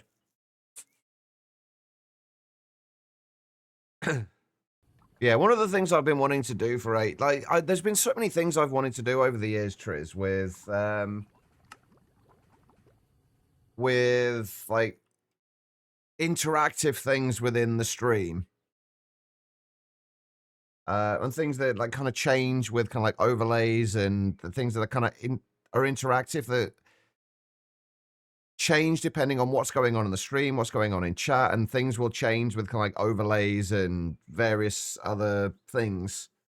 One thing I've wanted to do is look into using something like Unity to do something like that. But like, since I don't even know in the first place, like how to hook things up to like event sub now, it would be.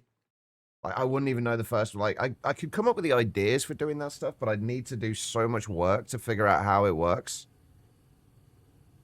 So no more so for you to get motivated, as the only guidance you have for code structure is Turkey and MJR, and both Java devs.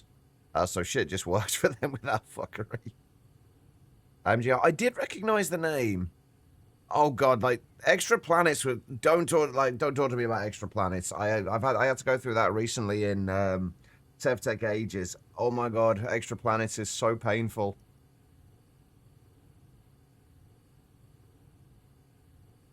It was such a painful mod to go through in SevTech Ages.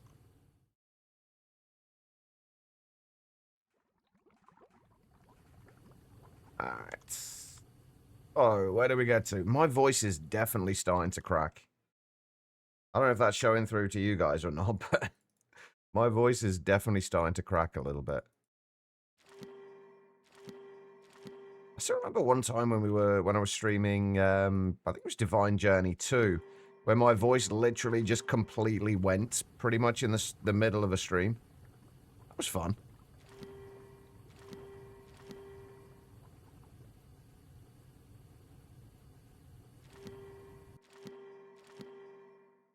Why do I have a horrible feeling I've done a lot of these on the wrong sides?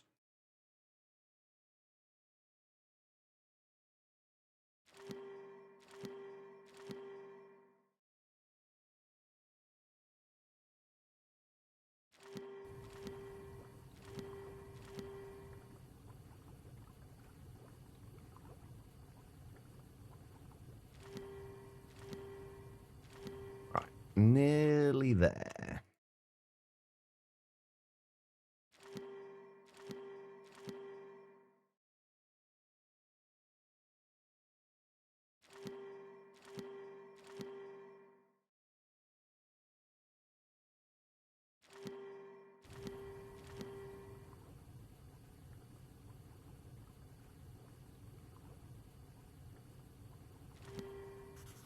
Oh my god, what the hell am I doing? I have no idea what I'm doing anymore.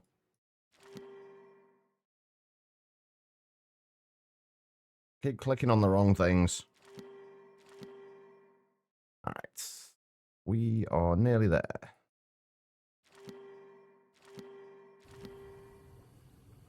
That's those bits done.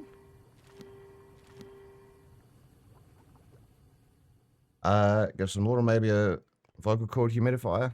I definitely don't have a vocal cord humidifier. I wouldn't even know what the hell one of those was. Although I can guess from the name. Is this one of Dyer's new mods? It is one of his new mods. It's called Laser IO. It's basically a logistics mod. and definitely my favorite logistics mod for a very long time. It's kind of like Ender IO, but with lasers instead of actual cables.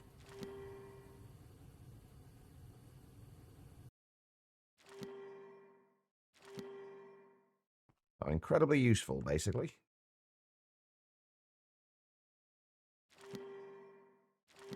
Right, that's all those bits done.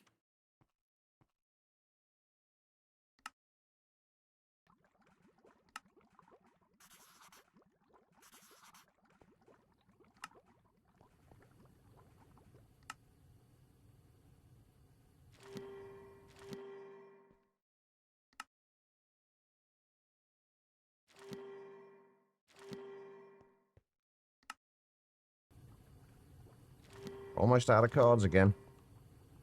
The thing is, we don't even need most of these cards yet. But it just saves me having to set them up later.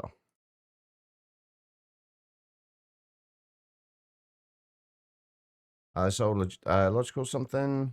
Mods. Anyone's giving you that kind of vibe? There was logistics pipes, which wasn't same kind of thing. I'm not sure what else there was, but I don't think there was too much that was wireless for a while. I don't think that any of the older stuff was really wireless.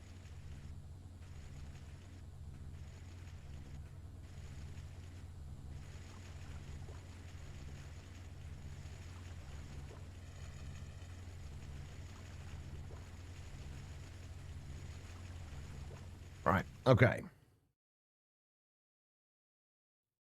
I'm going to shift these out.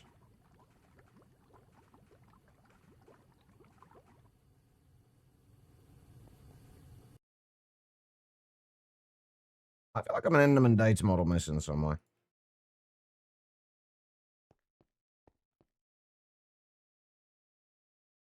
Right, we are going to have to move a bunch of this stuff around soon. But I just need to get stuff coming in. And then what I'll do, I'll organize stuff onto this side. And then we'll keep this. Then we'll kind of add stuff this way.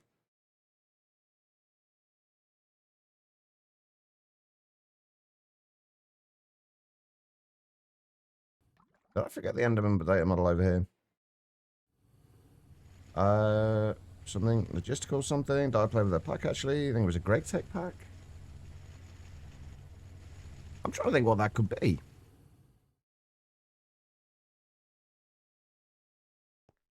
It'll probably ring a bell as soon as I hear it, but off the top of my head right now, I'm not sure.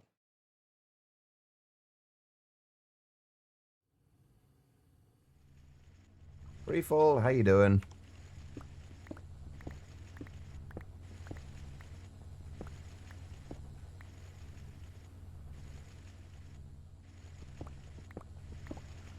At least we should get a bunch of item cards back from the ones that are in here, which I completely forgot about until just now.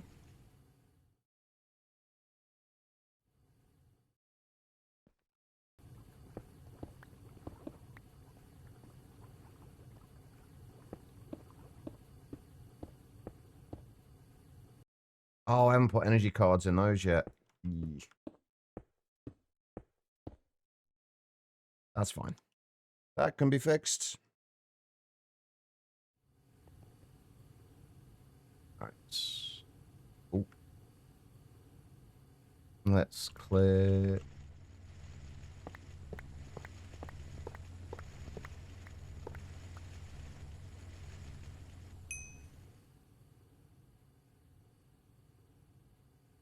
Actually, we can just use all of those, can't we? Oh, logistics pipe. Yeah, logistics pipes was fun. I did always like logistics pipes.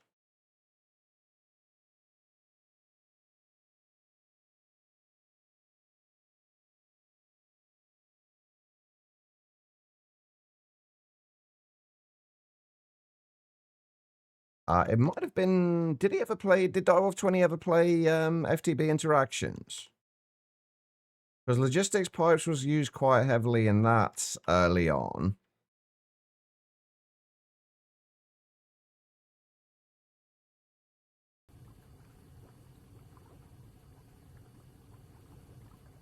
You could, like, set up intricate autocrafting with it. It was the first storage mod that you actually liked.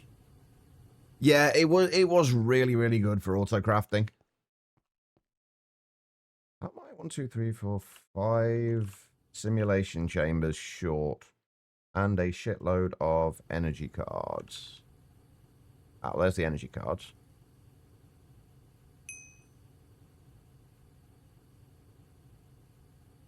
And there's 3 of the simulation chambers. I'm 2 simulation chambers short. How did I miscalculate that? Alright.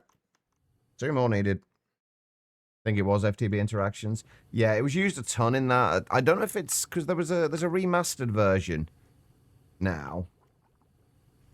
I don't know if it's still I don't know if it's still used in that. Oh yeah, that's not gonna work, is it? Because I wasn't gonna need power. Right, these are gonna be backing up now, so.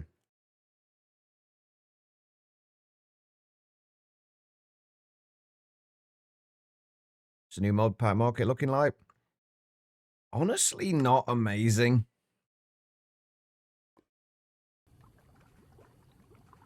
There isn't, there's not a huge amount of recent packs. Like, all the mods 10 was good. There's certainly not a lot in the way of, like, expert packs.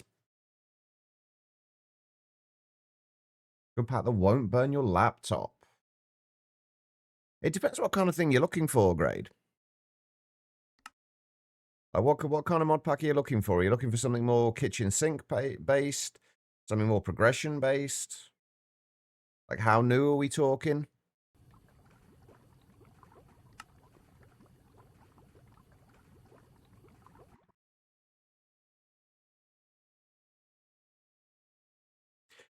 It's changed a lot over the years, Grade. All the mods 10 is actually really good.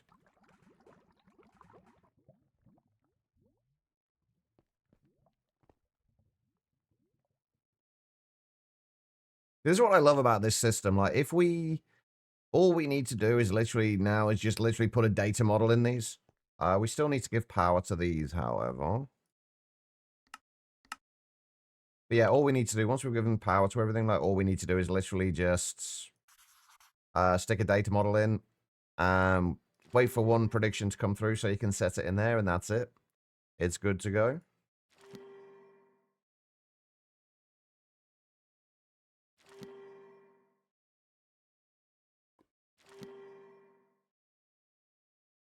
Oh, I didn't make my other 2 simulation chambers, did I? Oh, no, because I didn't have the string for it at the time. We should do now.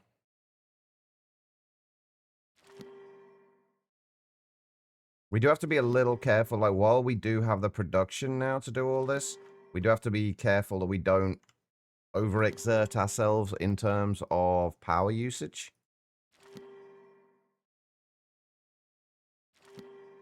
I do need to upgrade the numismatic dynamos a little bit.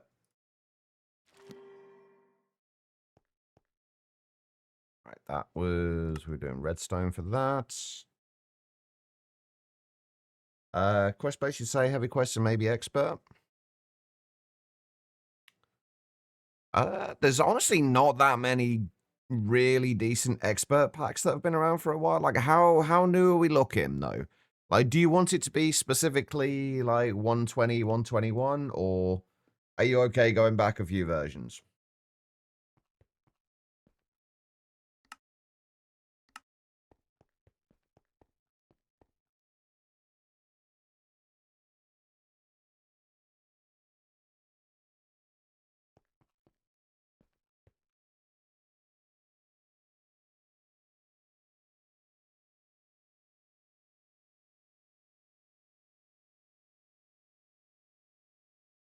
Is there anything else we still need to do with that? Let's go and see if we can get the,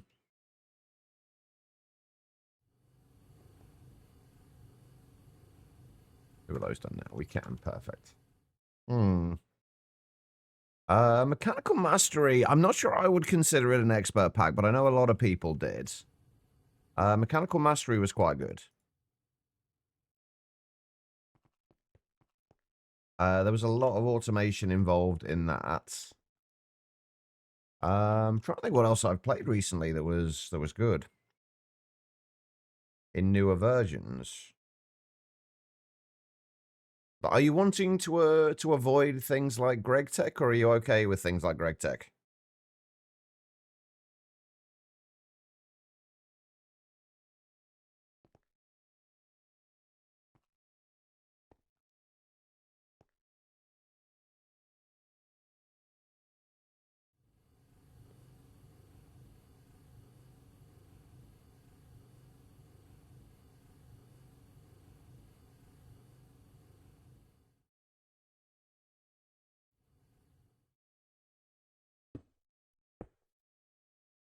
All right, there we go.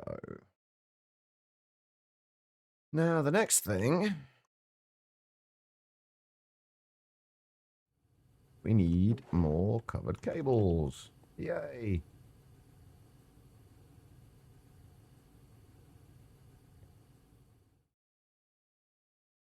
Another pack I've been playing at the minute then is Star Technology. Star Technology has been fun so far. That is Greg Tech. It's a Greg Tech based Skyblock for 120.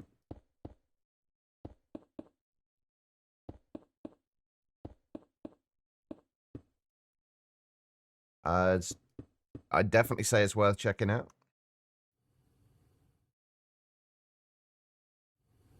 Or this as well. I definitely cannot recommend this highly enough. This is a lot of fun.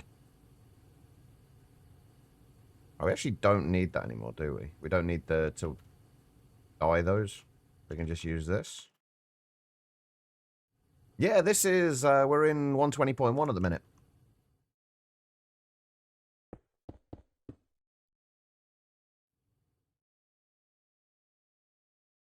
Right, I need cable anchors.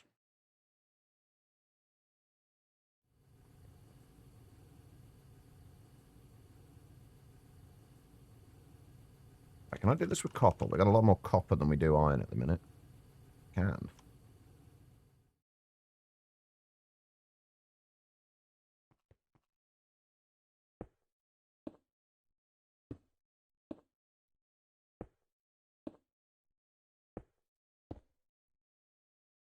Yep, even Quiet's playing with Greg Tech now. I have become a bad influence.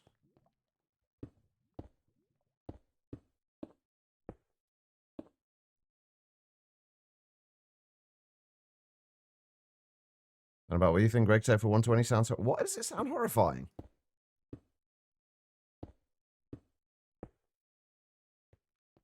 Why would Greg Tech for 120 sound horrifying? I've just realized that's in... Oh no, that does need to go there. That's for the display monitors, isn't it? Yeah. All right.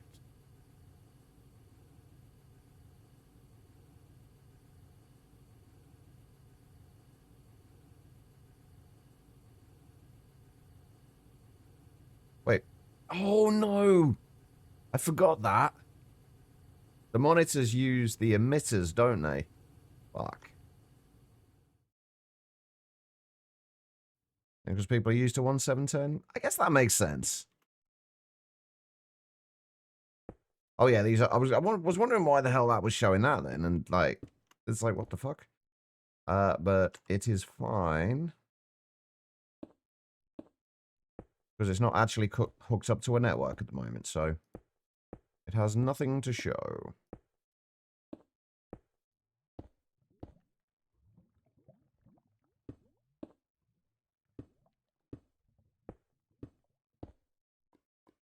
Whoops. That's not going to be there. Hold on. Can I put that in there? I can.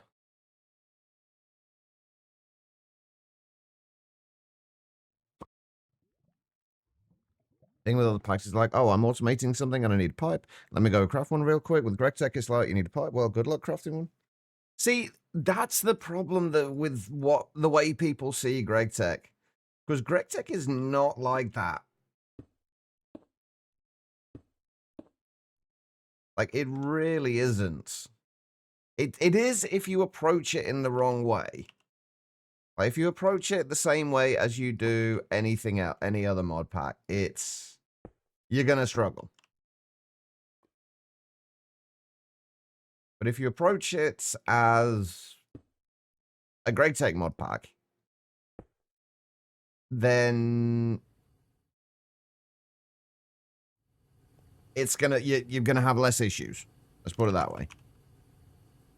Wait, how am I crafting monitors short? How am I one monitor short? Oh, damn it. Exactly. The whole thing with GregTech is like you want to be bulk crafting things when you certainly early on before you've got automation, you want to be bulk crafting things.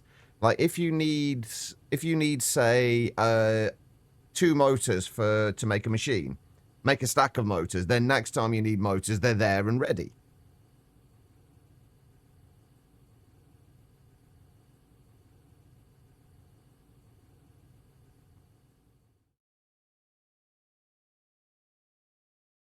Okay. So now we've just got to figure out how we want to hook these up to here. I'm kind of thinking we do it under here.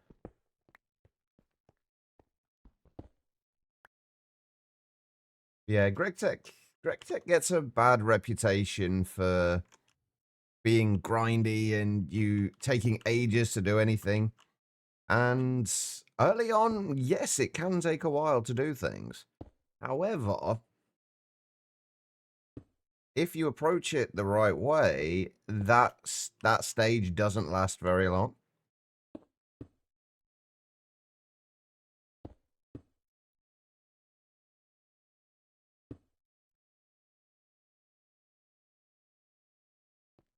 Right, there is a good chance I'm going to be changing the colors of these from green. So I want to make sure I can do that without any problem. I'm going to put a Fluix cable on there. That way, if we want to change the colors of these later, we easily can do.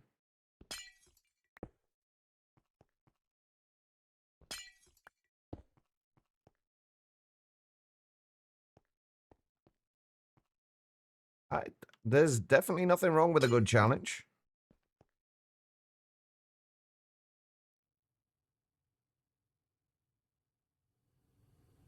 All right. The green does fit, yeah, but I don't know how I feel about it, though. The thing that's annoying, though, is this background, the white background. The fact that I can't change that is frustrating.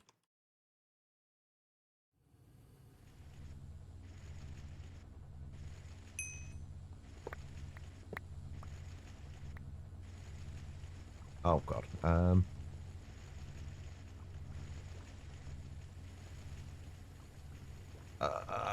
I need inventory space.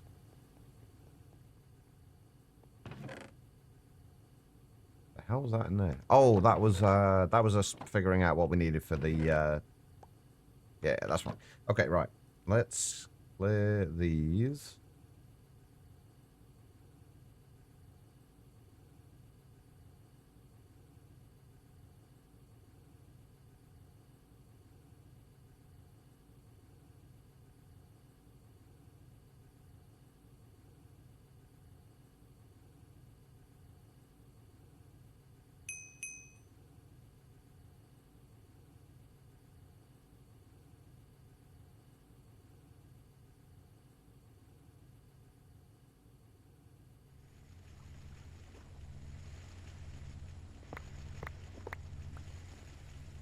Just do a few of those at a time. That should make it a little easier.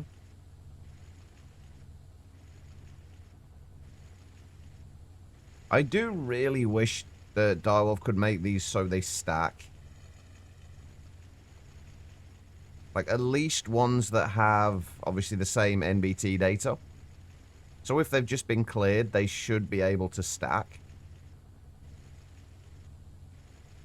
Now that I think about it, there are a lot of, like, random little bits and pieces with Laser IO that I would like to see kind of improvement-wise.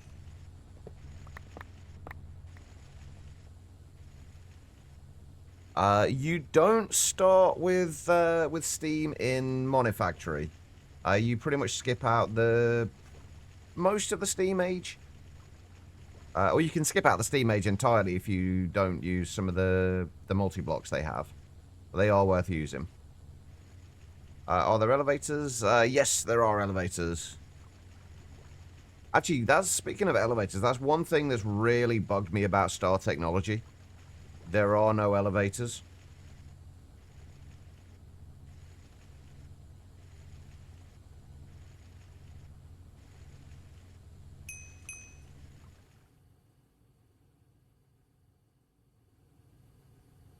No, once you, basically, when you put one of the cards in the crafting table, it basically resets it to a default state.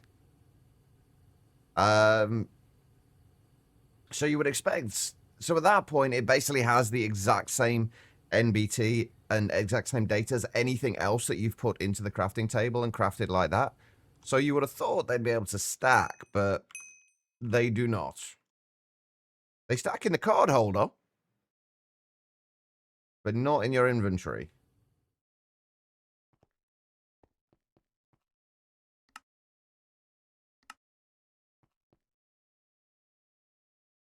Have I missed anything on any of these? Nope, we're good so far.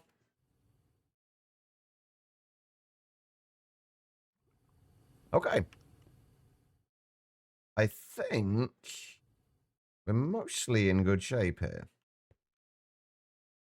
I need an ender pearl. I might have to go to actually look at the see if I can figure out the textures to how I can fix it with these monitors. Right, so all these bottom ones are doing ender pearls. We know that much. Those ones are going to stay as they are. And then we need to do 8 different ones that are doing, that are going to be done with diamonds. But I think we kind of want to do that once we have set up the numismatic dynamo. So we want to get the dynamo set up first. That might have to be a tomorrow thing, though, because my throat is starting to get a little bit sore. And I kind of... let me turn that back on again now. My throat's starting to get a little bit sore, and I kind of need to give it a rest, I think. But yeah, one thing, the reason I set this up as I have is that, like, if I later on decide I want to change these to being a different color, obviously we'll have to change the entire row of them, but we can just change that and it's fine. I do quite like the green though as well. I mean, it works. The only other thing I'd change it to would be potentially purple. I would say magenta, but magenta for some reason looks pink in it with applied energistics. Alright, go get some rest, Grade. Appreciate you stopping in.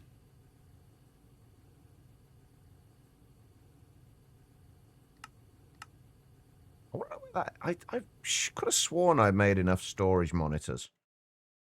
I could have sworn I made 40 of them, and we had 41. Oh, shit. That's right, because we actually don't have... And I know why we had 2 things short. Because this isn't 40 things. We need to... I need to remember that we can't use all of these. Because there are 7, 14, 52. No. There's 14, 28, 42. Yeah, so there's 2 extras in here that we can't technically use. So we need to be a little bit careful with that. But, that being said... Wait, what? It's 1,277 of those. Oh. Oh. Okay.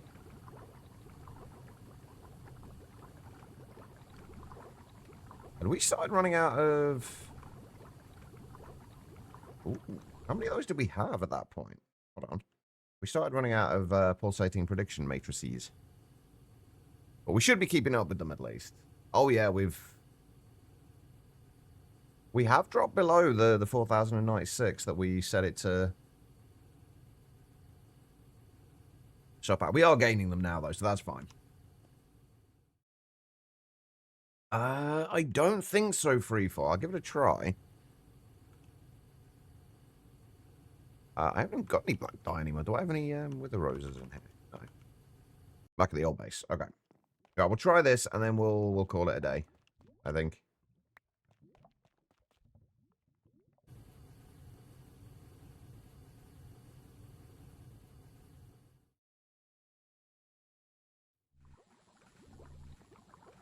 Nope.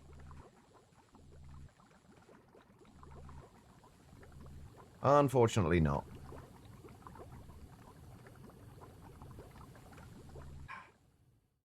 Alright, on that note, I know it's been a shorter stream, but I need to get some food, I need to get some rest, and I need to rest my voice. Hopefully, I'll be awake at a normal time tomorrow, but realistically, the stream will probably start late again. I'm pretty happy with what we got set up today. Like, this is now pretty much set up and somewhat future-proofed. I might AFK here a little bit and let this run and back up a little bit on prediction matrices just to make sure everything is running fine. And then tomorrow, I honestly have no idea what we're going to do tomorrow. I have not thought that far ahead. First thing actually is another 6 numismatic dynamos. And then we'll, just so we can make sure we have enough power for everything we're going to be doing. And then we will expand this out and start adding the bits and pieces that we need to start moving stuff into storage. And from there, we probably need to start looking at... We'll look at that tomorrow. We probably need to start looking at... Where even is it in this? Petrochem stuff. And actually getting into generating oil or gathering oil and processing oil, which means we're probably going to need a lot more stainless steel. So there's a lot of stuff we need to do.